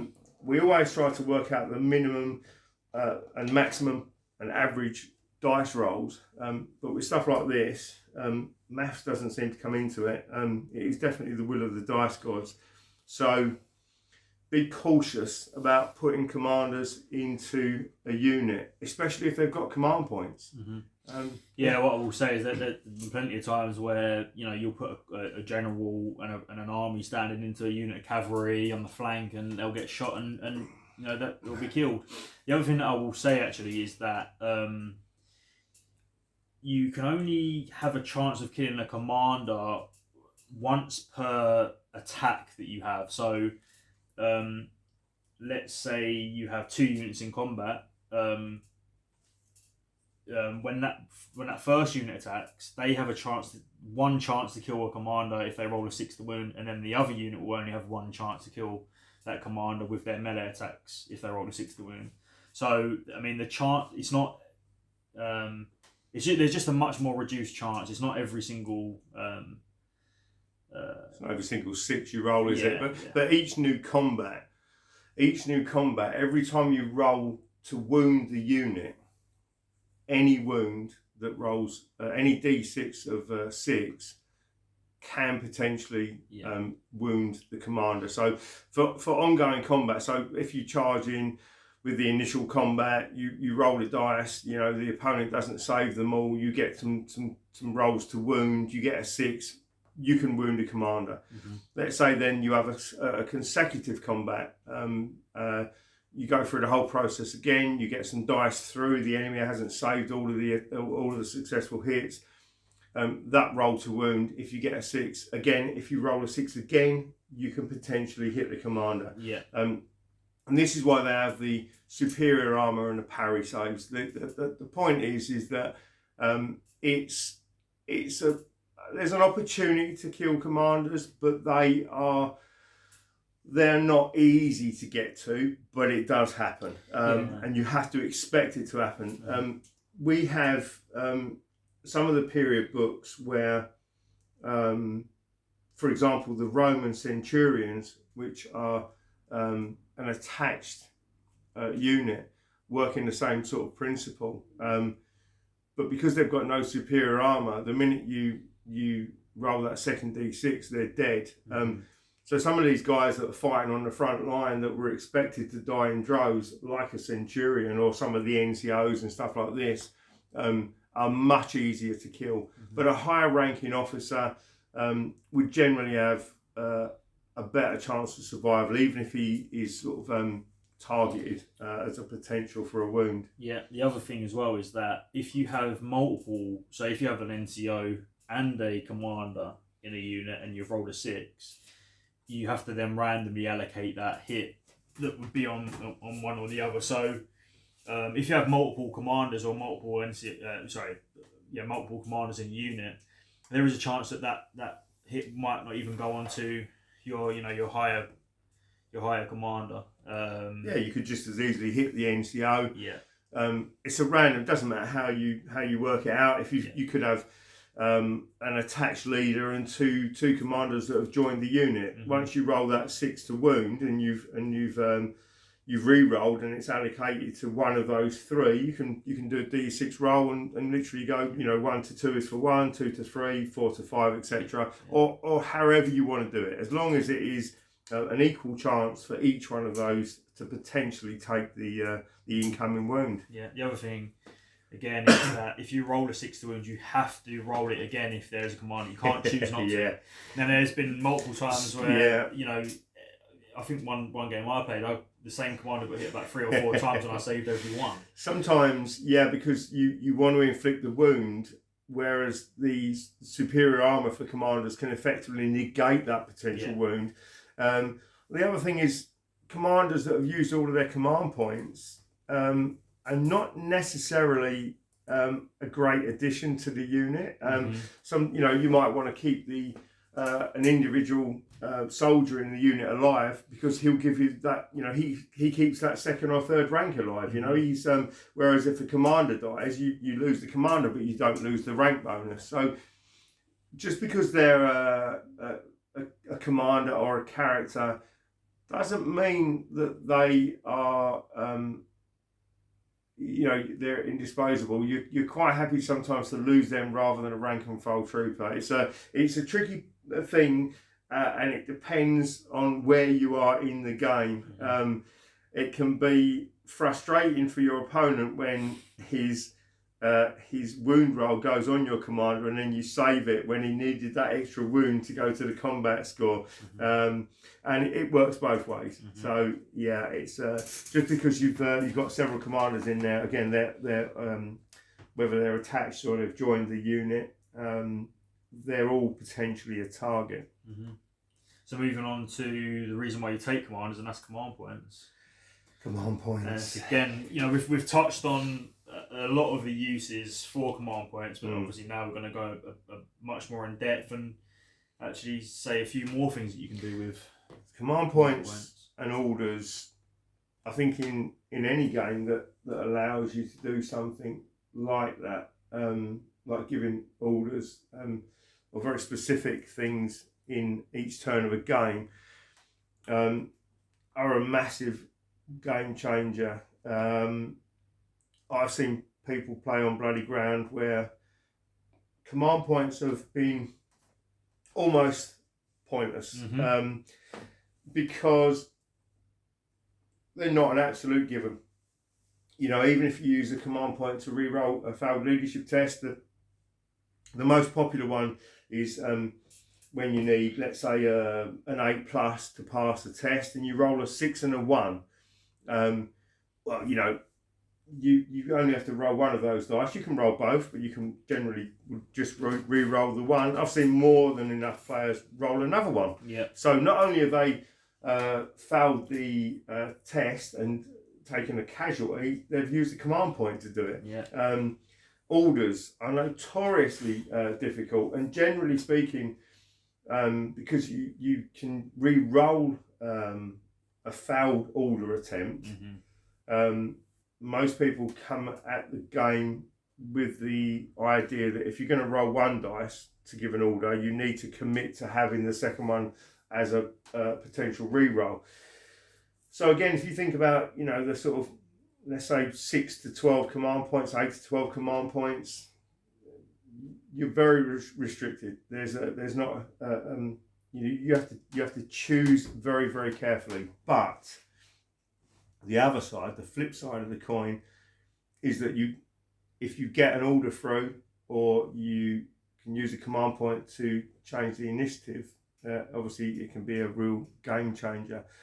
So if we're going to go in order of the actual books here, so under the command points, the first subheading is chain of command. Dan, do you want to go? Because a lot of people don't use that. Yeah, this is something that was added in because we wanted to represent that sort of last-ditch attempt to give an order to something that's a bit too far away. But if you have that command structure in place in terms of your commanders dotted around the battlefield, that you might have that last chance to do something that you wouldn't have even thought about. So chain of command is something that your general can do. Again, it's another thing that he can only do specifically. And he can share any number of his command points to any number of sub-commanders or characters that are within his command influence.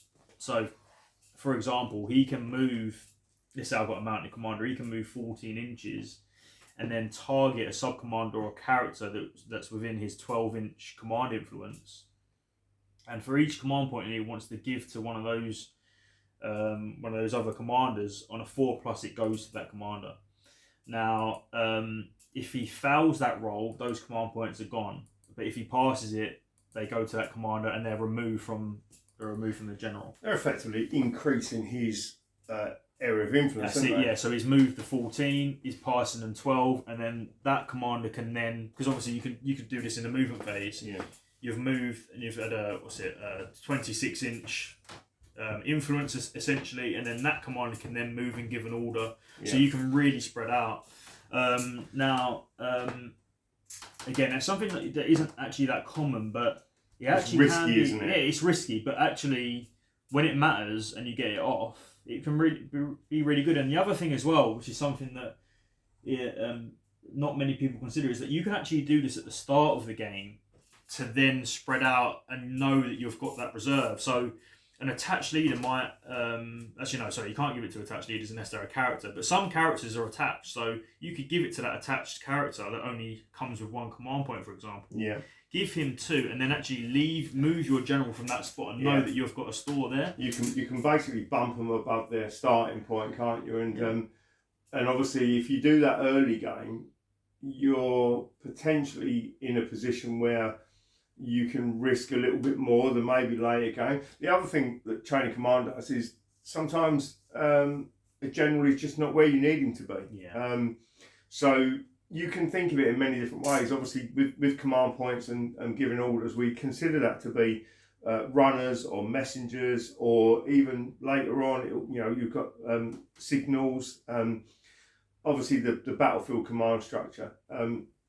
So that can quite confidently represent, maybe a runner or a messenger, mounted messenger being sent hell for leather across the battlefield to give that final order to advance, where maybe a commander's sort of dithering, or an order to charge when they're not certain what they should be doing, or their initial orders maybe were to hold ground.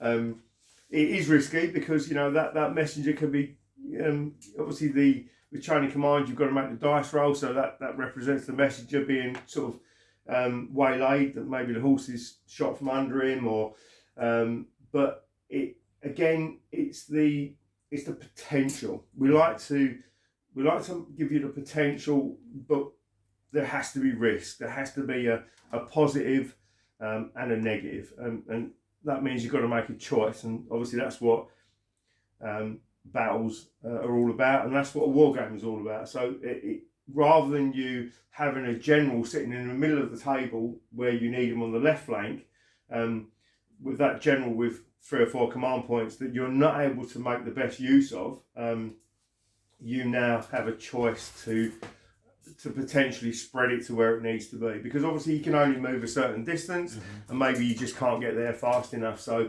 it gives you a sort of a fallback choice.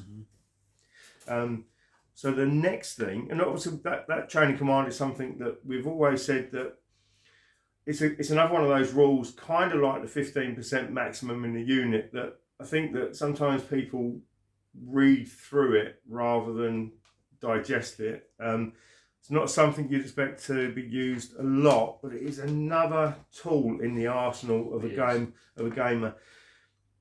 So we've already talked about the initiative.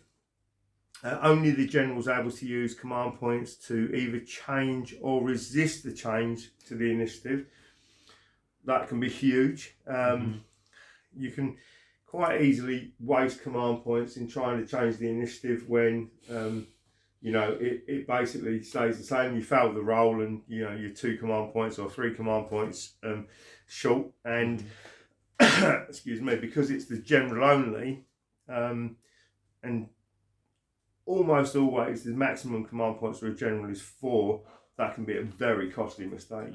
Going on to my favourite use for command points, and that's again leadership tests, and we have covered this.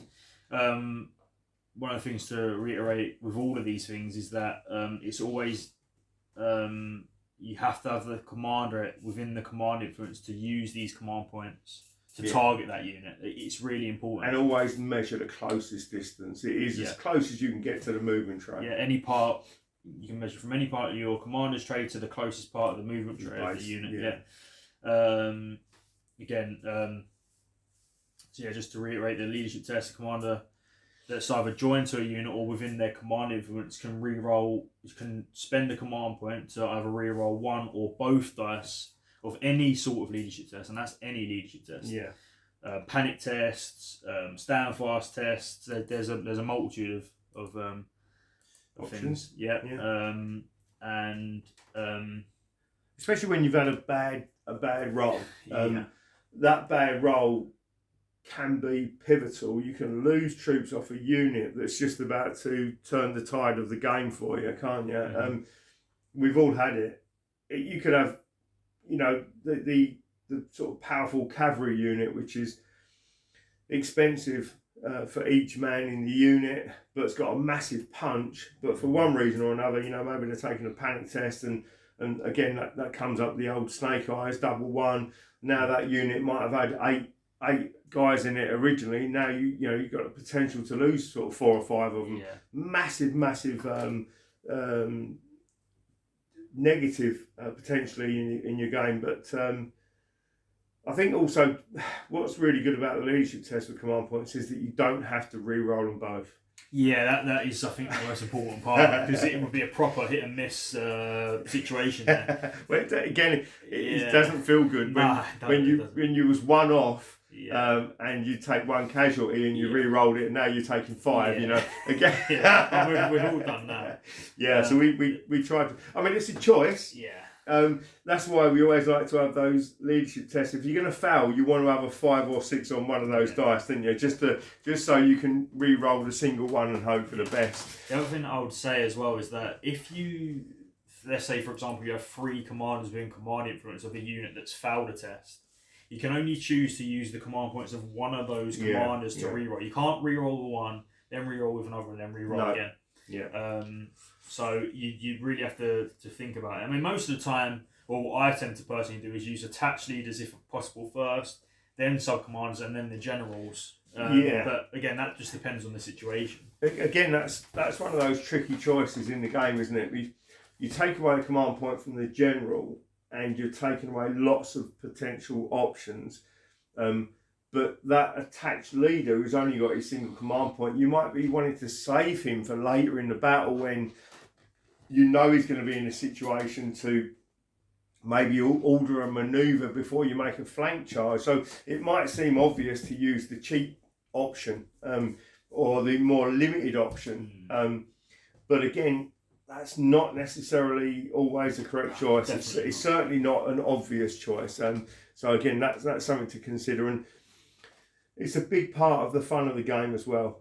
Because you'll look back 2 turns and think, God damn it, if I hadn't used that leader's command point, I could now be manoeuvring into their flank and I'd win this game off the back of that. But, you know, I did use it and too late. So before we go on to one of the main uses for command points as well, I just want to say that, again, command points are a one and done resource. Some characters can get them back. I love that. It's lucky. Quite rare, but yeah. And if your commander is captured by an enemy unit, they also can't use any command points if they still have them. Anyway. You can attempt to rescue commanders, and if they were captured with command points and they're still there, they're still breathing, they keep those command points. So if you rescue them, then they're back in your pool of possibilities.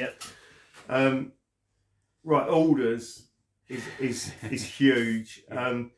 So orders are obviously intercept orders. The first thing I want to talk about with orders is one of the things that I really like in the whole sort of design philosophy of the game is obviously the action and reaction. You've got the potential to do something, but I can try to stop it. Which is obviously the intercept orders. As we've said, only the general can do that. But actually the bit that I like most about that is the way that you intercept an order. So all of the orders, and we'll go through those in a minute, have got a number that you need to roll on the dice. So again, it will be 4+, so you need to roll 4, 5 or 6. It will be 5+, 5 or 6, etc, etc. Some troops with certain keywords, drilled is generally the one, will receive orders a little bit easier. So things like Roman legionaries will be generally drilled.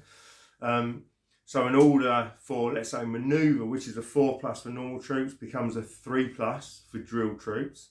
Now the thing I'm going to explain about this, what I really like, is how you intercept an order. So if you're attempting to do a 4+ order, say a manoeuvre or combat, something like that, you need to roll 4, 5 or 6, as we've said.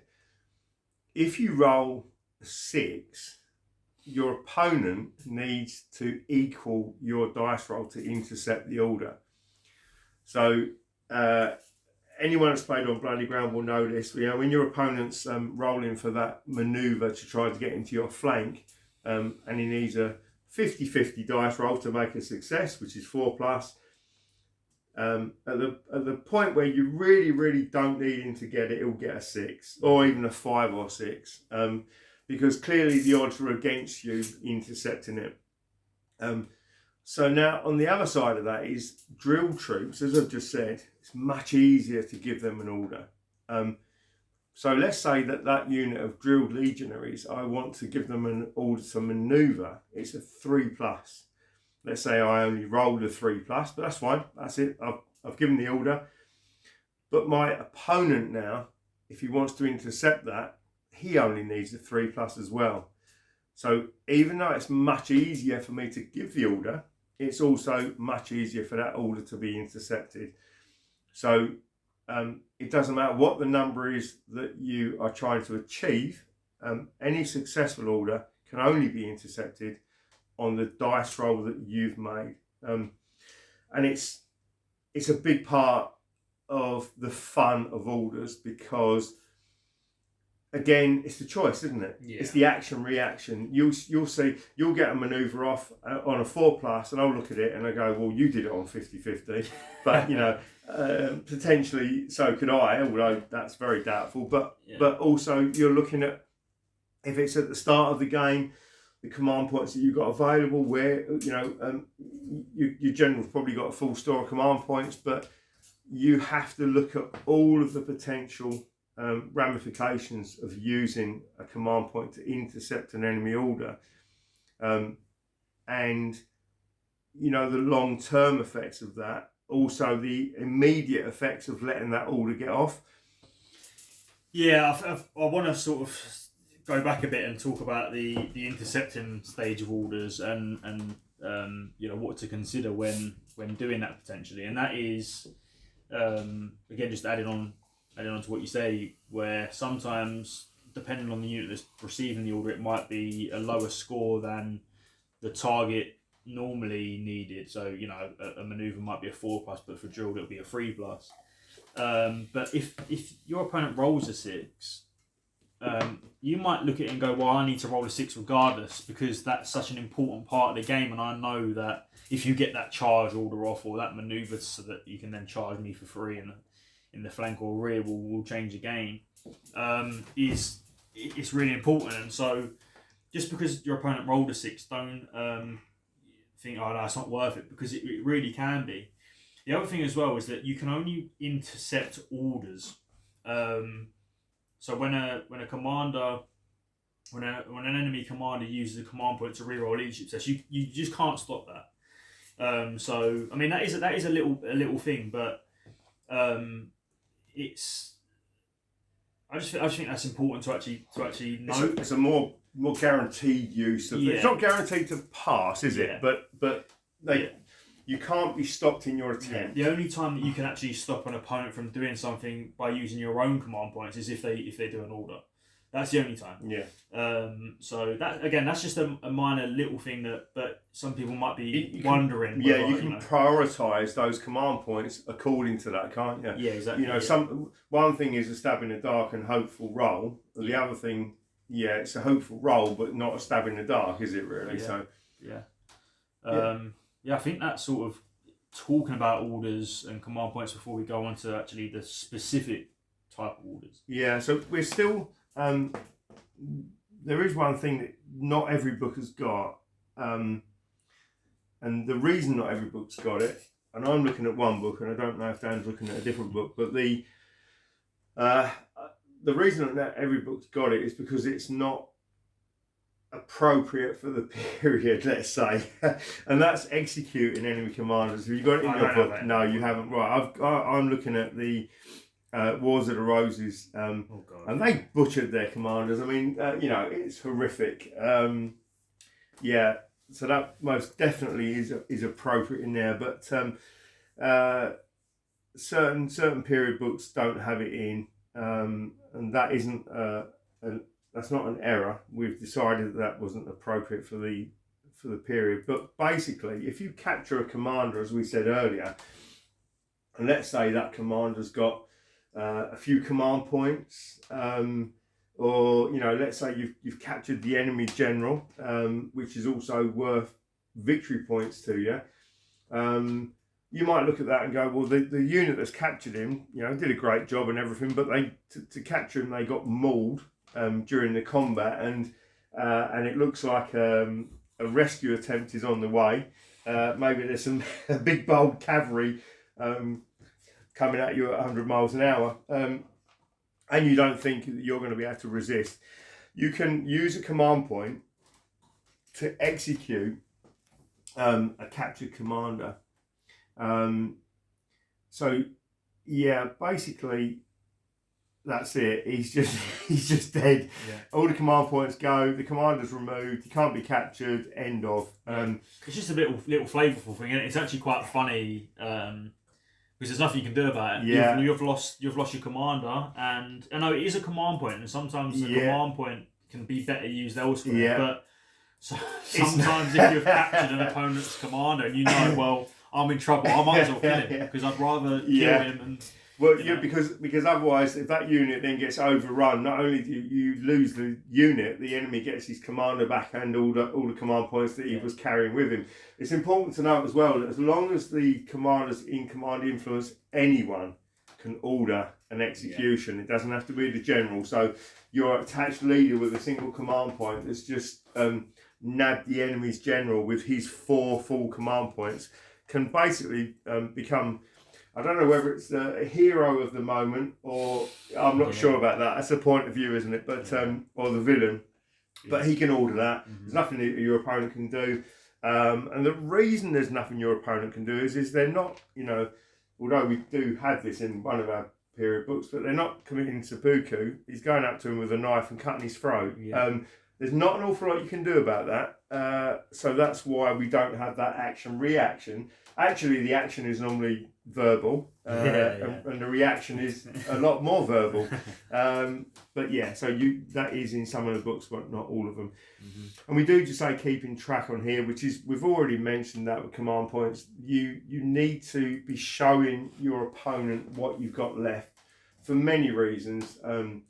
Primarily, though, obviously, it's a tactical position that you know that you're in versus your opponent, with things like changing the initiative and how many points they've got left to give orders or re-roll leadership tests. And we do generally think that it's so much nicer that you can really go to town on doing some unusual markers or something like that. For different periods, there's lots and lots of different choices. But either way, even if you're putting a dice down or just a chip to note that you've got command points, that is quite important. Mm-hmm. Okay, so we'll move straight on to orders. Yeah. Do you want to just go through how to give the order specifically? Yeah. So one of the first things is that orders can only be given to formed units that were within command influence or have been joined by a commander. In some books, you're allowed to give orders to skirmish units, but again, we'll cover that when we get round to it.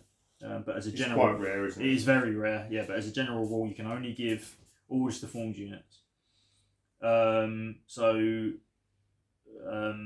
First of all, when you want to give an order, you have to choose a commander and then say what type of order you want to give. Each of those orders, and we'll go through each of the actual wording of them, but each of those orders has a score which we've spoken about before, depending on how strong or difficult that specific order is. And then the other thing to note is that if you foul that roll, if you have multiple command points on the commander that's actually issuing that order, you can spend one more command point and re-roll that, but you can only do that once. Yeah. And that's why sub-commanders and above that have 2 or more command points can be more useful, because they can sort of try and push through specific orders. Okay, so we'll move on to the specific orders and actually how you deal with giving the orders. Right, so let's just read through what it says. Orders except for evade, hold fast, hold the line, last stand, support attacks may only be given to form units during the player's own turn. So obviously there are some specifics.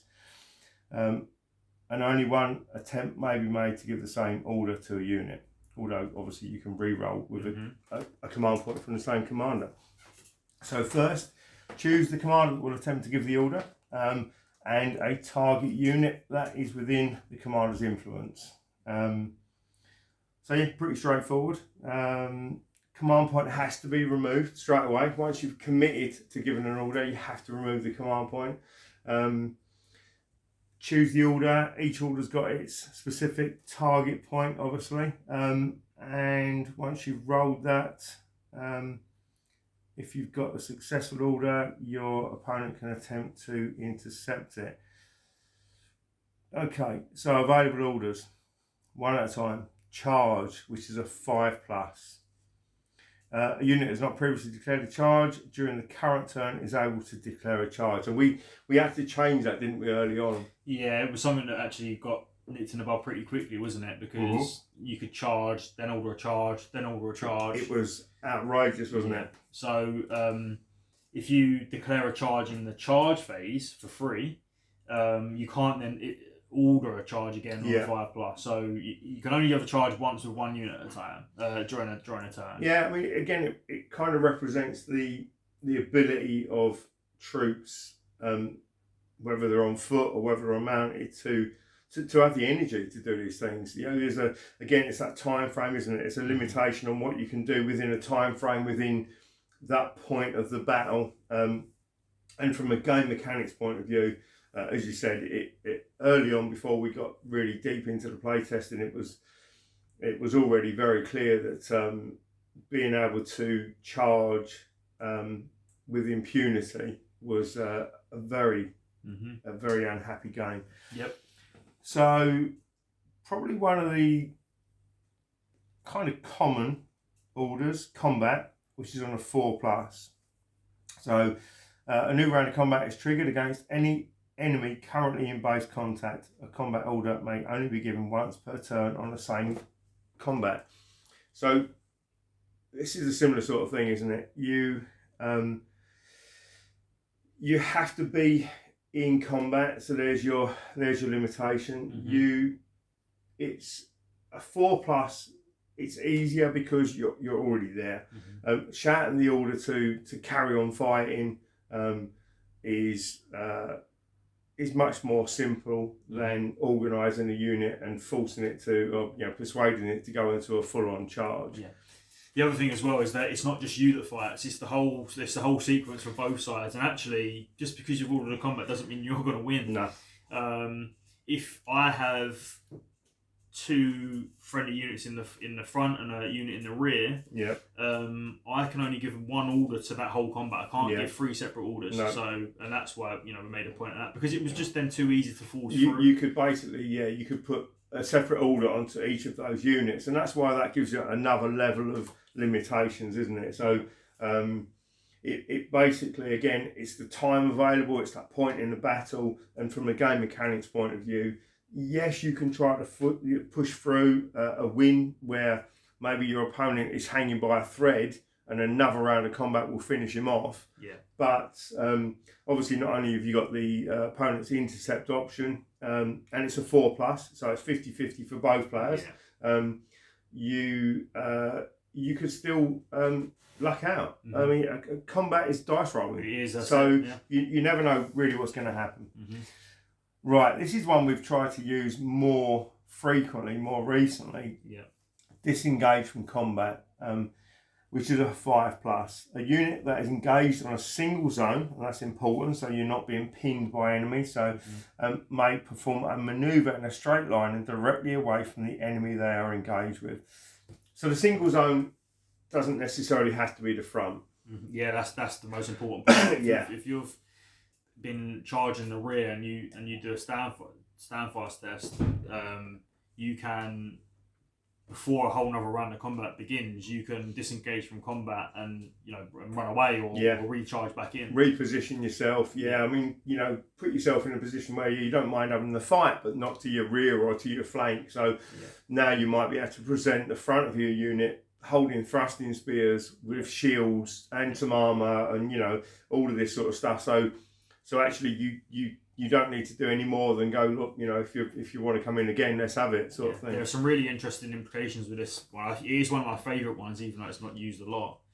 A cavalry unit can charge in, the opponent can hold with their infantry, then you can, when it comes back to your turn as a cavalry commander, you can disengage and charge back in again, and then it causes the no rank bonus again and all that sort of thing. So again, some orders are better on certain units, but it's good to always look at the options that you have. And do you know what the thing is as well? That sort of disengage and charge in again, that works perfectly well for cavalry, which is what it should do.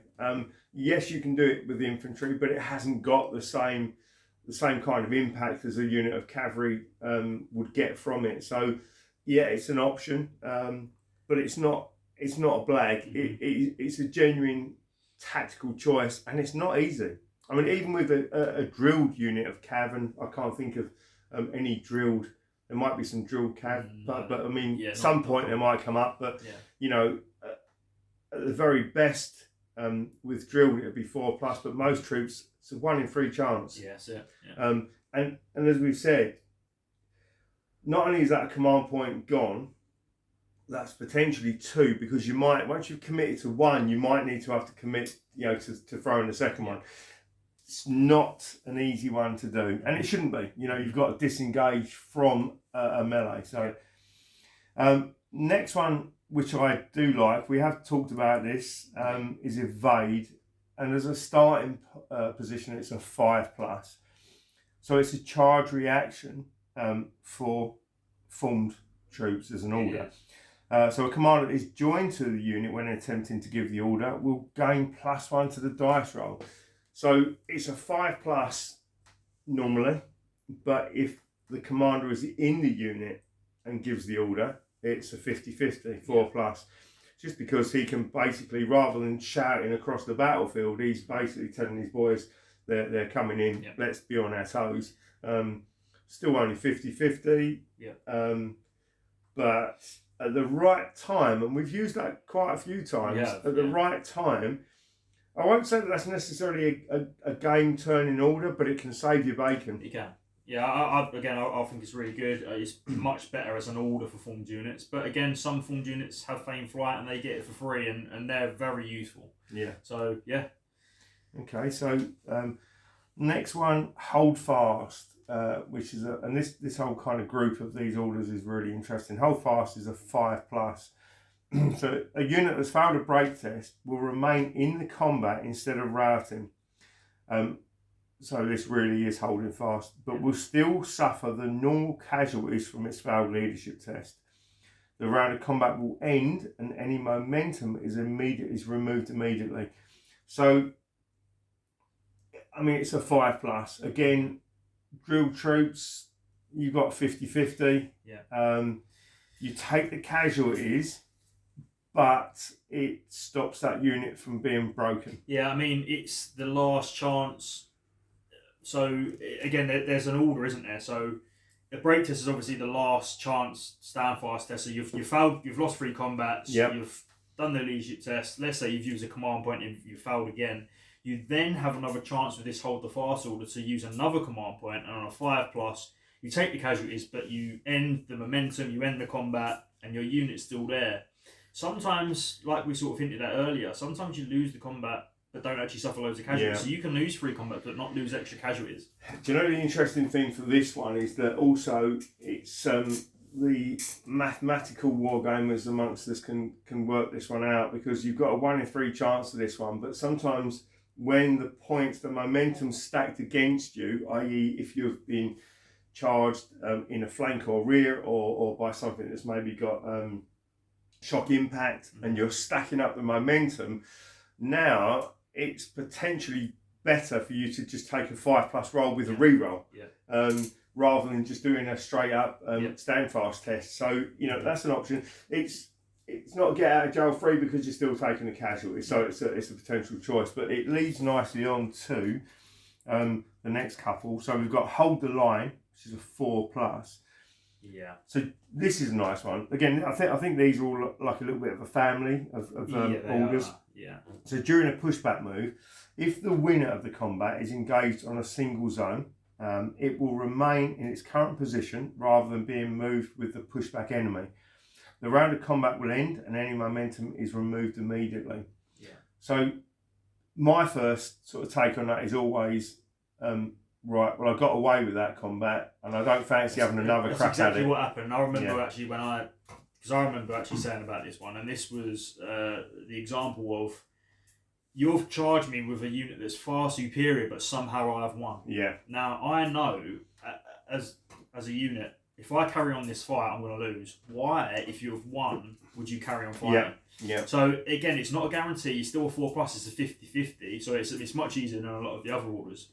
But at that point in time where your unit is absolutely battered and somehow they win on a 4+, you can stop that combat and potentially keep your unit alive. Yeah, this to me is the typical Battle of Hastings, send that ridge. You know, the Norman cavalry haven't broken through, but you know, we don't want to keep on that fight. We want to stay on the top of this hill.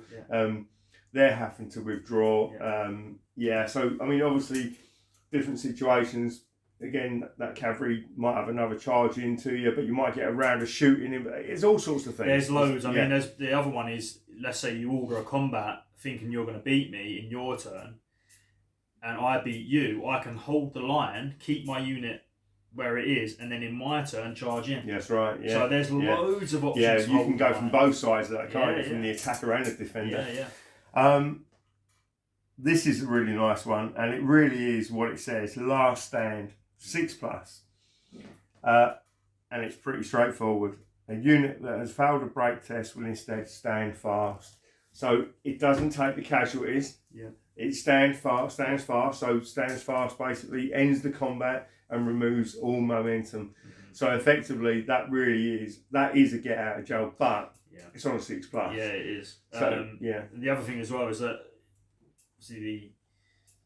those of you that have been listening sort of quite closely, you can't issue the same order to a unit, but both hold the fast and last stand are different orders. Even at the same hold fast and last stand are the same at the same point. So you failed a break test, you can hold fast. If you fail that order, you can do a last stand order. Yeah. So you're using a lot of command points and it's really difficult. But if it's that important, that's the whole point, isn't it? And again, it depends at what point in the game it is. Those command points that you might be sitting on may have no value if you're losing that unit. So in for a penny, in for a pound. Yeah, really. This is by far the most popular one, I would say. Maneuver, 4+. A formed unit that's not previously received an order to march or has already manoeuvred during the current turn may perform a manoeuvre.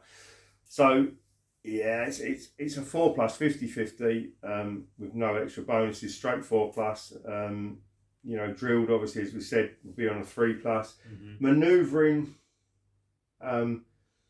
especially for formed cavalry, if you can get them into a position because of the distance that they can potentially go, is at the right moment. It's a real simple little order, but it's huge, isn't it? It means that, I mean, obviously there are some restrictions on there, but basically what it means is you can march and then do a manoeuvre order. Yeah.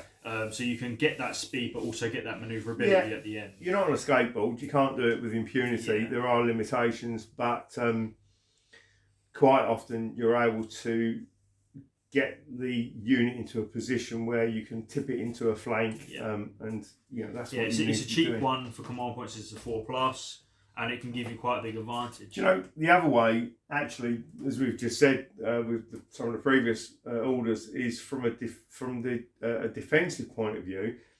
I can manoeuvre either out of your charge range or make it a lot more difficult for you, or force you to use a command point to, before you charge me, try to manoeuvre into a better distance. So again, it's, I've got a glut of command points. I can afford to throw one away, whereas you're going to have to think twice about that. So it's got a lot of uses in the game. The next one is less used because anything that says 5+ is always, is a bit worrying, but it's march. So a formed unit that has not previously received an order to manoeuvre or has already marched during the current turn may perform a march. Exactly as it says, exactly the same as manoeuvre, but obviously it's a bit more tricky.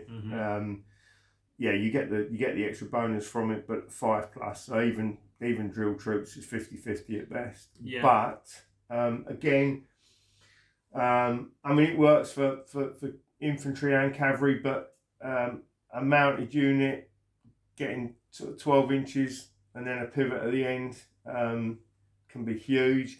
I find people tend to maybe that makes them a bit overconfident sometimes. Remember in the early playtest games we did that a lot. It's nice when you say you're on a flank that's not been sort of opposed by an opponent, you can sort of march up there quite quickly. Yeah. Or what you can do is you can sort of go really wide with a unit, get that speed up, and then sort of position yourself to then be in a flank or rear. Yeah. So there are lots of choices. Yeah, I think it's very easy to overcommit with that. Definitely, you've got to be careful with that one.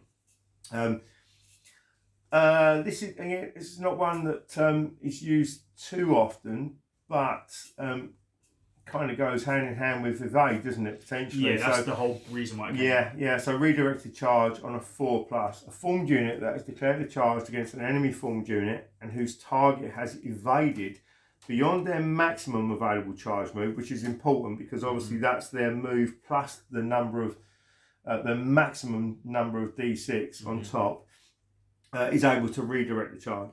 The charging unit must declare the redirect against an enemy unit that is within its line of sight after it has aligned to the original target. So what you do is you're committing. So what you can't do is you can't chase off a unit on your right flank and then all of a sudden move towards the centre. You're on the move in that direction, but you've still got a choice. And the important thing to remember here is obviously within your charge distance. So a formed unit moving at 4 inches has got a potential charge of 10 inches. Now, even though obviously that's huge, that's the limitation. So if you're still within that charge distance, you cannot redirect. You have to go for the initial target. Yeah, it's one of those ones that doesn't come up super often, but it's nice to have that option. Yeah. There are times where you charge unit, you're pushing that away, then you redirect to charge against another one. Well, it's just too much. Yeah. What we've done is we've allowed you to do it Yeah. in the circumstance where you just physically can't charge. Yeah. You've already committed your guys and said, look, we're charging. They're too far away now, but we're on the way. We might as well just charge them instead. But again, it's not common. A lot of these orders aren't something that you see in every game or even 1 in 10 games. But when it comes up, it can be really nice. You know what it does? It allows you to, rather than just be, I've declared the charge and they've evaded and now I've got nothing to do other than make a failed charge. You've got another choice. It's not an easy choice to make, but you've got another choice. And, so again, probably sits nicely in that realm of reality where you've got a field of view in front of you, especially if you're trundling down on the back of a war horse, you've got quite a distance, haven't you? So you would look at that, you could quite easily swerve over, but within a limitation. So that's obviously why we put that in there. Another very popular one, which I don't know whether it's a 4+ or just because it's a really good way to wear enemy units down before you're forced into combat, is shoot. So as I said, 4+, straightforward. A formed unit that is armed with missile weapons may make a shooting attack. Now the thing is, obviously, there are no restrictions other than the general sort of restrictions for giving orders, and it's just a straight up shooting attack. So I tend to find that I get these orders off and then don't do any damage. Yeah, I think that's the thing to consider, isn't it? I mean, just because you can shoot again doesn't mean that it's going to be massive. I mean, most of the time, personally, I choose a shoot order as something to knock off a rank before I know you're going to come into combat or I'm going to charge you. I actually really like doing it before I declare charges. You can do the shoot first in the charge phase and see, I'm not going to charge now because I didn't do enough casualties, or I have done enough, I will charge. This is a really big one as we get into different black powder periods. So we've already said this, obviously, for things like the American Civil War and the American War of Independence, where the NCUs come along with a command point that will allow them to potentially give devastating fire before they declare a free charge at the start of their turn. And again, it's very much in keeping with the period. again, it can be intercepted, but it's a very valid tactical choice, especially when you're giving devastating fire. Yeah. So yeah, really nice order, that one. And then the last is one that I've seen used a lot more recently than probably in the previous year, and that's supporting attacks. And if you use this right, it can be horrific. It can, yeah. 4+, an unengaged formed unit that is in range and has line of sight to an enemy that has declared a charge against a friendly formed unit. Now, there are a lot of words in this one, but it is pretty straightforward. Is able to make a shooting attack. The attack will be resolved in the same way as a stand charge reaction. Now, all of that is important and relevant. So basically, it means that if I've got my unit of 20 bowmen standing next to my unit of, militiamen or whatever it might be, or, sort of raw type troops,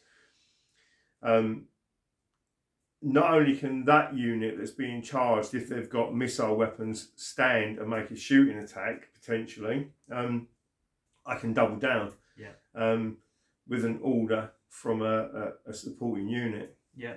So, again, we sort of covered that with the disruptive charge earlier, which is why it says cumulative attacks. But the reason why it says resolved in the same way as a stand charge reaction is actually...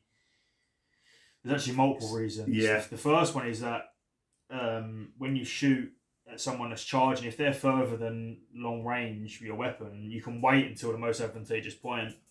And the second reason is if they're too close, you can't shoot. So you can't actually do the order. The thing as well is you've got other choices in there. Like you say, you're looking at the weapon's effectiveness. So you might want to wait until they're within short range. You might want to shoot them at long range, at maximum distance, as soon as they declare a charge, to stop them. Yeah. To stop them that far away. So, the other thing is obviously units that are armed with bows, when they shoot, they can shift. Mm-hmm. So you can gain a little bit more ground off the back of that as well, to make that potential charge a little bit more difficult. Even the second charge, if you're able to disrupt them, you still get to shift. Now that potential charge coming in is a little bit more tricky. So, or you might want to hammer them at close range. Mm-hmm. With potential, some weapons have minuses for armor saves and stuff like this. So it's a bit more risky. Mm-hmm. But yeah, that one's quite deep. And the nice thing with that is, as well as you can kind of bring a fairly cheap unit to the table, or two fairly cheap units to the table, and support each other. That sort of maybe not retinue type bowman, but your average kind of farmer with a bow in his hand, now becomes a little bit more effective. Mm-hmm. Potentially. And the 25% to disrupt the charge starts to become a lot more likely. Yeah. And we see it a lot more, don't we, when you use that supporting attack, just because of the number of shots you're getting in. The thing is, as well, is that you can support an attack with multiple units. Yeah. It's just that you need to issue the order to the different units, and obviously have enough command points and commanders around. It's all about resources again, isn't it? But there's no reason why you can't have 3 or 4 units supporting. I mean, it's very uncommon, but just theoretically you can. The point is, as well, is it makes potentially sometimes, especially if you're looking at sort of medieval periods and stuff like that, or later on from there, it makes a charge in something that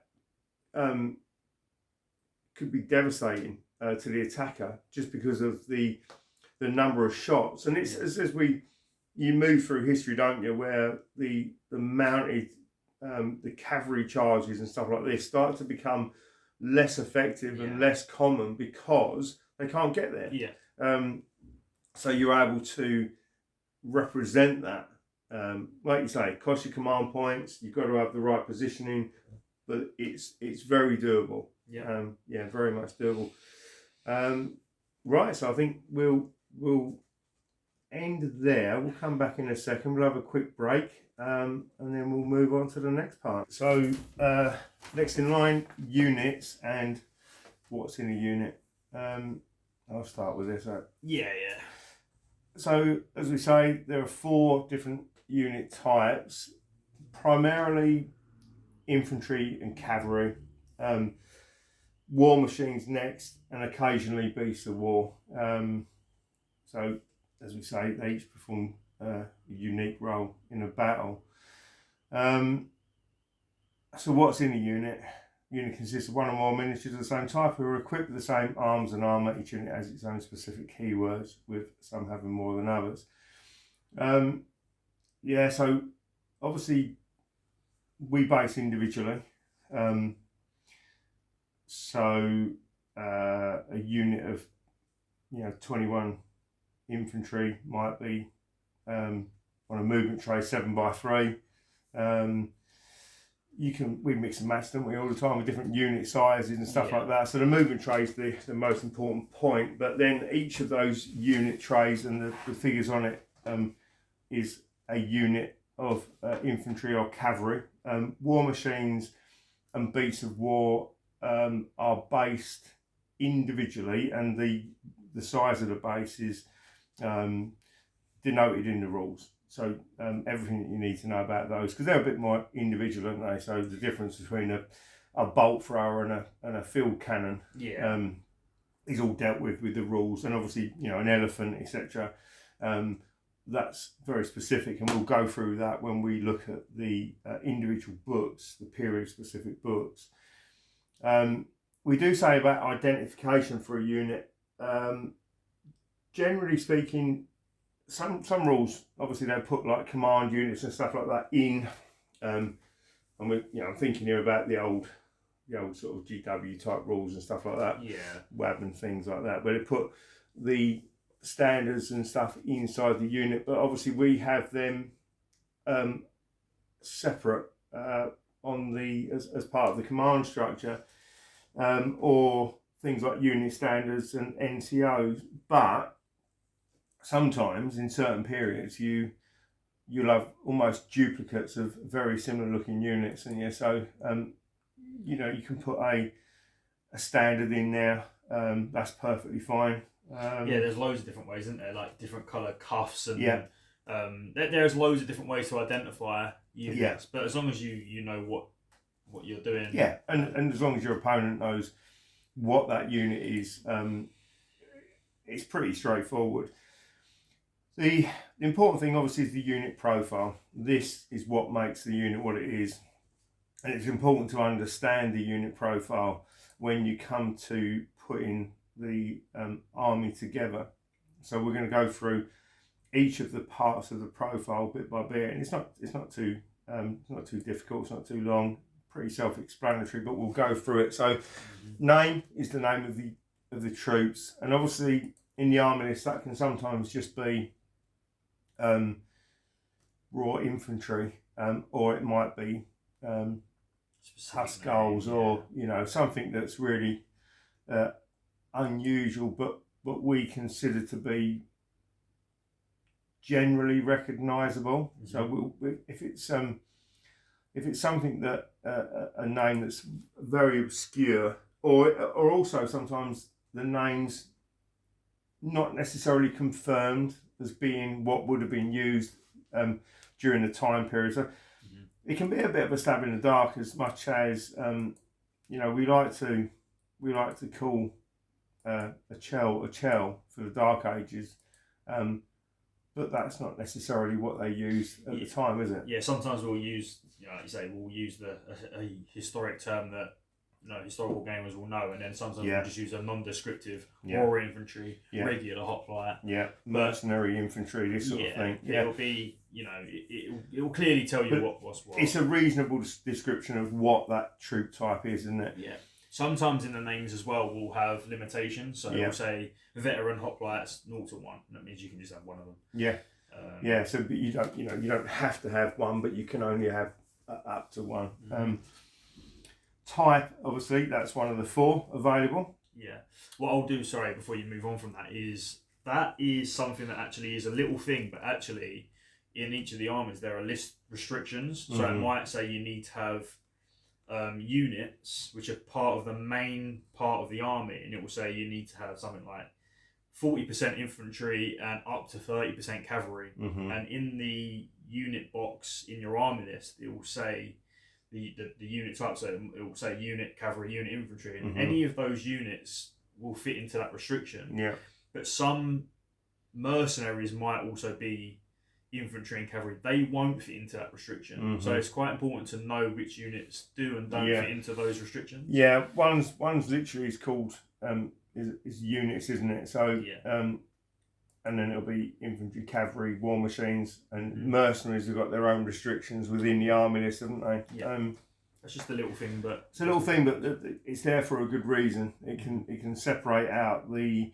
Again, it's one of them things like the 15% unit size where a lot of the time it won't make a big difference, but in some armies you could have troops potentially that could be devastating in large numbers and weren't present in large numbers. That's the big deal, isn't it? It's not so much whether they were devastating, it's whether they had huge numbers of cataphracts or dismounted men at arms kind of thing. So you might need to.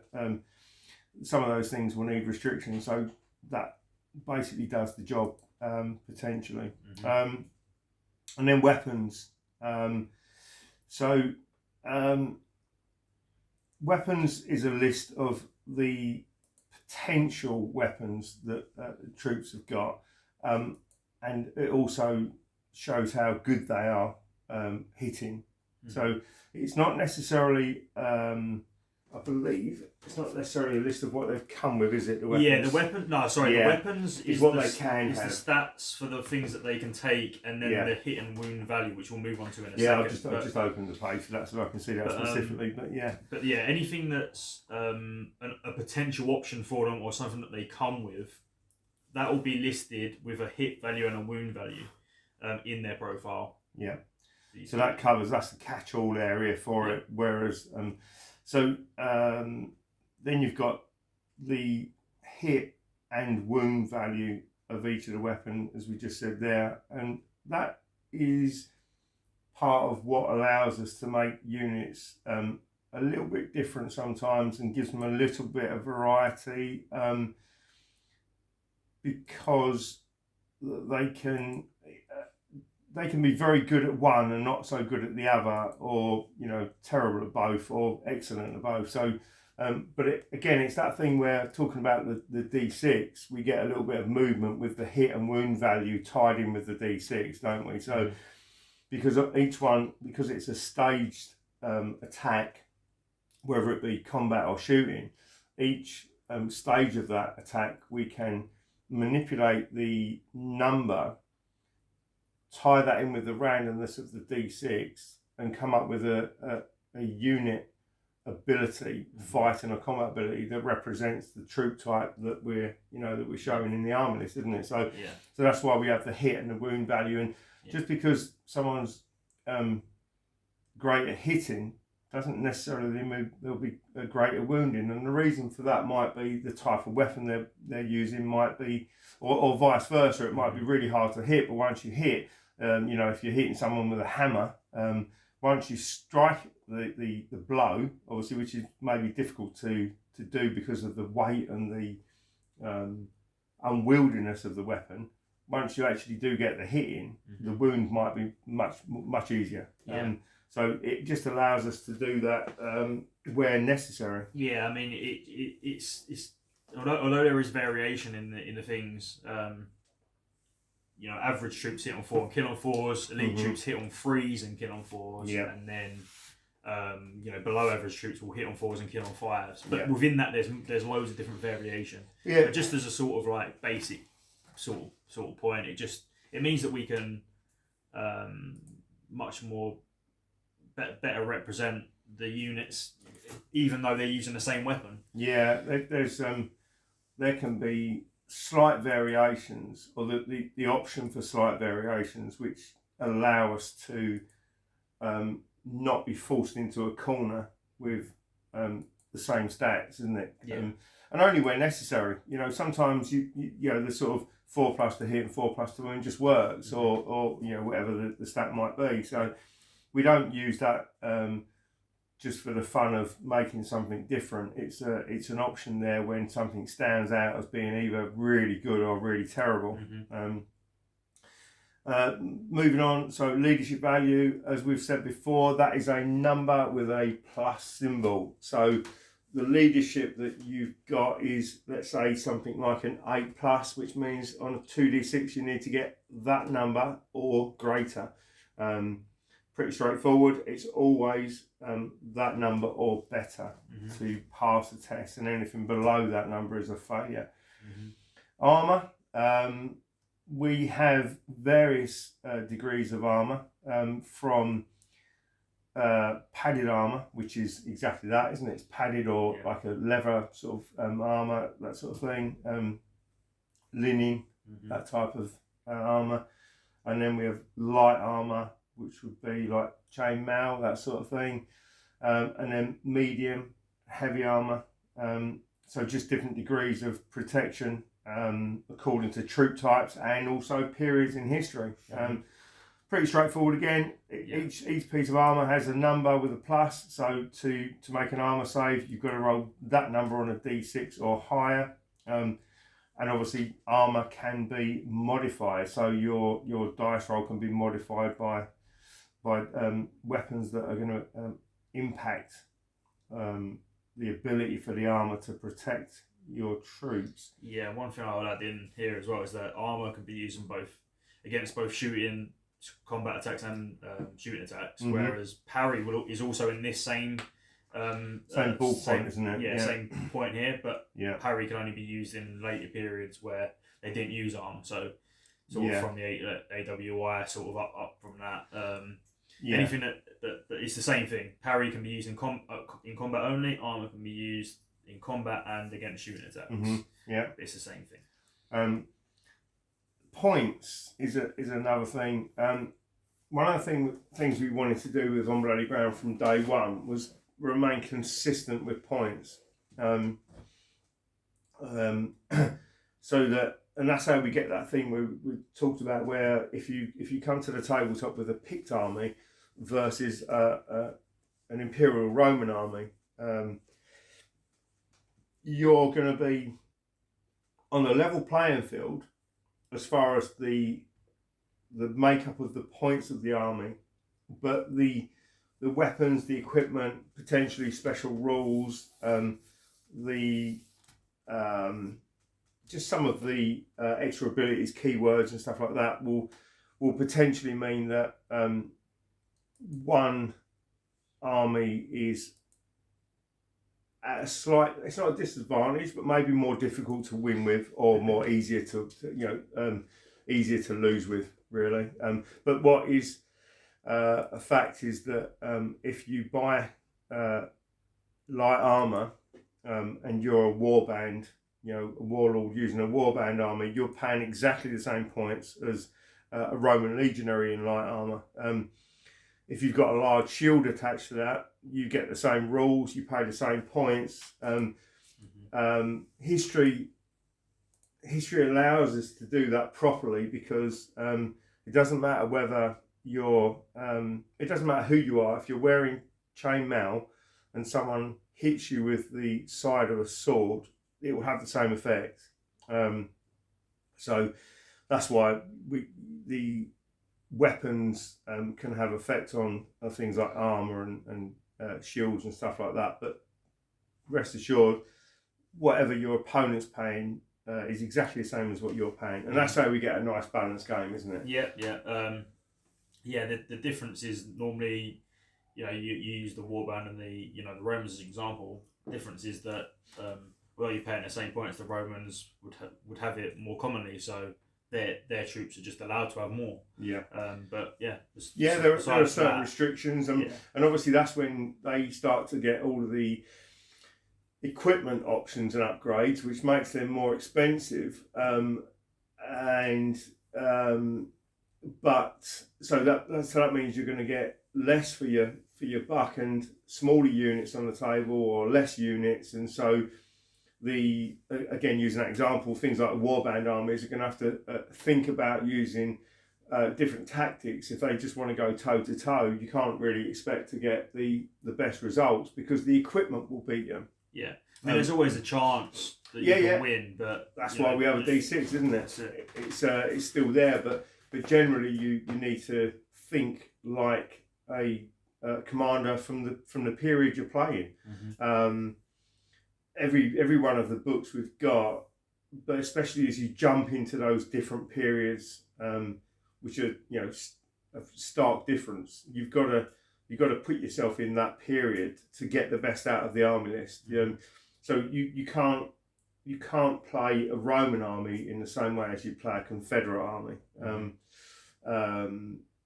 Even though one's got muskets and the other one's got pilums and big shields, you can't just go in for the fight and expect it to come out the same way. So that's but like I say, points for points, both players are paying exactly the same. So arms and armour. Units are equipped with a variety of arms and armour, which are also described in further detail in their own section of the rules. So we do have an arms and armour section, which we will go over in a different podcast. But this is basically the list of what they can have or what they do have. So you get arms and armour, which is what you start with. And in the weapons section, it gives you all of the relevant information for what you need to roll to hit and to wound. But that's basically the starting point, isn't it? Yeah, arms and armour is exactly that. It's what you come with as a standard for the points that are noted in there, in that box in the army lists. Yeah, that's what when you pay your 12 points for whatever it might be per figure, you're getting what it says they're equipped with, and it's all in there. Yeah. If you want to swap out a sword for a thrusting spear, it will tell you in what we're going to go on to next. It will tell you how you can do that. So that moves on nicely to the options bit, which is exactly what I just said. Most units, but not all units, have options to generally. It's the option to upgrade, so you can add more weapons to the profile, which you have to pay for. Sometimes you have to exchange weapons, and you can exchange down as well as up. So you can make the units cheaper than they would start with, or the individual troops cheaper. And quite often, again, depending on the period, units might start with either little or no armour, but can bump up. Sometimes a unit that can have like a shield will start with nothing, or might have a buckler, and you can bump it to a shield or even a large shield depending on the period. So the options give you all of that, and we like to try quite often to start with two things, don't we? So which the two things are what they absolutely would have taken to the battlefield, and then the minimum of what they would absolutely have taken to the battlefield, which allows players to customise their units and army. Just give them a lot more choice of variety, isn't it? Yeah, I think one thing to say about the options is that, I mean, you did mention it anyway, but every option, unless it specifically says otherwise, which is very rare, every single miniature in that unit has to be armed exactly the same. Yeah. So you can't go, well, I can only afford to have 17 javelins in an 18-man unit. If you can't afford all of them to have javelins, they can't all have them. That is really important. It does say that right at that beginning there. It's a unit consists of one or more miniatures of the same type who are equipped with the same arms and armour. Yeah. There are some instances where it will specifically say, the front rank can be armed with this, but they all have to change to that. But again, that's noted in the section. Again, specific periods, isn't it? Specific books. Generally speaking, a unit is a duplication, one man to the next, isn't it? Yeah. Then you've got special rules. Special rules are exactly that. So again, it depends on the period, but an example of a special rule would be where you can move into a mixed formation or a combined formation. So basically, where you would be able to do something in the game that allows you a bit more flexibility. Or restrictions. Yeah. So it would be you can only take one of this unit for this. Special rules are actually one of the rarer things in units. They're actually a lot more common in commanders. Special rules would be the best example I can come off the top of my head with is you can't take more of this unit than that unit, or you can't use this unit as allies in another army. Sometimes they're actually similar to keywords, which is something that's a more common term. Yeah, just looking at the Wars of the Roses book. So special rule for border longbowmen would be that they can move into a mixed formation, which is a keyword with border infantry. So the special rules is that they can do that with that unit only. So things like mixed formations and stuff actually are keywords, but the special rules tell you what you can and can't do. It allows us to represent more unusual units in history, maybe formations, specific formations, and what you can and can't do with that. Each book has and each unit, not always, they won't always have special rules, but they're clearly explained in the actual units themselves. So, and next we've got keywords, which is a big deal.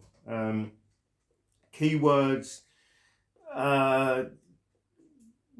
units start off with the type of unit they are. So a keyword would be formed unit, light unit, skirmishing unit, which describes how they fight, the formation and how they fight on a battlefield, and each one of those keywords is described fully. Those the ones that you actually mentioned are the most common. In all of the books, you'll see all of those keywords. We'll go over them anyway, but the reason why we call them keywords is because they're the same from book to book. So once you know what a skirmishing unit, light unit, and formed unit are, you don't need to keep on looking it up. And it also, it's like a quick reference, basically. Keywords in the unit, they're all more or less on 1 or 2 pages in the book that you'll be using as well. So it's nice and easy to sort of go, right, okay, this unit is resilient, because we've used that example before. This unit's resilient. It does this thing, it has this effect, and then it's nice and easy to remember. You don't need to pick the rule book up again, do you? You know that a formed unit gets up to +3 to the rank bonus. You know that a light unit gets +2. It's easy to remember that a light unit moves slightly faster at 5 inches compared to a formed unit of 4 inches, and if that's infantry, for example. Again, it's something, the keywords are nice and simple, nice and easy to remember, and there will be words that are specific to a period, so specific to a book that you come across it in one but not see it in another. But again, that's part of the way we create that feel for the period. Some things that happened during a specific time period, a specific war, are unique. And so keywords, special rules, all of that sort of stuff goes to putting that together so that the units feel like the contemporaries for the period that you're playing. Again, they're pointed in a consistent way, so it's not so common these days for people to play out a period, and even though it's pointed consistently, I'm not saying that a New Kingdom Egyptian army against a Wars of the Roses Yorkist army is going to do very well, but in theory the actual points won't they won't fight against you. They're not going to conflict. You're not going to be paying X amount of points for a horse in one period compared to the other period. Yeah, so if you have an army and you're introducing the game to someone that has a different army completely out of period, you'll be able to play the game. You know, point for point, you'll be able to play the game and get a good sort of at least some sort of fair game, even if, let's say, you're playing an earlier period against a later period. The later period will have just better weaponry. Yeah, do you know, I mean, we talk about this anyway, don't we? This is part of the mechanics of the game, where you talk about the, let's say, like the pike block versus the Roman Republican maniple. As one gives way, whether it be a weapon or a style of warfare, as one thing gives way historically to another. The same thing would happen if you played out a period in a book. The phalanxes are excellent, but if you were playing against a very cavalry orientated army that could manoeuvre around you and charge you in the flank or rear, you're going to struggle.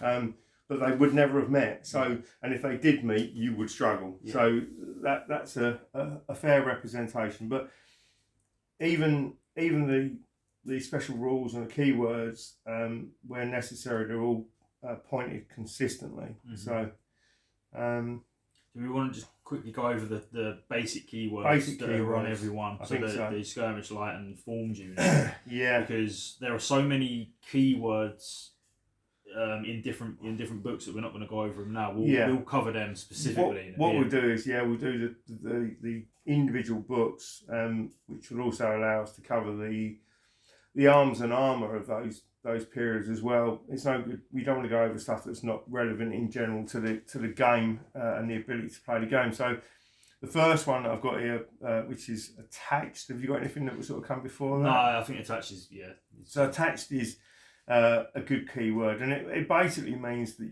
it's for a commander that cannot leave the unit. We've spoken about that a little bit earlier on, and it's generally tends to be a slightly lower level commander, less command point options.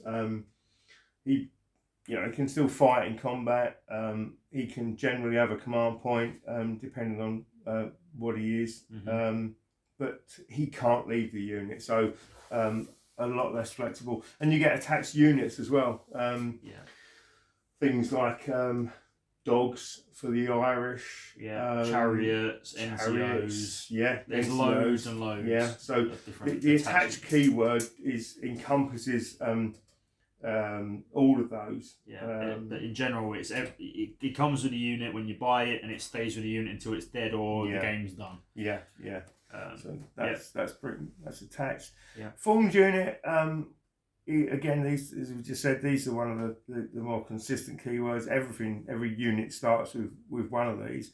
But I will read it. Formed units contain ranks of miniatures lined up in base contact, one behind the other, which then gives the unit a number of files.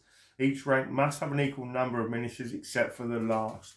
So that's an important thing. I mean, you've got your movement tray, and you're working generally within a points limitation. We've already spoke about the 15%. So in a 2,000 point army, you can have up to 300 points. You don't have to use 300 points.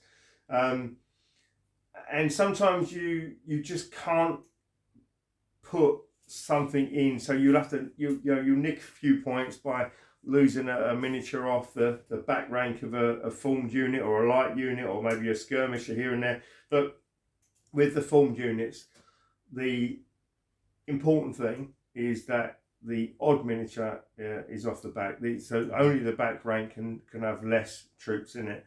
And that is actually the same for light units as well. The light units are exactly the same. They're a formed unit. That's another keyword, light unit.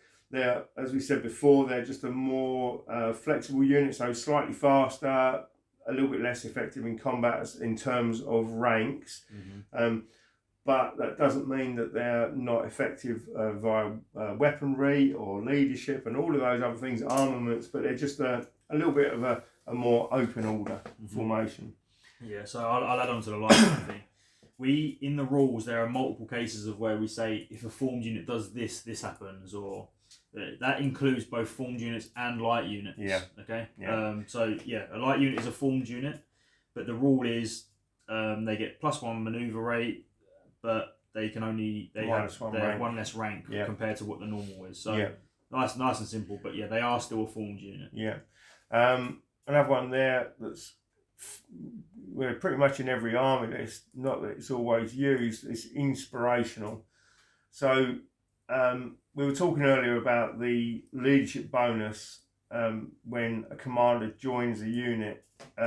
So the battle standard bearers, our army standard bearers, all have the inspirational keyword generally. I don't think anyone hasn't got it. So, yeah, they all do, yeah. So basically you get, if that's in a unit, joined to a unit, you get +1 for the commander, +1 to the unit's leadership for the commander. But because he's inspirational, you get another +1. So you have one commander in there that gives you the maximum +2 leadership bonus. So inspirational.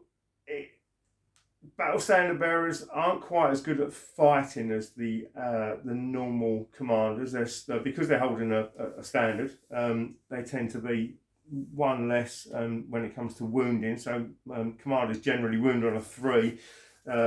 Army standards will wound on a 4, but +2 to your leadership is fantastic, and they can still fight. They still have, depending on the period, obviously, they still have potential for armor upgrade, superior armor upgrade. So, I think they're a really nice option for an army. That +2 leadership really does make a massive difference. If you put it, you can put it in a terrible unit, and all of a sudden they've got really nice, at least average, if not better, leadership, which means you're probably not going to suffer so much from being beaten in combat. You're almost certainly not going to suffer from things like panic tests with a +2 leadership. You know, you might lose the odd casualty here and there, but not the big numbers that you can lose if, let's say, the unit starts off with a 9+ leadership. So can make a big deal. Obviously, that army standard bearers are limited. So as we were saying earlier, that's sort of 0 to 1 in the unit name. Light unit we've already covered. Have you got anything there? Because I'm looking at the Wars of the Roses book. Yeah, I think we should just cover skirmishers here. Skirmishing units. There's quite a bit of skirmishing units. There's quite a few different rules here. Yeah. So, I've gone down to skirmishers now. So skirmishing units. Do you want to go on? So skirmishers, we've glazed over it already, but skirmishers don't act the same way as formed units. They can they have 360-degree line of sight. They can move in any direction they want, whether they maneuver or march, and they also aren't in base contact when you deploy them. They have to remain within so the furthest miniatures have to remain within their maneuver rate of each other. So for an infantry skirmishing unit, that's 5 inches, and for skirmishing cavalry, that's 7 inches. So you can have like a sort of cluster. We sort of like to use that term, don't we? So that's how you deploy the skirmishers. And then within that, we actually have some different rules because they act slightly differently in certain circumstances. So that's actually charges, shooting, and combat. So if we start with charges, because that would be the first thing that you do in a player's turn. So skirmishers, most importantly, can never charge formed units. That's something that we decided quite early in playtesting, wasn't it? We wanted to represent the fact that skirmishers weren't an entity that should be affecting formed units. It shouldn't be affecting formed units. Yeah, I think the thing to consider here is that those formed units generally are in quite big numbers. They're in a battle formation.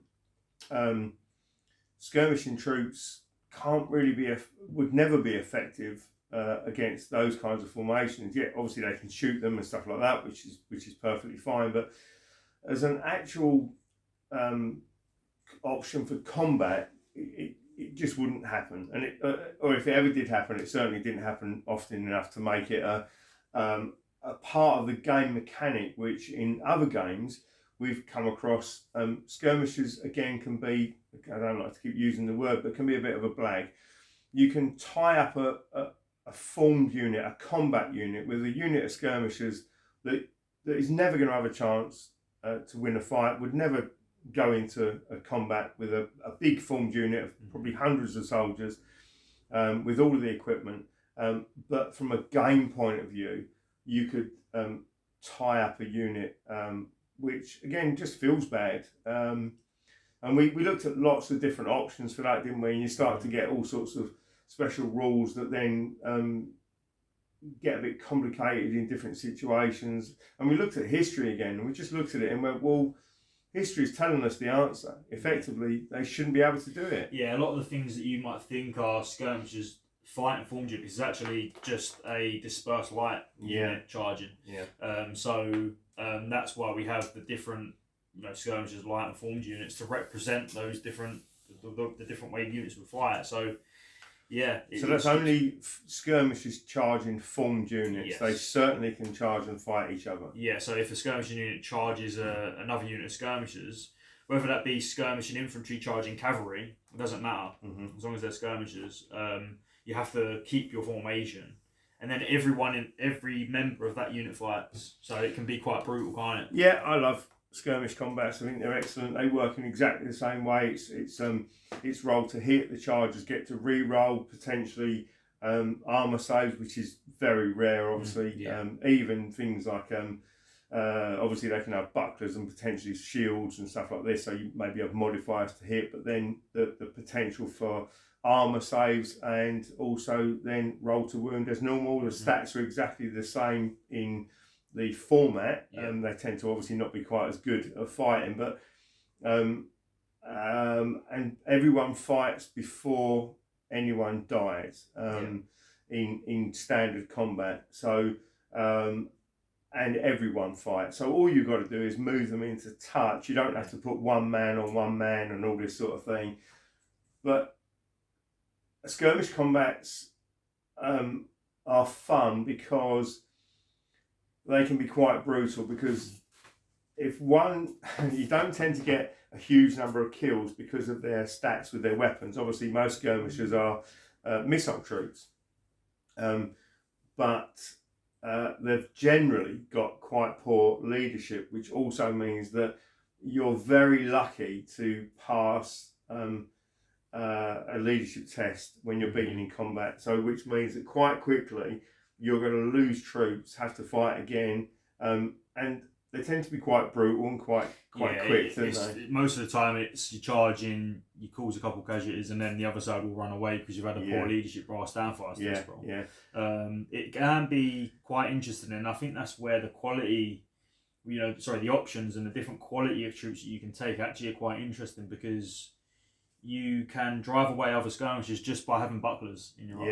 army as well. Just by having that -1 to hit can make a big deal. When you're talking about very low quality troops, dropping them down from hitting on a 4 to a 5 can be a massive deal. Doesn't guarantee it, as we've known from a few recent games, but again, it tends to put the odds in your favour. But you're having to put points into something that may never get into combat, so you kind of have to think that through.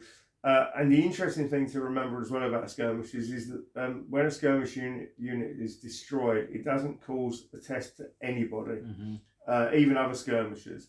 So a skirmishing unit is expected to leave the battlefield, to be dispersed, destroyed, every variation of that. So it will never cause a test. Yeah. So skirmishers, we touched on it earlier as well, skirmishers in the way. This is a section that has a few different rules attached to it, but all of them are to basically make it so that skirmishers are never in the way when you need them to not be in the way. We generally make it so that they have to kind of get out of the way if they've got the option to, don't they? So as we touched on with charges earlier on, a skirmish unit that's in the way of a formed enemy unit that's charging a unit behind it has to evade out of the way before that charge is completed. Again, that's just sort of common sense, really, isn't it? They'd run out of the way. I think if they can't do that, are they destroyed as well? Yeah, so if a unit that's evaded from a charge and is somehow still in the way, and that's basically where your battle lines, if you've got really tight battle lines, you might be stuck in between terrain that they can't move around, or enemy units in the way, this sort of thing. So if they can't get out of the way, again, you can think about it, not that they're butchered to a man necessarily, but just that they're dispersed. So the unit, it can't get out of the way, so they'll run in every direction possible. A few will get hacked down on the way, but effectively the unit is removed. We have that rule in there just for sort of extreme circumstances, but it's very uncommon that is the case because they're so flexible. I mean, the thing is generally speaking, their best option is to scoot through their own unit, isn't it? But there are situations where you just can't do it. And if they can't get out of the way, that's it. They cannot. So the whole design process for that was that they can't just go, well, okay, we can't move out of the way, so we'll sit there. So that formed unit has to now fight the unit of skirmishers, 6 or 7 men or 8 or 10 men. It's going to absolutely butcher it. But the point is that wouldn't happen. So they just don't impede the formed units. And the last thing is that a formed unit is able to move into a skirmishing unit that is not charged. So that's an enemy unit. So although normally you're not allowed to contact an enemy unit that you're not charging, you can do that to enemy skirmishers, and they have to move an inch away. Or if they can't move exactly an inch away, they have to be moved at least so that they're no longer in base contact. So I mean, the principle still remains the same, that you can't move into base contact or within an inch unless you're charging into combat. But the thing is that from the sequence of events, you move into contact and then they have to move away. So what would happen is you're representing that you're pushing that unit away, and they're just trying to keep away from you. That unit's marching up, and those skirmishers are going, I don't want to be here. So they end up. I mean, we basically use the skirmisher's position to stop the formed unit, and then the skirmishers move up to an inch. One of the things I want to add on to that is actually you could say, well, that means my skirmishers can block my opponent's unit from moving. Well, technically yes, but if you do that again, any formed unit's maximum charge range is 10 inches. If you're an inch away and you evade, you're only going to be 6 inches away. So that unit of skirmishers is going to be killed straight away. So yes, you can do it once, but if you do it again, they're dead. So that stops that stupidness from happening. Nice and simple. And obviously the thing is as well is that you've got to be careful with that because of the surge move. One of the things that we didn't want, as we said before, is that when you charge in, you need to be rewarded for that sort of choice.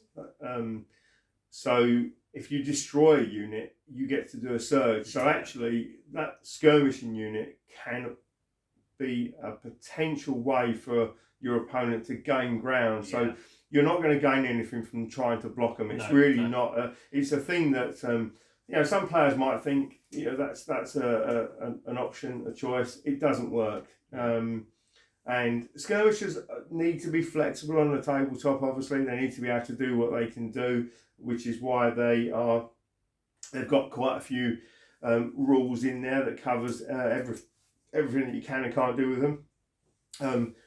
But they don't overperform. They do what they need to do, and they do it, I'd say, relatively reliably up until the point where if you overcommit with them, that's it. They're no good. I mean, there are some really, in specific periods, there are those sort of noteworthy skirmishers, the Jaegers, the Gus Horse Archers, things like that, where you'd expect them to do really well, but their stats represent that. But if they get caught in a hard place against the formed unit, they're gone. They're gone. That's as quickly as some levy skirmishers. So you have to really use them properly. We tend to represent skirmishers with quite a few choices, don't we? So, for example, some of the real fighters, the ones that were not just in the later periods, even some of the Roman skirmishers were excellently trained and ready to get stuck into the fight. But so with the weapons, the leadership, the key words, even sometimes special rules. All of those things can mean that you do have options to put quite good quality skirmishers on the table, but they're only good quality against other skirmishers. Yeah. So at distance, they can be good against formed units, but that's it. You're not going to hold up a Roman legion with the best quality Germanic skirmishers in the game. It's never going to happen, and nor should it. Yeah. We have a final thing, but this is important as well, is any unit of skirmishers, regardless of their starting point, if they're reduced to below 5 models, so if they're reduced to 4 models or less, they are automatically considered to write from the table. So you need to really consider that when you're actually making up a unit of skirmishers. It's an interesting one, isn't it? Because you can, because obviously they provide the -1 to shoot through them. You could look at that and go, well, I'll have a couple of units of 6 men in each, and I'll put one in front of the other, in front of my my best troops. That's fine and doable, but it won't last very long. And obviously these troops all go towards victory points and sometimes the special objectives and this sort of thing. So and we do that because you can do that kind of tactic, but like everything else we do on Bloody Ground, there's a price to pay. And you can weigh that up and go, yeah, I'm willing to pay that. I'm willing to accept that I'm probably going to lose all of my skirmishes quite early on, but they'll give me another turn without taking large casualties from shooting and stuff like that. So it's a player style, maybe period specific, the reality of how they would do it, but it's a choice. But we don't let them hang around. If they've taken a battering, or you choose to put a very small unit on but lots of them, there is potentially a price to pay. Yep. So that's keywords that are sort of common in all of the books. Again, we'll cover more in depth specific ones according to each book, but that is keywords. So yeah. I think we'll take a break and then we'll move on to sort of the final stages. Yeah, definitely. Okay, so we're back and now we're on to terrain. And terrain is an important part of any game, really. As we sort of spoke about earlier, we sort of entice people to use templates to mark an area of terrain, just so that it's easy to denote the effect that has on the table. There's no minimum or maximum amount of terrain that can be on a table. So there's no reason why terrain can't be completely open or completely filled with terrain, and that also sort of goes into the period that you're playing as well. So there's not one size fits all. It's specific to you. Both players should probably agree with the maximum sort of sizes of terrain on the table, but again that goes to the template size, isn't it? The sort of the options that the options that you might have might be different to the options that your opponent has. There's no one size fits all. So what's important is once you sort of select that terrain template, there are lots of keywords that you can assign to that piece of terrain, and sort of go over them all. One of the things that we say is that you can assign different, what we call terrain keywords, to each of these sort of areas, to basically one game an area of trees might just be cover, and then the next game it might have lots of different keywords assigned to it. So it just, again, it sort of mixes up. It's not like if you have one piece of terrain, it has to be the same thing every single time. It can be different from game to game. That's the thing, isn't it? You're not just by assigning the keyword, you're giving that template a number of rules. So in reality, although obviously we want the terrain that goes on the template to look like the keywords that we're representing, you can be a bit more fluid with it. So you can have a wood which would be maybe cover and maybe rough. But you know, in another game, you might choose to make it dangerous because you've placed the terrain. Again, it depends how you place the terrain, which we'll go through in a minute. But you might be relying on that piece of terrain to cover the flank of your army whilst you send out a large cavalry force or infantry force. You know, you might want to protect that from enemy cavalry. So the whole point really is that once you've agreed, or when you're using templates, and as you said, both players need to agree on this. And we did try to take away the again that blag where someone could go, well, we're playing on a 6 foot tabler, so I'm gonna put a 4 foot wood on it. You can say what you want, but if your opponent doesn't agree, as far as being reasonable, and that's what it's all about. You've got to be reasonable with it, because at the end of the day, the rules are there to give you the way to use terrain. But if you're going to struggle to agree on it, there's not much the rules can do about that. If your opponent wants to be a bit of a dick about putting huge quantities of terrain on that aren't realistic within the period you're playing, or the area you consider the battle to take place, or just the game, then maybe it's the person that you're playing against. The rules are very open-ended, really, aren't they? So essentially we've tried to make it as easy as possible to incorporate all the types of terrain that you might have at home and to best represent, those different things. So starting with, there's quite a few, but not too many to remember. So starting off with the first one is cover.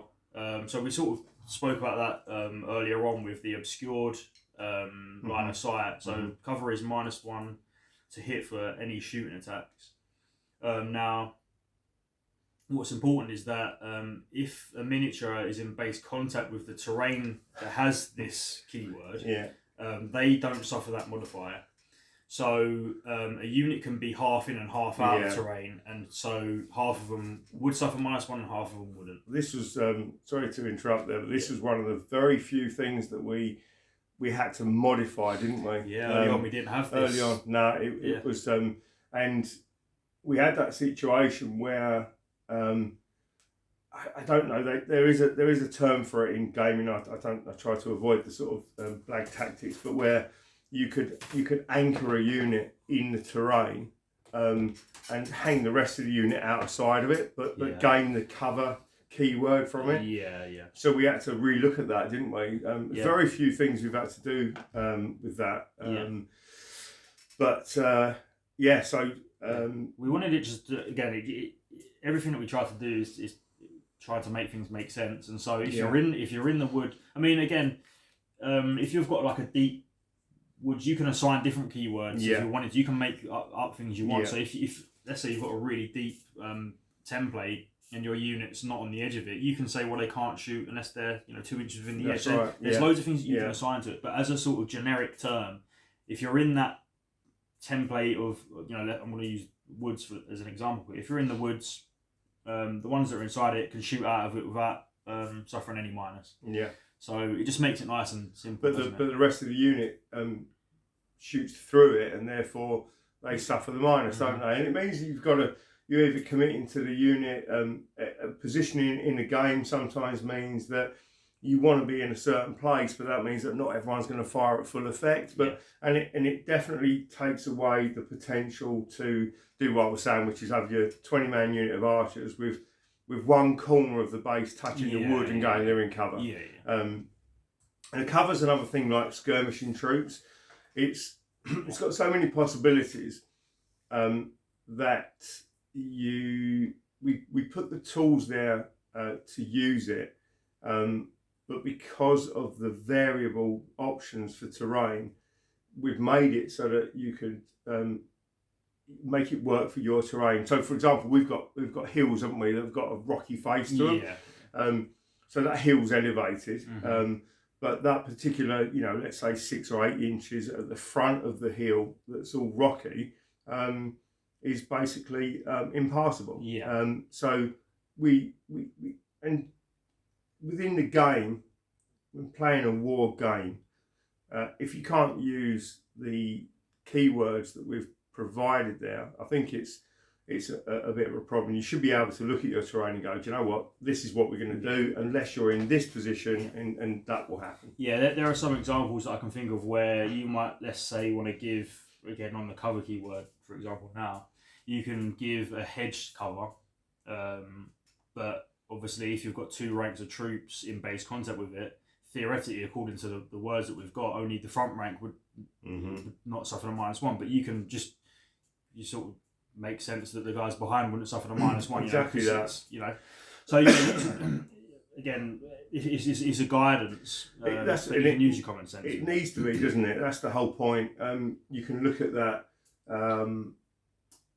You can break that down even further and say, well, if you get into that point where, how big's that hedge?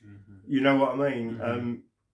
So from the English Civil War, or many periods like that, you're using those hedges as cover, but you're using them effectively for your own troops. So it wouldn't work if you were too strict and say, oh no, only that front rank can fire, where the whole unit can fire. So they're in base contact with it. Unless you're prepared to get your scissors out and cut your cut your terrain apart, and break down all of the trees and stuff like that to make it work. You just have to go with the spirit of the rules, I think, is what it's about.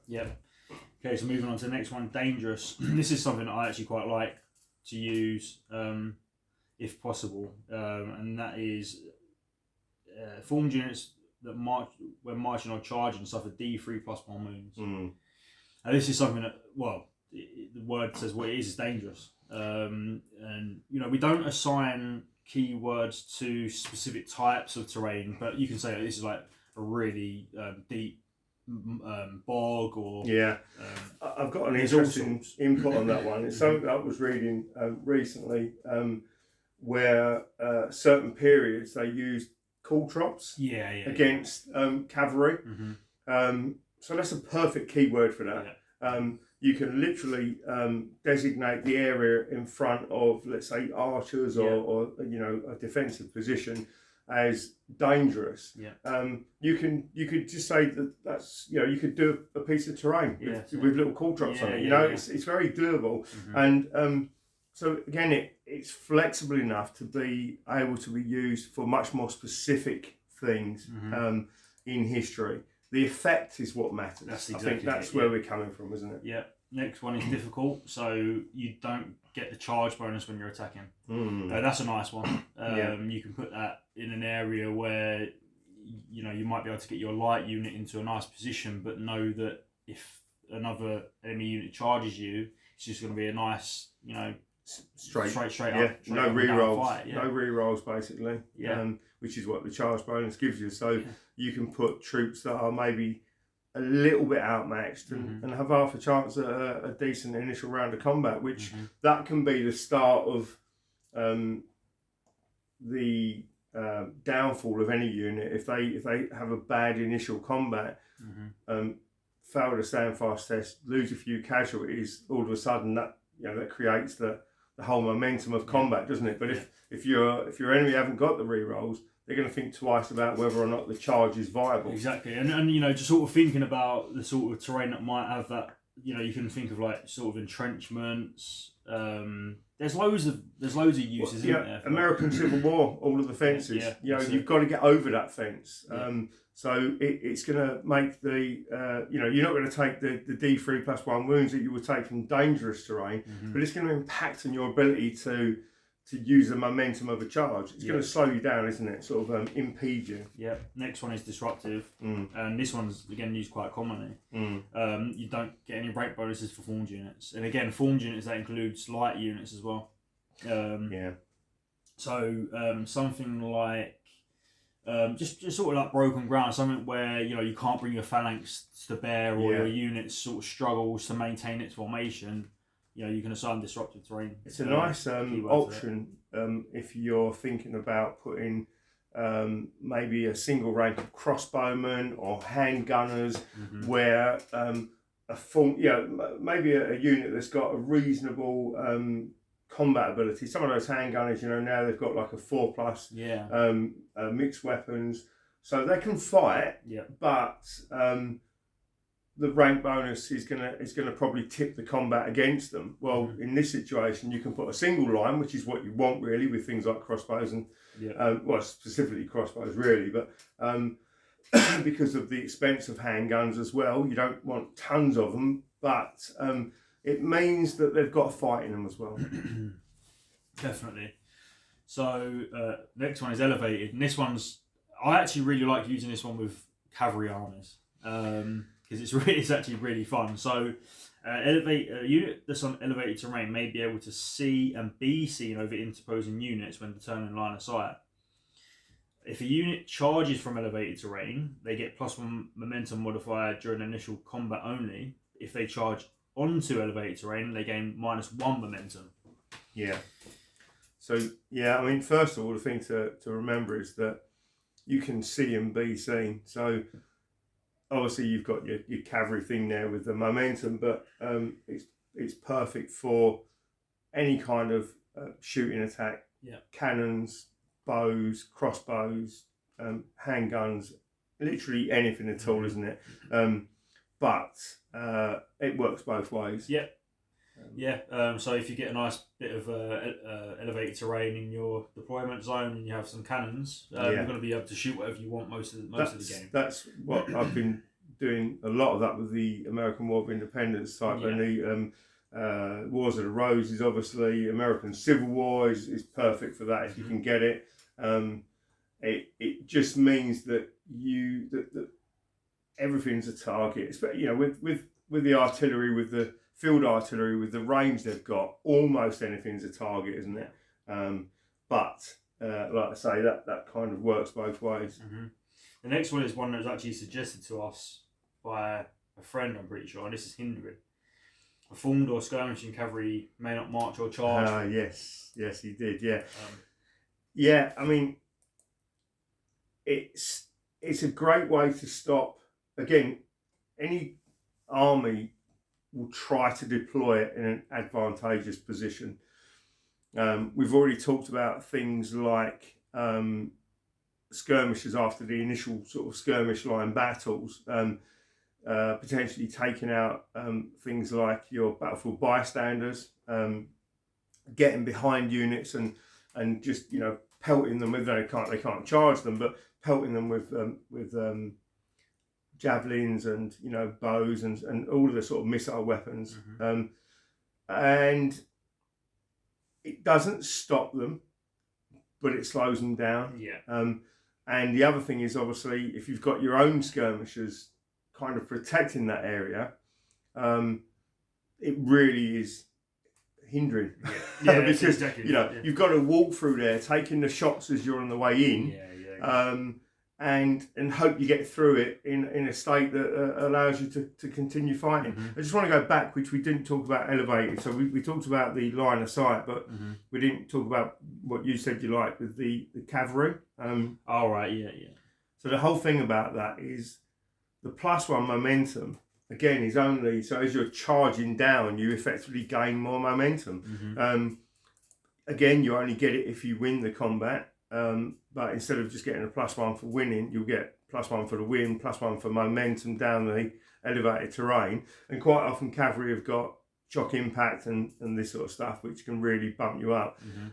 And the other way around. So again, we'll go back to the Battle of Hastings and Senlac Ridge, So as they're on their way up, that's a hard slog. So you might get into the combat, but you really haven't got the same level of push that you would have on flat ground or on the way down a hill, for example. Right, so the next one is impassable, and that's quite self-explanatory, really. You're not allowed to move through at all. I like that one for shooting armies. It's a guaranteed protection for anything that's got any kind of missile weapon. Most of the time we personally use impassable terrain as like a lake or some sort of shallow water that you just won't be able to move through, but you can sort of see through it at the same time. So Again, perfect for the armies that have missile weapons. Yeah, a deep pond, that sort of thing that you just wouldn't attempt to get through. Yeah. The downside is obviously that, if you have that nice defensive position, your opponent can just ignore it. So I mean, once they get round it, if they get round it, then it actually is one of those situations that we were talking about earlier with things like skirmishes, where if they can't get away, they're in big trouble. So impassable is impassable for everybody. Yeah. Next one is obstacle, and formed infantry or cavalry may not march through this. So again, that's actually quite a nice one, just to sort very of generic. Yeah, it really is a generic one. That's as simple as that could be a wall. Again, that could be a fence where you make that an obstacle that's also difficult. So it is a very definite barrier that you can use to protect much more vulnerable or smaller units from the onslaught of larger units. So again, combining keywords. Yeah, this is one I definitely think is something that you combine with something else. Yeah. So you can have obstacles so that formed infantry and cavalry may not march through, and then you can say that that's also hindering. Yeah. So cavalry can't march or charge through it either. That's what we said, isn't it? The whole idea is that you apply the keywords in any number that you like, as long as it's reasonable to the terrain that you want it to represent. Even if you haven't necessarily got that terrain to put onto the templates, you can just go, look, well, I'm painting this big brick wall with iron spikes sticking out the top of it, but I haven't got it at the moment. So, but that area is what would have that effect. Yeah.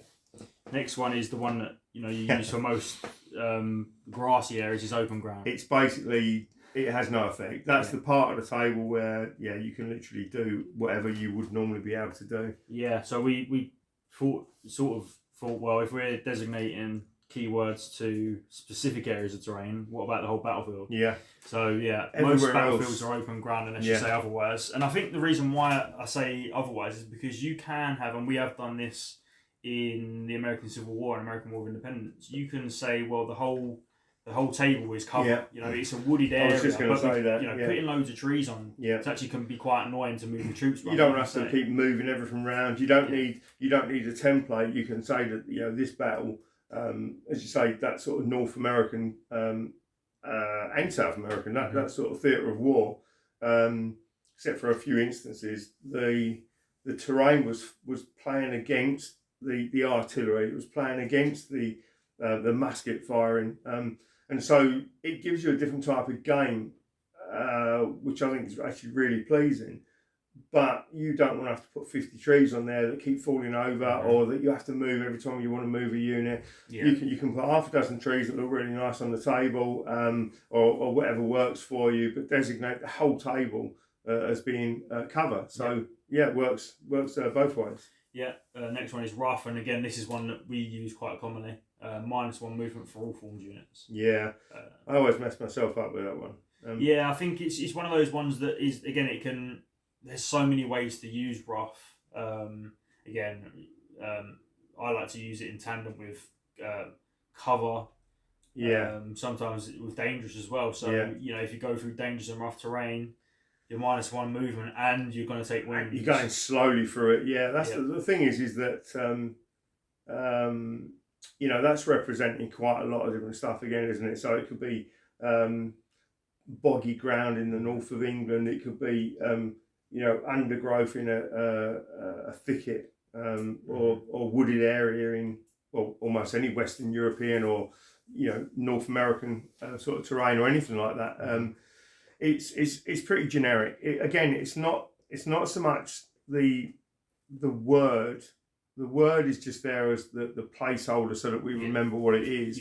The word represents the in-game special rule, effectively. And the final one is solid. So we use this one for sort of massive boulders. You can use it for buildings.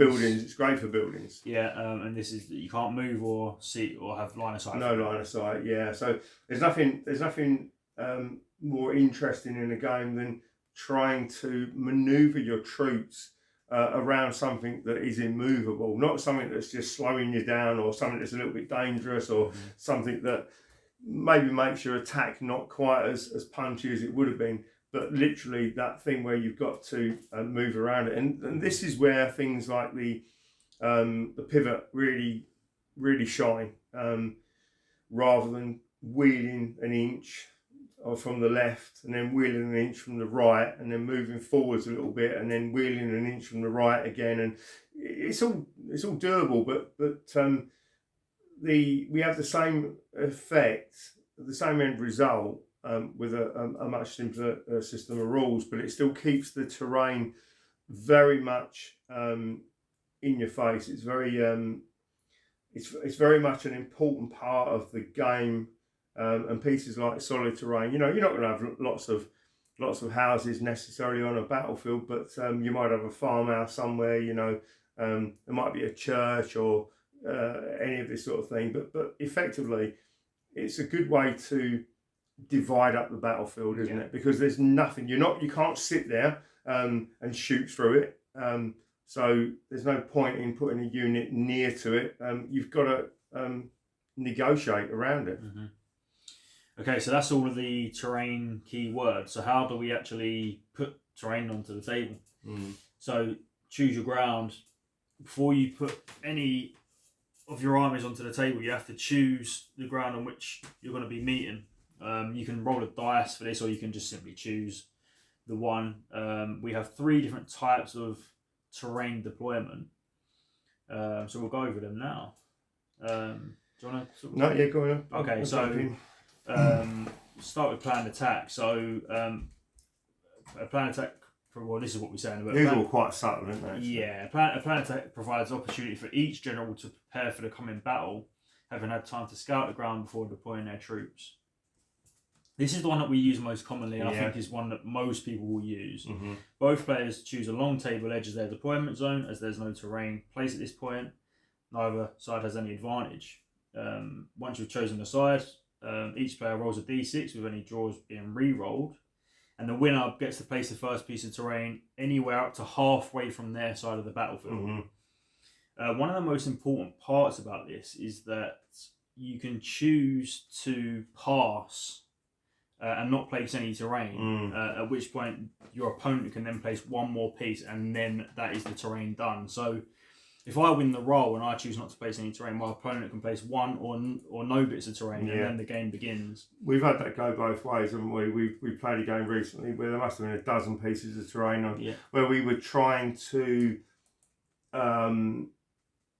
obviously gain advantage for ourselves, while at the same time creating a bit of a roadblock for the other player. So you can keep going as long as you want, or you can force the issue. Generally speaking, you're going to get sort of at least 1 to 3 pieces on the table, aren't you, generally? Yeah, it's the one that I personally feel is the best to represent the most advantageous type of terrain for both players. Yeah.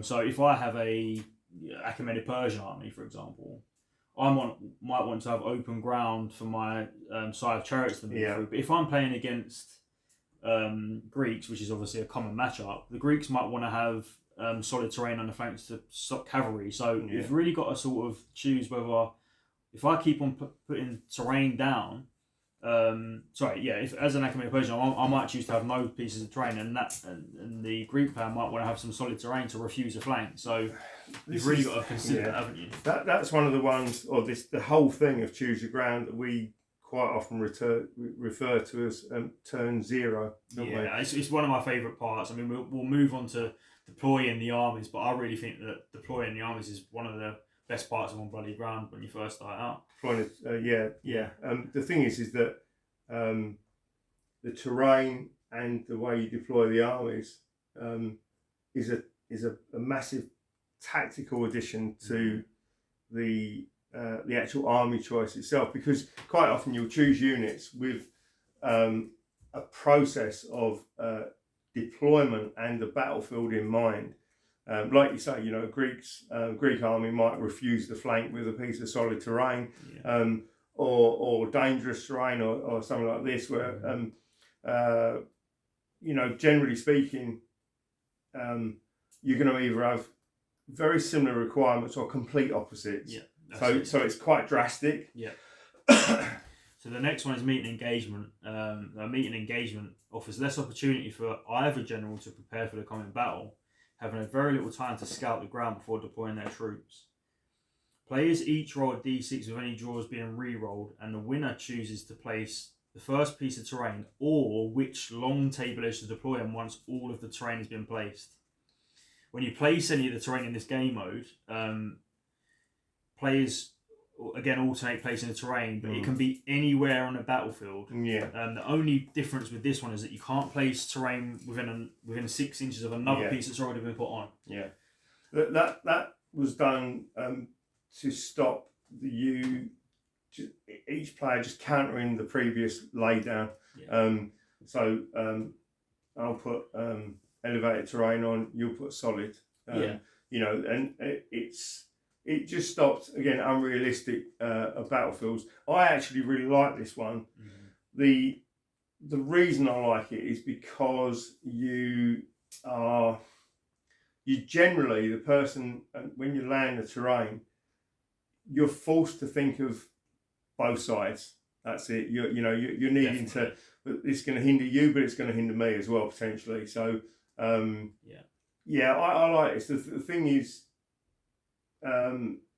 it gives a different type of game as well, because as it says, you're meeting engagement. You're almost stumbling upon the enemy army. You might have your skirmishers might have just come across them when you didn't think there was anywhere near. So less time to prepare. So it's not quite as much of a tactical choice along with your units when you're putting the army together. Yeah. No, I agree. I think this one's one of the best ones for sort of a let's put random bits of terrain on and see what happens during the game. Because you can get sort of stuck with the placing terrain with planned attack and sort of choosing that every single time. It's nice to mix deploying the terrain with a meet and engagement. I really do like it. So the last one is called Chance Encounter. A chance encounter presents both opportunity and challenges for each general as they attempt to make use of their knowledge of the battlefield whilst trying to gain tactical advantages. Players should choose who will place a terrain or each roll a d6 with any draws being re-rolled, and then one player places any amount of terrain of their choice across any part of the battlefield. The player who didn't place a terrain then can choose which table edge they deploy on. Now this one I think is the best for I'm travelling to a friend's house. 100%. It's taken me 2 hours to travel there. Yep. He might as well deploy the terrain straight away. Yeah, we can get straight to deploying the armies, but I get to choose. So there's no advantage. There's no advantage. Yeah. If one side's let's say more heavily wooded, or the other side's got solid terrain on, or this side works better for my army where that side doesn't. Well, you can't do that. It literally takes away. So I think you can put the table. You can put the terrain on the table purely in a pleasing manner. You can make it look good, because there's no advantage to be gained, because if part of the table is maybe a little bit too heavily terrained or a bit too unreasonable, then your opponent can make you deploy in a disadvantageous side of the table. So it really takes that away. So I think it's quite it's quite a pleasant way to do the table, and especially if one player, like you said, is travelling, because what you don't want to do then, you want to be able to get there, stick the kettle on, start getting your toys out as quickly as possible. So they're the 3 different types of deployment. Again, you can specifically choose that or roll for it. But each one sort of offers different ways to put the terrain on. So then deploy the armies. Yeah. Okay, so once you have chosen the ground and the terrain's been placed, each player then rolls a d6. And again, if you draw, you re-roll, and then the winner is able to choose either the method of deployment or who will deploy first. I would also jump in there and say this is the point where you have to say whether you're going to use battlefield bystanders. So before the armies are deployed, and there's no problem with changing your mind. You might have come to a game with battlefield bystanders with the initial intention of using them, and then change your mind. But this is when you have to declare. So when you've sort of decided that, and we'll go through the different types of deployment. Each army deploys one unit at a time, and then you alternate placing each of your units, and there's different ways to do that.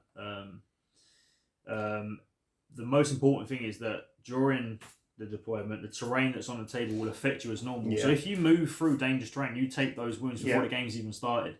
And this is why I think it's, what I perceive it, and I always say that this is turn 1 of the game. Yeah, turn 0. Yeah, turn 0. Turn 0, yeah. The thing is that when you deploy the armies, you should consider, or you should imagine the armies actually deploying. So, for example, as Dan just said, the terrain has the immediate effect. Just because you're deploying, you don't hop, skip and a jump over dangerous terrain. You don't suddenly have the ability to morph through solid terrain just to end up on the other side of it. And the other thing that's really important is that your own, and this is where in the movement section we describe who can move through who else and who can't move through, is that once you've deployed a formed unit on the table, as an example, another formed unit can't move through them. So you're marching your troops onto the table from the table edge. So you can't just put them down. You don't pick them up. You can essentially do that, but you have to consider that they've moved on to the table. They've moved on at whatever speed is allowed according to the type of deployment. A single march, a double march, whatever it might be, one march at a time, all in one go. But troops can block each other, so you have to check who can move through who, and it's as you said, turn 0.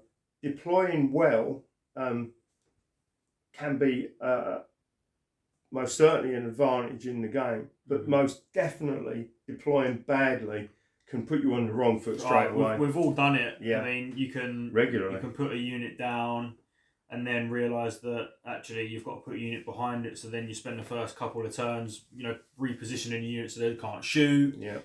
So it really is something to properly consider. I just want to chuck something in here, which is not in the rules, but I do, as we it works for all periods. But one thing I would say is that keeping in mind that deployment and how we perceive the deployment of the troops, we've got other things in mind that we're going to do for On Bloody Ground as we move forward. But as a little sort of a scenario or a house rule, you can think about that and the deployment for using things like reserves coming to the table. So if you're replaying a specific battle and you don't want all of the army on the table at once, that little thing, that small rule there where terrain and other units get in the way is a real nice addition to be able to do that.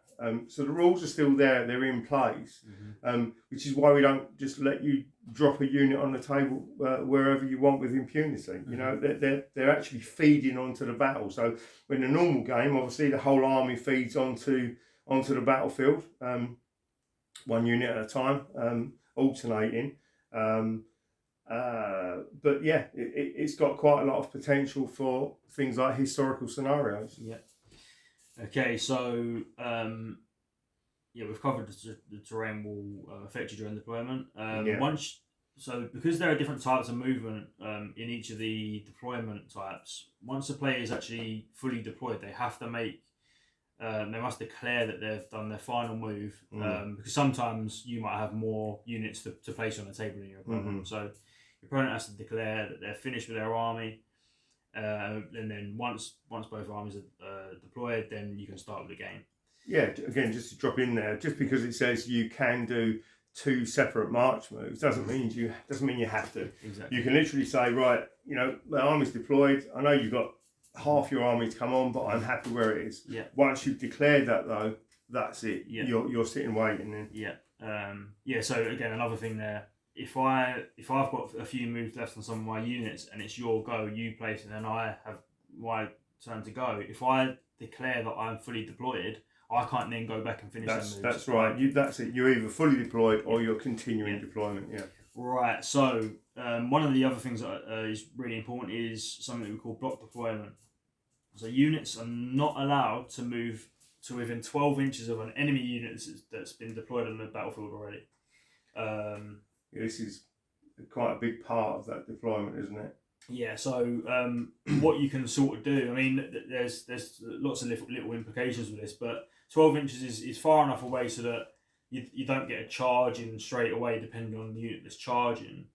But also it means that you can, if you get to put your unit on the table first, you can move a unit on and actually stop your opponent from deploying. So being able to place the first unit can actually be quite an important part of the tactics, depending on what unit you actually put down. I don't know if you want to sort of add anything to... Yeah, I mean, the thing is that and we've got different types of deployment, which we're going to go to in a second, but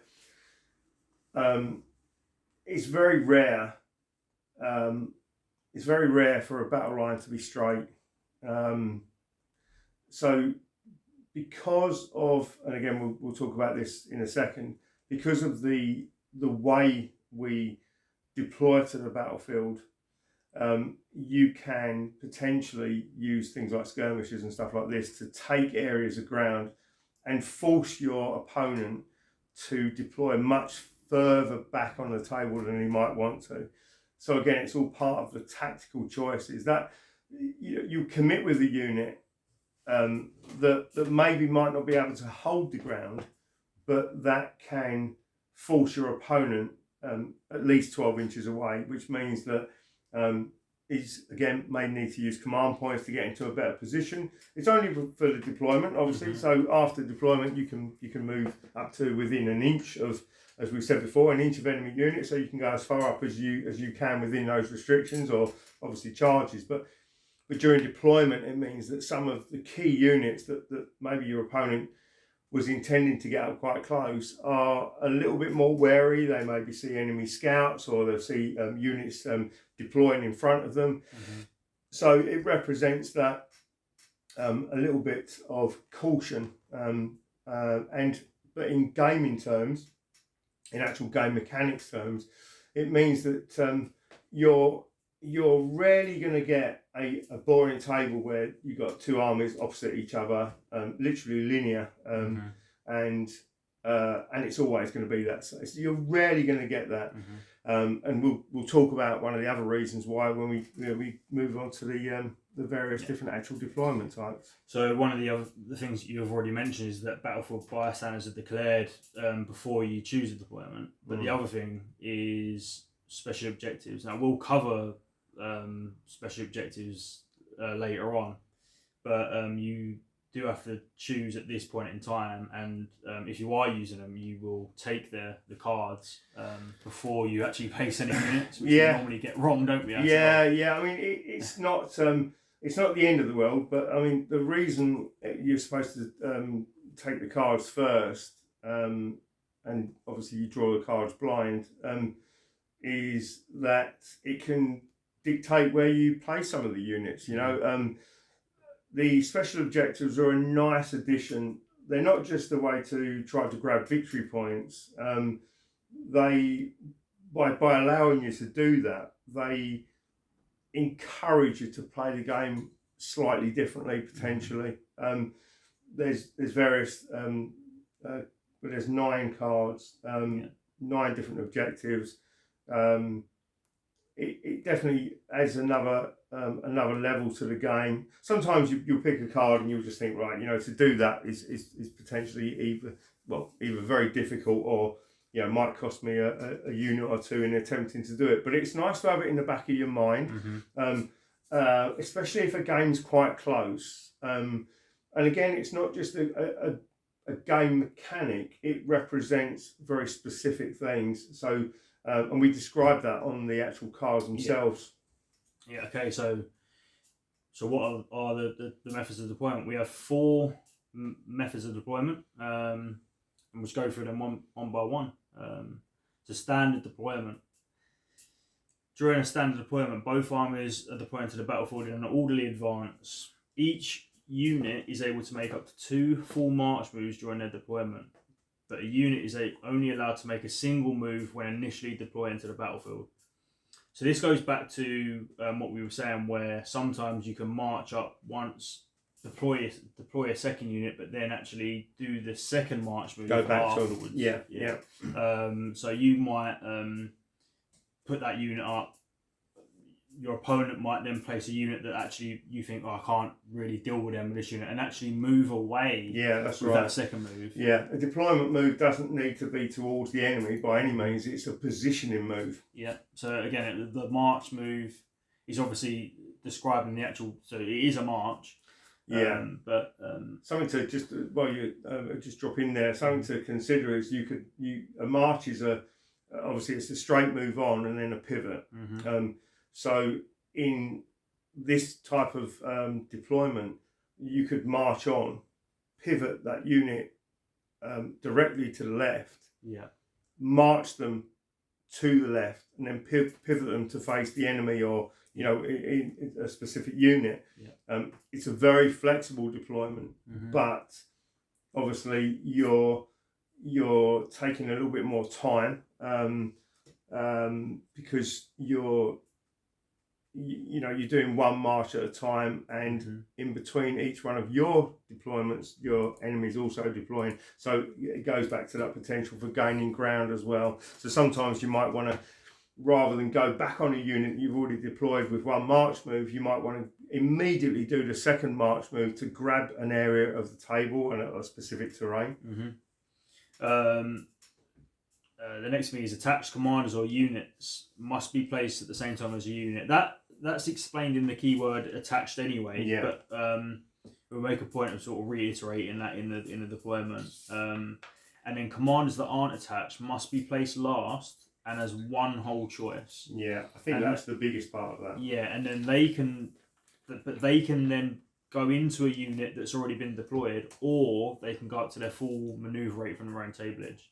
So a unit that's marched, let's say a unit of cavalry has marched up twice and they've gone 24 inches.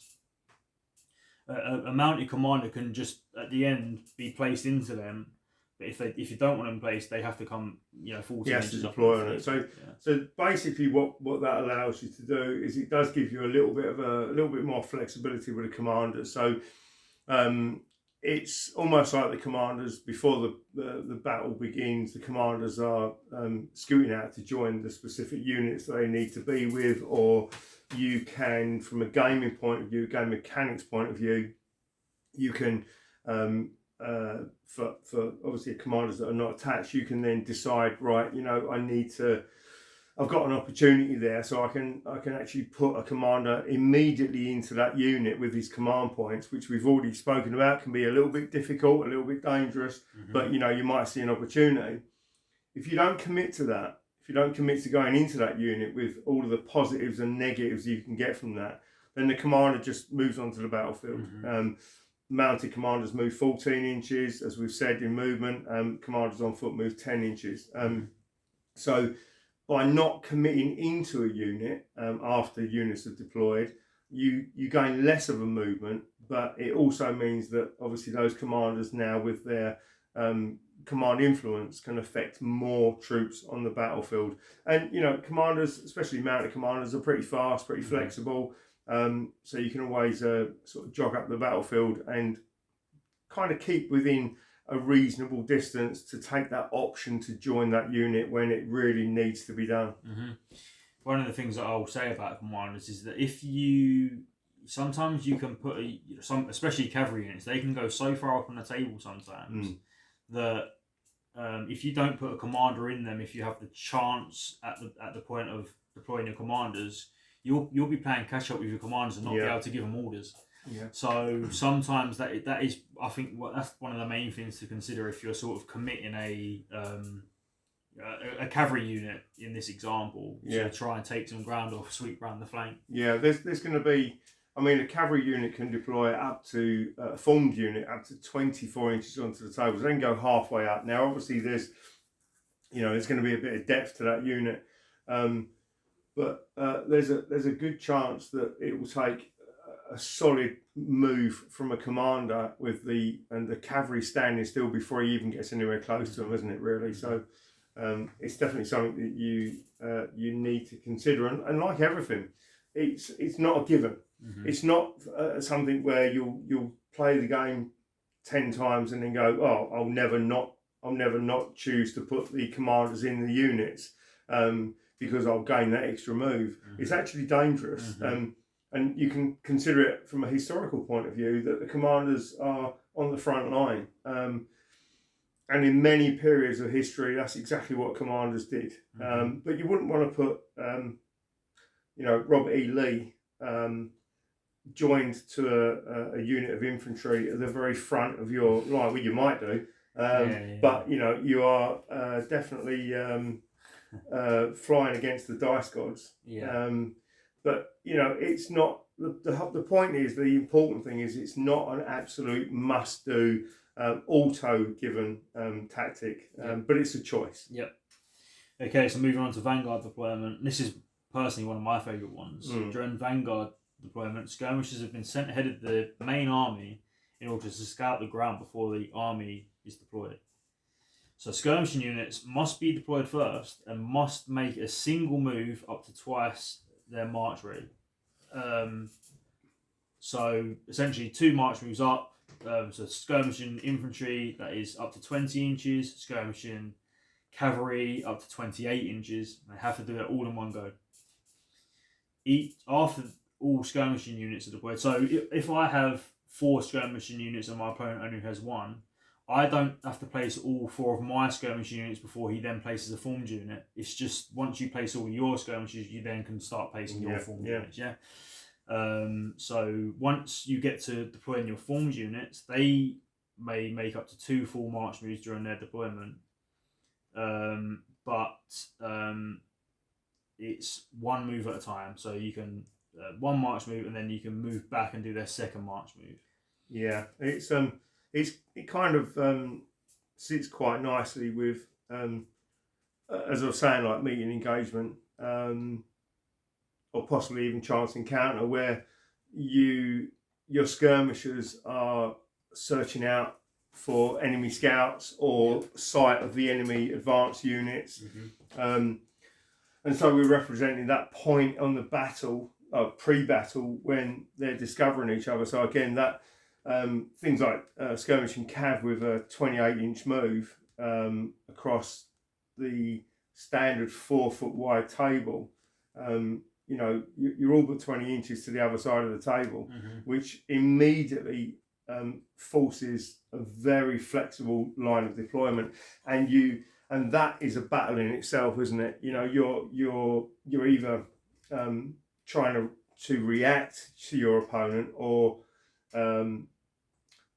trying to avoid being boxed in. So you have to counter one move by taking ground on a different part of the table. That in itself creates a very fluid deployment, or the option for fluid deployment. And obviously, as we said, skirmishers versus skirmishers in the game is a very exciting shooting and combat, actually, but combat specifically. But so you can have a different game from that kind of deployment, where you're effectively fighting a skirmisher battle while the rest of the troops are filling in, basically marching up into position. Yeah, I think that one of the best things about it is if you are facing an army that has a much larger amount of skirmishers than you do, you can choose this type of deployment and know where your opponent's skirmishing units are before you start deploying your formed units.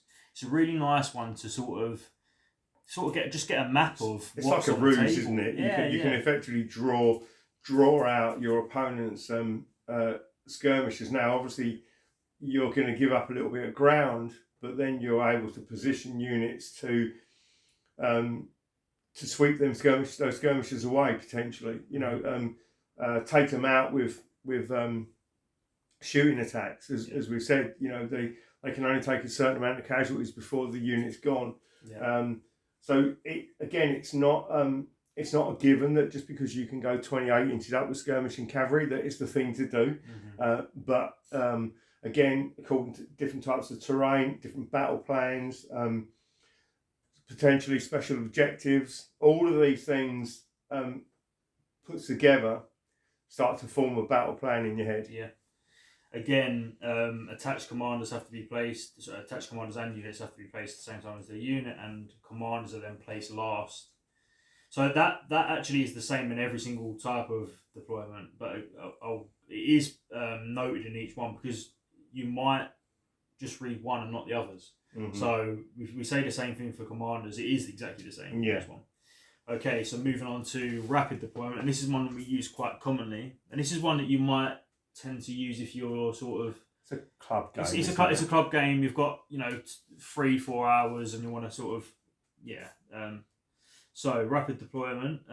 Both armies have reached the site of the battle at the same time and are racing to deploy their troops into the most advantageous positions. Each unit will make a single move at up to twice their march rate. Players are able to deploy units in any order that they wish. So not skirmishers or formed units first. You can do it however you like. And again, attached commanders and commanders have to be placed last. So this one's a really simple one, isn't it? Yeah. Really. It's a race for position, isn't it? And I do think that the opening play on this one can be quite telling. Sometimes you'll get that again, the skirmishing unit that might take the centre of the table, forces the army not to be the opponent's army, not to be necessarily divided, but definitely you're then forced to try to react to that, aren't you?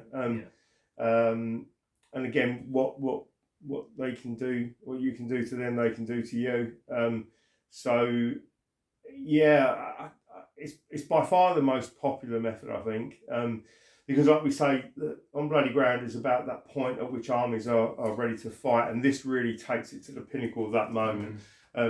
They're kind of able to get as close as they possibly can do. Everything potentially can go very close. I mean, even a formed unit is moving 16 inches in one go. So there's only 32 inches of the table left after that. That's a fast move onto the table, and it gets you into the guts of the game very quickly. This is one that most sort of Viking armies, warband armies will want to sort of be choosing this one if possible, just so that they take less shooting, less shooting in return, and they're closer. I was just going to jump in there and say that I believe in one of our first playtests with the American Civil War, we did this, but it was a very stupid idea. It was, it was like annihilation. You can choose that as a deployment option, but actually going the full deployment with everything is not clever. Not when someone's got a musket in front of you. Yeah, the most important part is up to exactly. Rate, so, you can again just to jump in again quickly. You can wrong foot your opponent. You can almost sort of suggest a type of deployment with skirmishers or an odd formed unit, and then refuse a flank and sit there and pound them away. That's one of the things that I think is one of the best for standard deployment, going back to that, because you can move a unit up and then sort of double bluff and go a different direction. Go sideways or backwards even. You can literally kind of refuse the ground again. It's lots of choices on that. And then the final one is defensive. During the defensive deployment, both armies are cautiously deploying to the battlefield. A formed unit is able to make a single march move during its deployment. Each skirmishing unit is able to make up to 2 full march moves during their deployment. And a unit is only allowed to make a single move when initially deploying to the battlefield. you can then return to a previously deployed skirmish unit at any point to make its second move. So essentially, formed units are able to march up one move, and then skirmishers are able to do two march moves, but one move at a time. Yeah, yeah. So again, you can go back to them if you want to. This is one of the very flexible ones as well, isn't it? It's anything where you're making up to 2 march moves. Allows you to, as we just said, to reposition, to change your mind. So you can shimmy on up straight away with the first move, look at what's been deployed in front of you, and immediately withdraw. Yeah, the fact that it's skirmishers that are able to do the 2 moves means that, like we discussed earlier, skirmishers can march in any direction. So you can literally march up, then march backwards. Because you're facing someone that's a bit more of a scary unit. You might have javelins facing your opponent's bowmen. So it's a nice one. The part about it that's obviously the most important to consider is that the formed units only might make 1 march move up. So if you've got a shooty army against an aggressive army, you might want to take this defensive deployment and try to get as many shots as possible. It's good for anything with artillery. Long range shots. You want to get as many of those shots in to try and break up the formed units as you can. So, like I say, once one player will choose the type of deployment, and then the other player gets to choose who places the first unit. So that is something it's a tactic in itself, isn't it? Really? It's again, it's not a given. Sometimes the type of deployment is less important than knowing or forcing your opponent to put down that first unit, especially with elite armies that can't chuck out a few, less than important skirmishes, less than important on the grand scheme of things. When you're only using sort of primarily good quality fighting units against, let's say, someone that's got range fire, especially if placing terrain, I've put a hill down for an elevated position. I want to know whether it's worth me putting that artillery battery on that hill, or whether you're going to wrong foot me by leaving it sort of only covering a small percentage of your army. And as I say, with deployment, it's all about those are maximums. So just because you've chosen rapid deployment doesn't mean you have to go up the 2 full march moves. It's sometimes you're already deciding you're going to deploy in a defensive manner. Doesn't matter how whatever the choice is, you've already decided that's how you're going to deploy. So there's no real benefit in gaining the deployment. The benefit is knowing where the enemy are before they can react to you.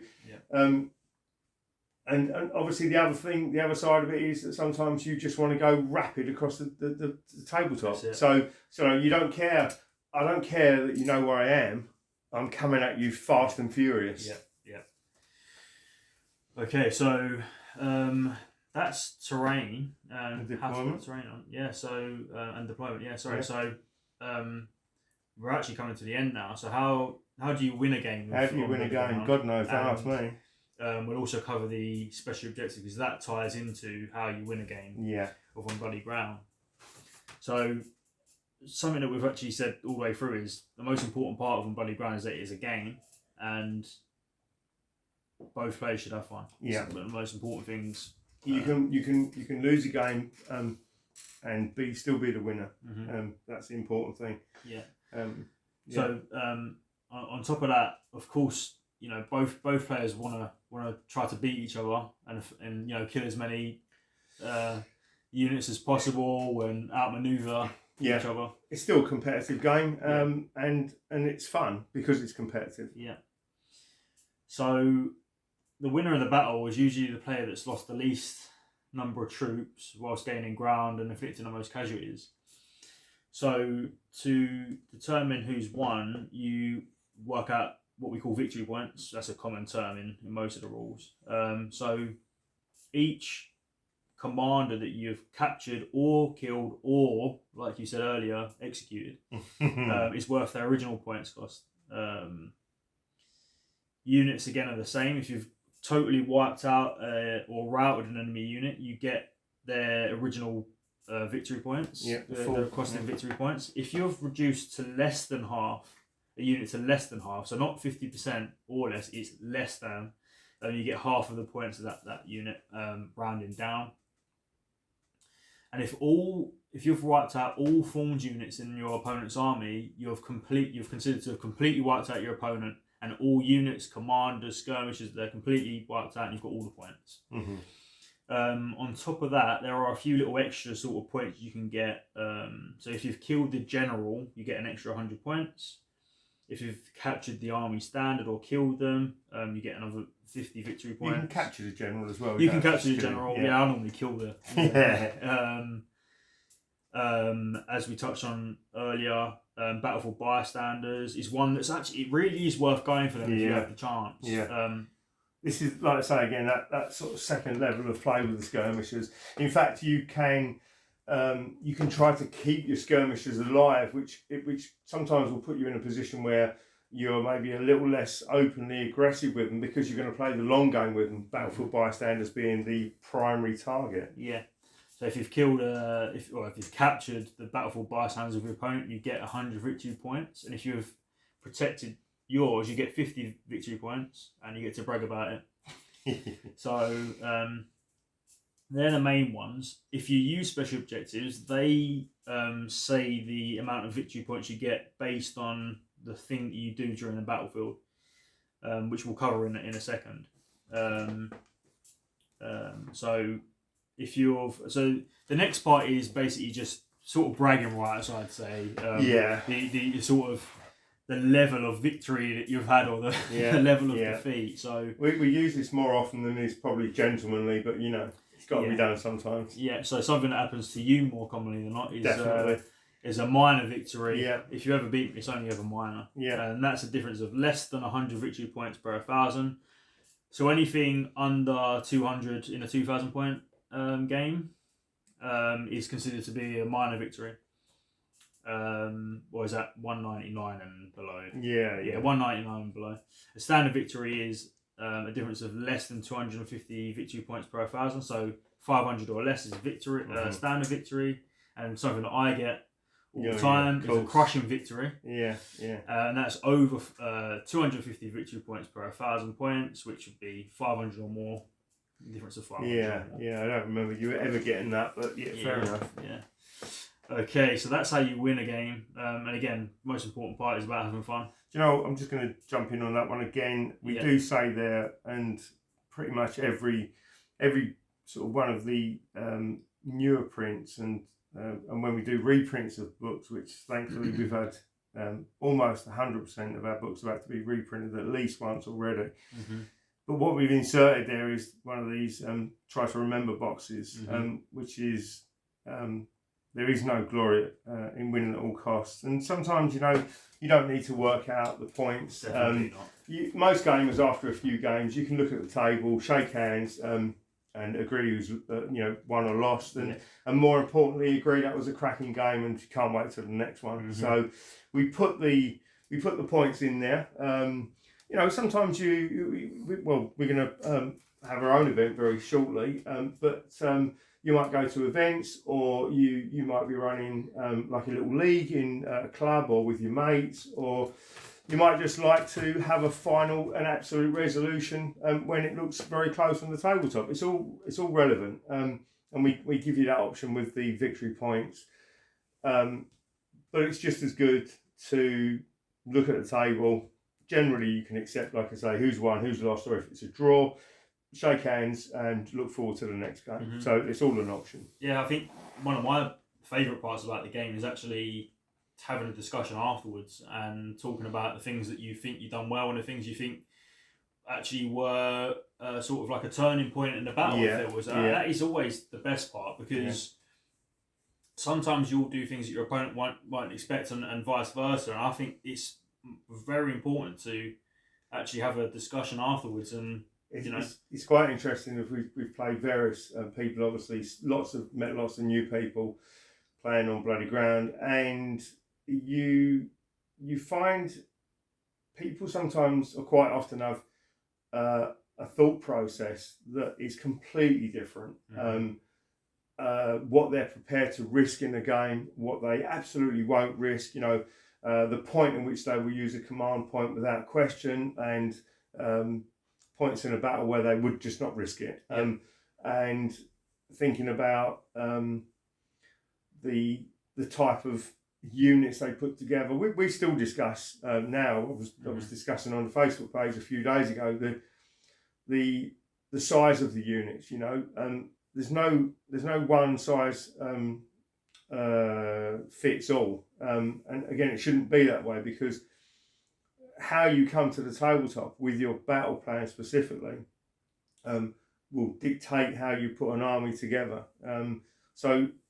And it might have worked fantastically well this time against one player, and fallen flat on his face against someone else. But definitely, talking about why someone's done something, and why you think that it worked really well or it didn't work really well, and talking through your opponent's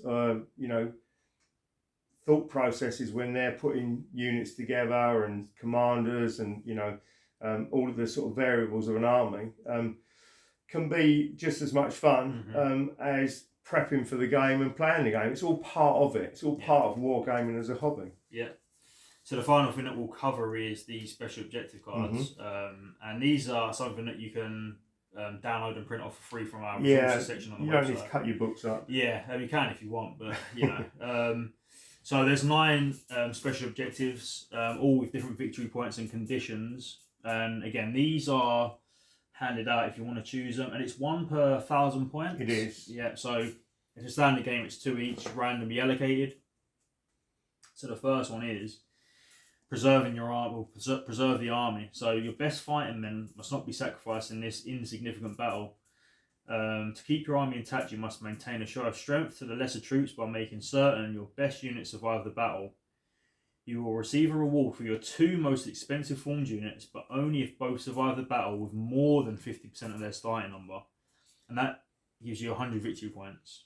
Now, it's sort of like a twofold objective, really, isn't it? Because generally your most expensive units are the ones that you want to get stuck in and fight. Yeah. So that's one that I sort of think of as a secondary thing, because especially when I'm playing my Irish, I need my units to go in and cause some serious damage.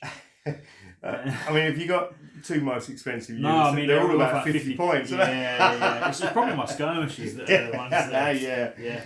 Well, they're certainly the best units. I don't know if they're more expensive. Yeah. But that's like you say, it's a double-edged sword, isn't it? If you're running with that victory, those victory points in mind, that special objective, then you might be holding back those 2 units that could break the enemy. Yeah.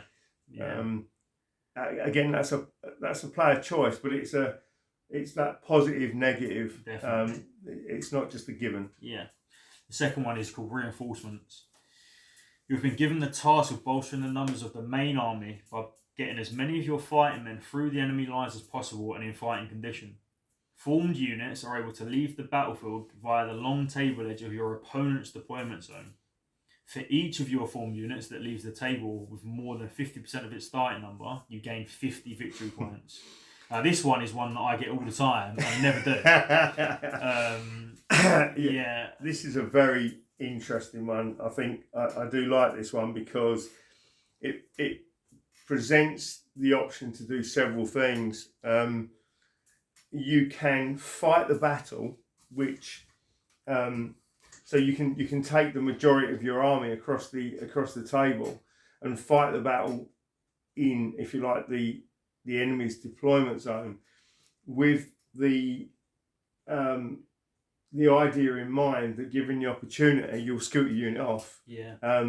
So you're not committing to shooting across the table and bang off the table. So you can wait till they're taking a few casualties, because as long as they're more than 50%, so you can have a little fight. You can lose a few casualties on the way up there. You can do a few feint attacks and stuff like this. So you can still play the game, but you can nick those points. And again, it's not let's say a game mechanic it's very tactical, and historically, you can perceive it as that moment where you've decided that there's no value in a Pyrrhic victory. So you've had a fight, you've had a good game. Now let's get away for the next battle. Definitely. Okay, the next one. Hold the line. Your battle line must hold to avoid the enemy swarming into your land and usurping your power. By the end of the battle, if you have one of your own formed units that has more than half of its starting number remaining, wholly within 12 inches of your own long table edge, and with no formed enemy within 12 inches, you will inspire your troops to hold the line and gain 50 victory points. Yeah, I mean that's you don't want to get 2 and 3 together, do you? Really, you don't want to get reinforcements and hold the line, because the two are kind of fighting against each other within reason, aren't they? I think that one is. It depends on the army, but potentially relatively easy to do to keep as a choice. And the reason I'm saying that is what I said earlier about battlefield bystanders. You could have, so it's basically any one of your formed units. So you could have that little cheap unit that is there to protect your battlefield bystanders, and that's going to gain you 50 victory points, potentially. Now, obviously, the problem with that is that little unit is vulnerable, especially if the rest of your army is halfway out of the battlefield fighting, or it's got the reinforcement special objective where they're trying to get off the table. All of a sudden, that's very vulnerable, and because it's sitting there doing a job on its own, not only could you lose the points for that, you could also lose the points for the battlefield bystander. So that's I think it's a potentially very easy one to do, but it's one that potentially can be very costly to you as well. Definitely. Number 4, and this is one I get as well quite a lot. Information is key. Enemy scouts have been very successful in predicting your every move. This must stop. By the end of the battle, if you have destroyed all of the enemy skirmish units, you will have limited the enemy's ability to keep track of your army. For each unit, gain 20 victory points. Yeah. So I would always say I like this one because it's doable by anyone. But it's very easy to telegraph this to your opponent, isn't it? Yeah, I mean, if you have an army that's got lots of skirmish units and you start choosing to charge them right over your formed unit. Yeah, and that's the whole point, isn't it? You've got to have destroyed all of them. Yeah. So it doesn't matter how easy they are to destroy it. You can quite. It's quite funny because you look at what your opponent's doing and think you're putting an extra special amount of effort into getting rid of those skirmishers. So let's keep that little 6 or 7 man unit right at the back of my lines, and all that effort has gone for naught. Yeah. This is one actually that I want to sort of add another thing into, which is we say that if you can't do an objective because the fact that your opponent doesn't have the units that you need to kill or wipe out, then you can redraw another special objective. And this is one that tends to be thrown in and redrawn because sometimes your opponent just simply won't have any skirmish units. Most of the other ones you actually can do, but that one specifically is sometimes thrown back in and redrawn. Okay, number 5, reputation is all. The reputation of the enemy's best fighting men is unsettling to your own, who now fear to stand against them in battle. To encourage your soldiers, these units must be identified and destroyed as an example to the rest of your army. You will receive a reward for destroying the 2 most expensive formed units in the enemy army. Gain 100 victory points. Yeah, I mean that's the exact opposite to preserve the army, isn't it? So that's quite nice when you've each got the opposite card. I think that one is one that, I mean, it's a difficult one because it means you've got a tough fight.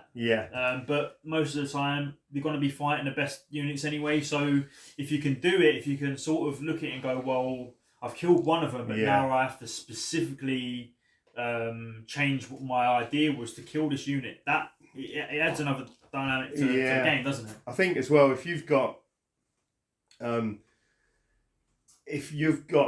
to take out those 2 enemy units, and you've also got preserve the army where you need to keep your 2 strongest units intact, you could end up very easily throwing too many resources into trying to get rid of those 2 units, because you don't want to chuck your best quality in because you want to gain those victory points. So you throw maybe your second best in, which might mean you might need like 1.5 units to 1 as far as casualties caused.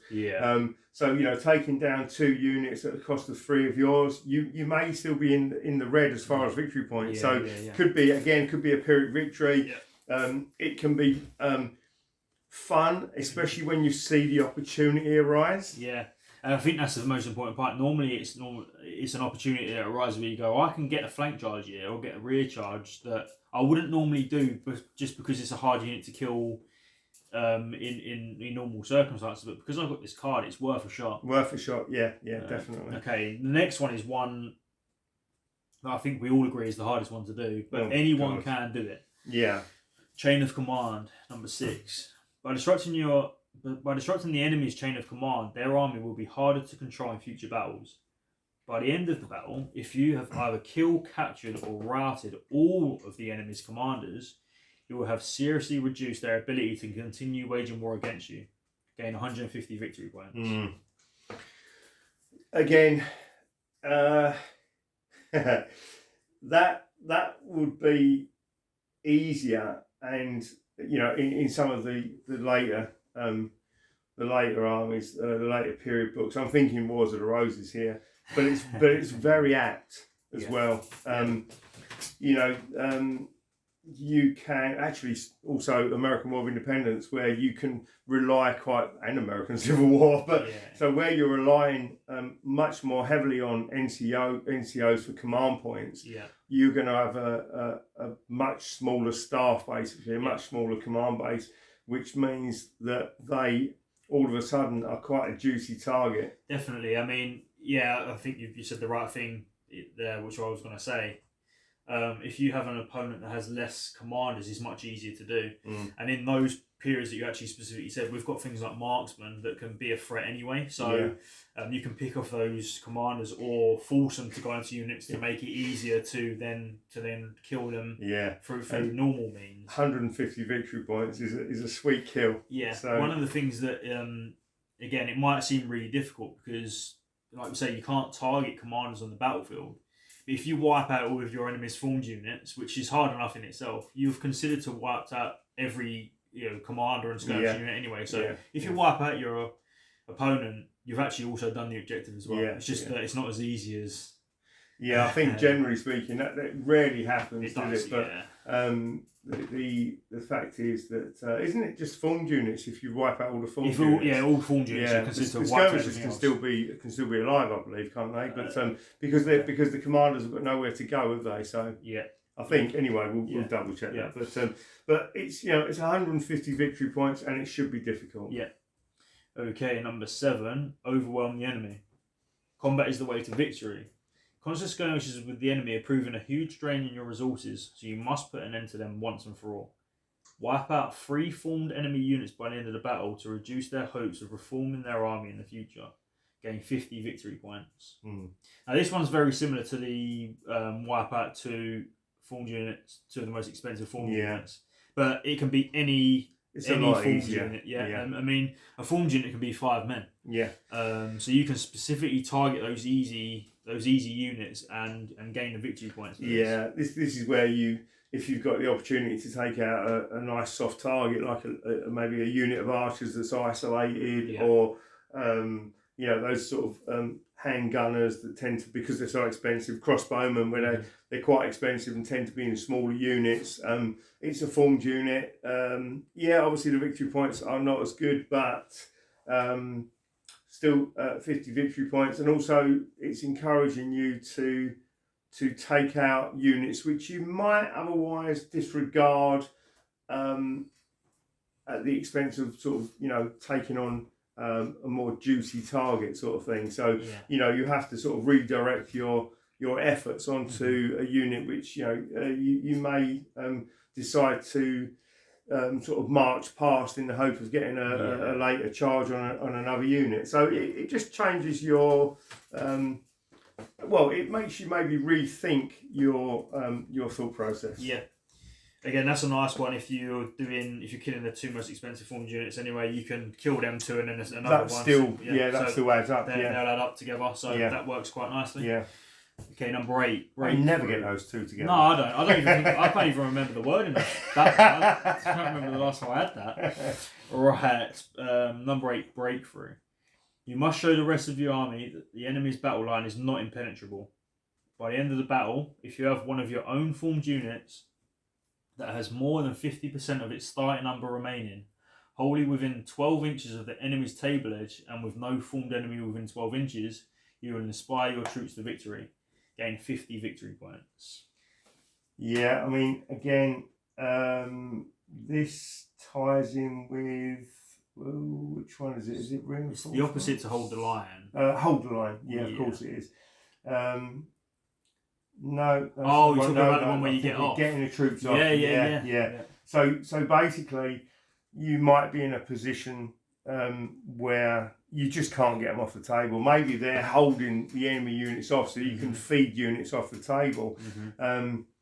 But if you use command points, if you're lucky enough to have command points, you and the turn sequence is in your favour. At the last minute, you can disengage from combat, and try to get into a position where you're obviously the distance away is the tricky bit. But it might mean you can snatch another 50 victory points, which sometimes can snatch victory from the jaws of defeat, which we normally do the other way around. But it's a possibility, and obviously in other games, the battle's all in the middle of the table. So if you're prepared to, I quite like this for maybe that sort of light cavalry unit that's taken a little bit of a hammering, but still got that more than 50%. So those sort of 10 or 12 man units that it might be down to sort of like that 5 or 6, or 6 or 7 or whatever it might be percentage wise, and you don't want it in the battle anymore because it's going to die. So you can just edge it towards, and again, you've got to be careful not to telegraph this to your opponent, really. But at the last minute, you can get a cheeky march and bam, you're in. Most of the time, you'll do the march move and you'll go, I know what you're trying to do. It's too late. You've got to wait, haven't you? You've got to try to wait until I know what you're doing, but you can't do anything about it. And the final one, stand fast. The courage of your general has been undermined. This insult to your honour must not go unanswered. By the end of the battle, your general must be joined to a formed unit that has at least part of its movement tray within the centre point of the battlefield, with no formed enemy units within 6 inches. Where terrain will prevent this, the unit may move into base contact with that terrain instead. Gain 50 victory points. This is another one of those ones that sometimes you have to chuck that in. There's a couple of the armies, the general can't join the unit, so if he's on a chariot, this sort of thing. So occasionally that gets chucked back in. This one, I always think this one seems really straightforward. I don't know that I've ever managed it. I might have got close to it a couple of times, but again, the problem I feel is that you're telegraphing it. And if you put the general in too quickly, the bugger always gets sniped out before just at the last minute. This one's slightly different to all the other ones because it's any formed unit, so they can be properly depleted. But as long as your general's in there, like you say, if you commit that your general to them early doors, they are in big trouble. And like you say, you can be any unit in any kind of state of depletion, but they are in the centre of the battlefield. Every bugger's trying to kill them. They're a target for a last minute charge and a little bit of sort of gung ho bravery. So very, very often, and I've tried this one quite a lot of times. In the very last death throes of the game, I've had that snatched away from me. This is one that actually it's sort of come up in my head, so I'm going to say it. Where if you somehow have command points left at the end of the battle, you can change the initiative and actually pass it to your opponent, because you can then be the last player and then move safely move them in. As we said, it rarely happens. We've seen it. We've seen that where the player with the initiative has forced their opponent to take it. And until you understand why it's happening, it can be a bit baffling. Yeah. But again, that's in a close battle, especially if you've got a free command point and there's no way to intercept that. You can, again, you can nick 50 victory points. And again, if you're playing in like a league game, or maybe like a club league, or a group of mates playing in a nice friendly sort of league game where you're working the points out, all of these things are part of the fun of that clamber to the winning post. Yeah, I mean, all the victory points that you gain from these, generally the easy ones are 50 victory points. So it's not gonna. It's not a game. It's not a game winner. It can influence. Tip it. It can tip it from in your case, from a minor to a stand. But it's one of those things that, again, it just adds a little bit of final battle sort of. We made a big effort in making sure that these things weren't going to be a part of the game that meant that I played 6 turns of the game and beat you for 6 turns of the game, and then on the last turn, because you got a special objective, all of a sudden now you've beat me. Yeah. It's not fun. Yeah. Realistically, it's not fun, but it shouldn't be fun for either player. It certainly doesn't make you feel good. And so it's and again, it's what we said all the way through. It's that sort of positive, negative. Generally speaking, even if they don't necessarily obviously give you a negative, they encourage you to do something that you might not be doing during a standard battle. So you might deviate from your plan to try to achieve these, which is a little bit more subtle than just basically going in and bashing up the enemy units. Yeah. So that's basically summarise, and I'm going to use the term summarise very, very loosely here, because we've been talking for a long old time. But that is an in-depth look at what On Bloody Ground is, the mechanics, our thinking behind it. I don't know if there's anything you sort of want to add in as a sort of like final thoughts. Final thoughts are, we've talked about obviously game mechanics, to give the player the overview of how the game works. I think that the most important part of that is where we've tried to reinforce the fact that the game is designed with the idea that wargaming should be fun.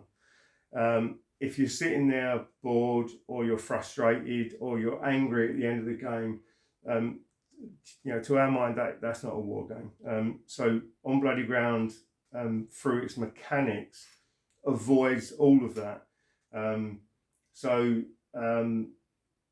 My thoughts about the game and about what we've been talking about is that it's important to keep in mind that it is a war game. It's designed to be a social war game, to bring people closer together, and to encourage that despicable part of the hobby, which is painting toy soldiers, which actually I think that all miniature manufacturers should be fined for selling toy soldiers that aren't pre-painted. But there's nothing better than buying a new army because you and your mates have decided to try a new period, something you've wanted to play for years or for 50 minutes or whatever it might be. But buying a new army, painting the damn thing up, getting it on the table, having a few beers or a cup of tea, and just enjoying the game. And so the summary for me is that with all of those mechanics that we've talked about, the end result is that that's what On Bloody Ground is about. Yeah. I'll add in that I think gaming for me, that is gaming for me and for you and for us at home. One of the things that I want to obviously make a point of saying is that these rules that we've spoken about today are the core rules for every single period that we do, and will be the core rules for every single period that we do. So what we've spoken about here will actually last the test of time, because it will be relevant to any new period that we do from what we've done already, and what 15 books later we basically use the same core rules to allow you to play the game in its most raw state, don't we? There was 1 or 2 glitches in just errors, small errors, but we ironed them out very quickly, and as we said, almost every book we've produced has had at least 1, if not 2 or 3 or even 4 reprints. So we make sure that we reprint with anything that needs to be adjusted, and it's extremely rare now. but those rules, you can play this game today, and then pick it up again in 20 years' time, and you'll still know how to play. Yeah, that's exactly it. We have the one thing I will say is that we have a growing group on Facebook, and it really is growing. Yeah. And that's specific to On Bloody Ground. It's not specific to specific books, but you can come in there, ask questions. I'll post links to that and directly to our website in the description of the video. But yeah, I think we're also, just very quickly to finish off, we're already talking about obviously this is quite a big long podcast, I suppose you call it. Do you call it a podcast? Yeah, I'd say a podcast. You know, a big long chat.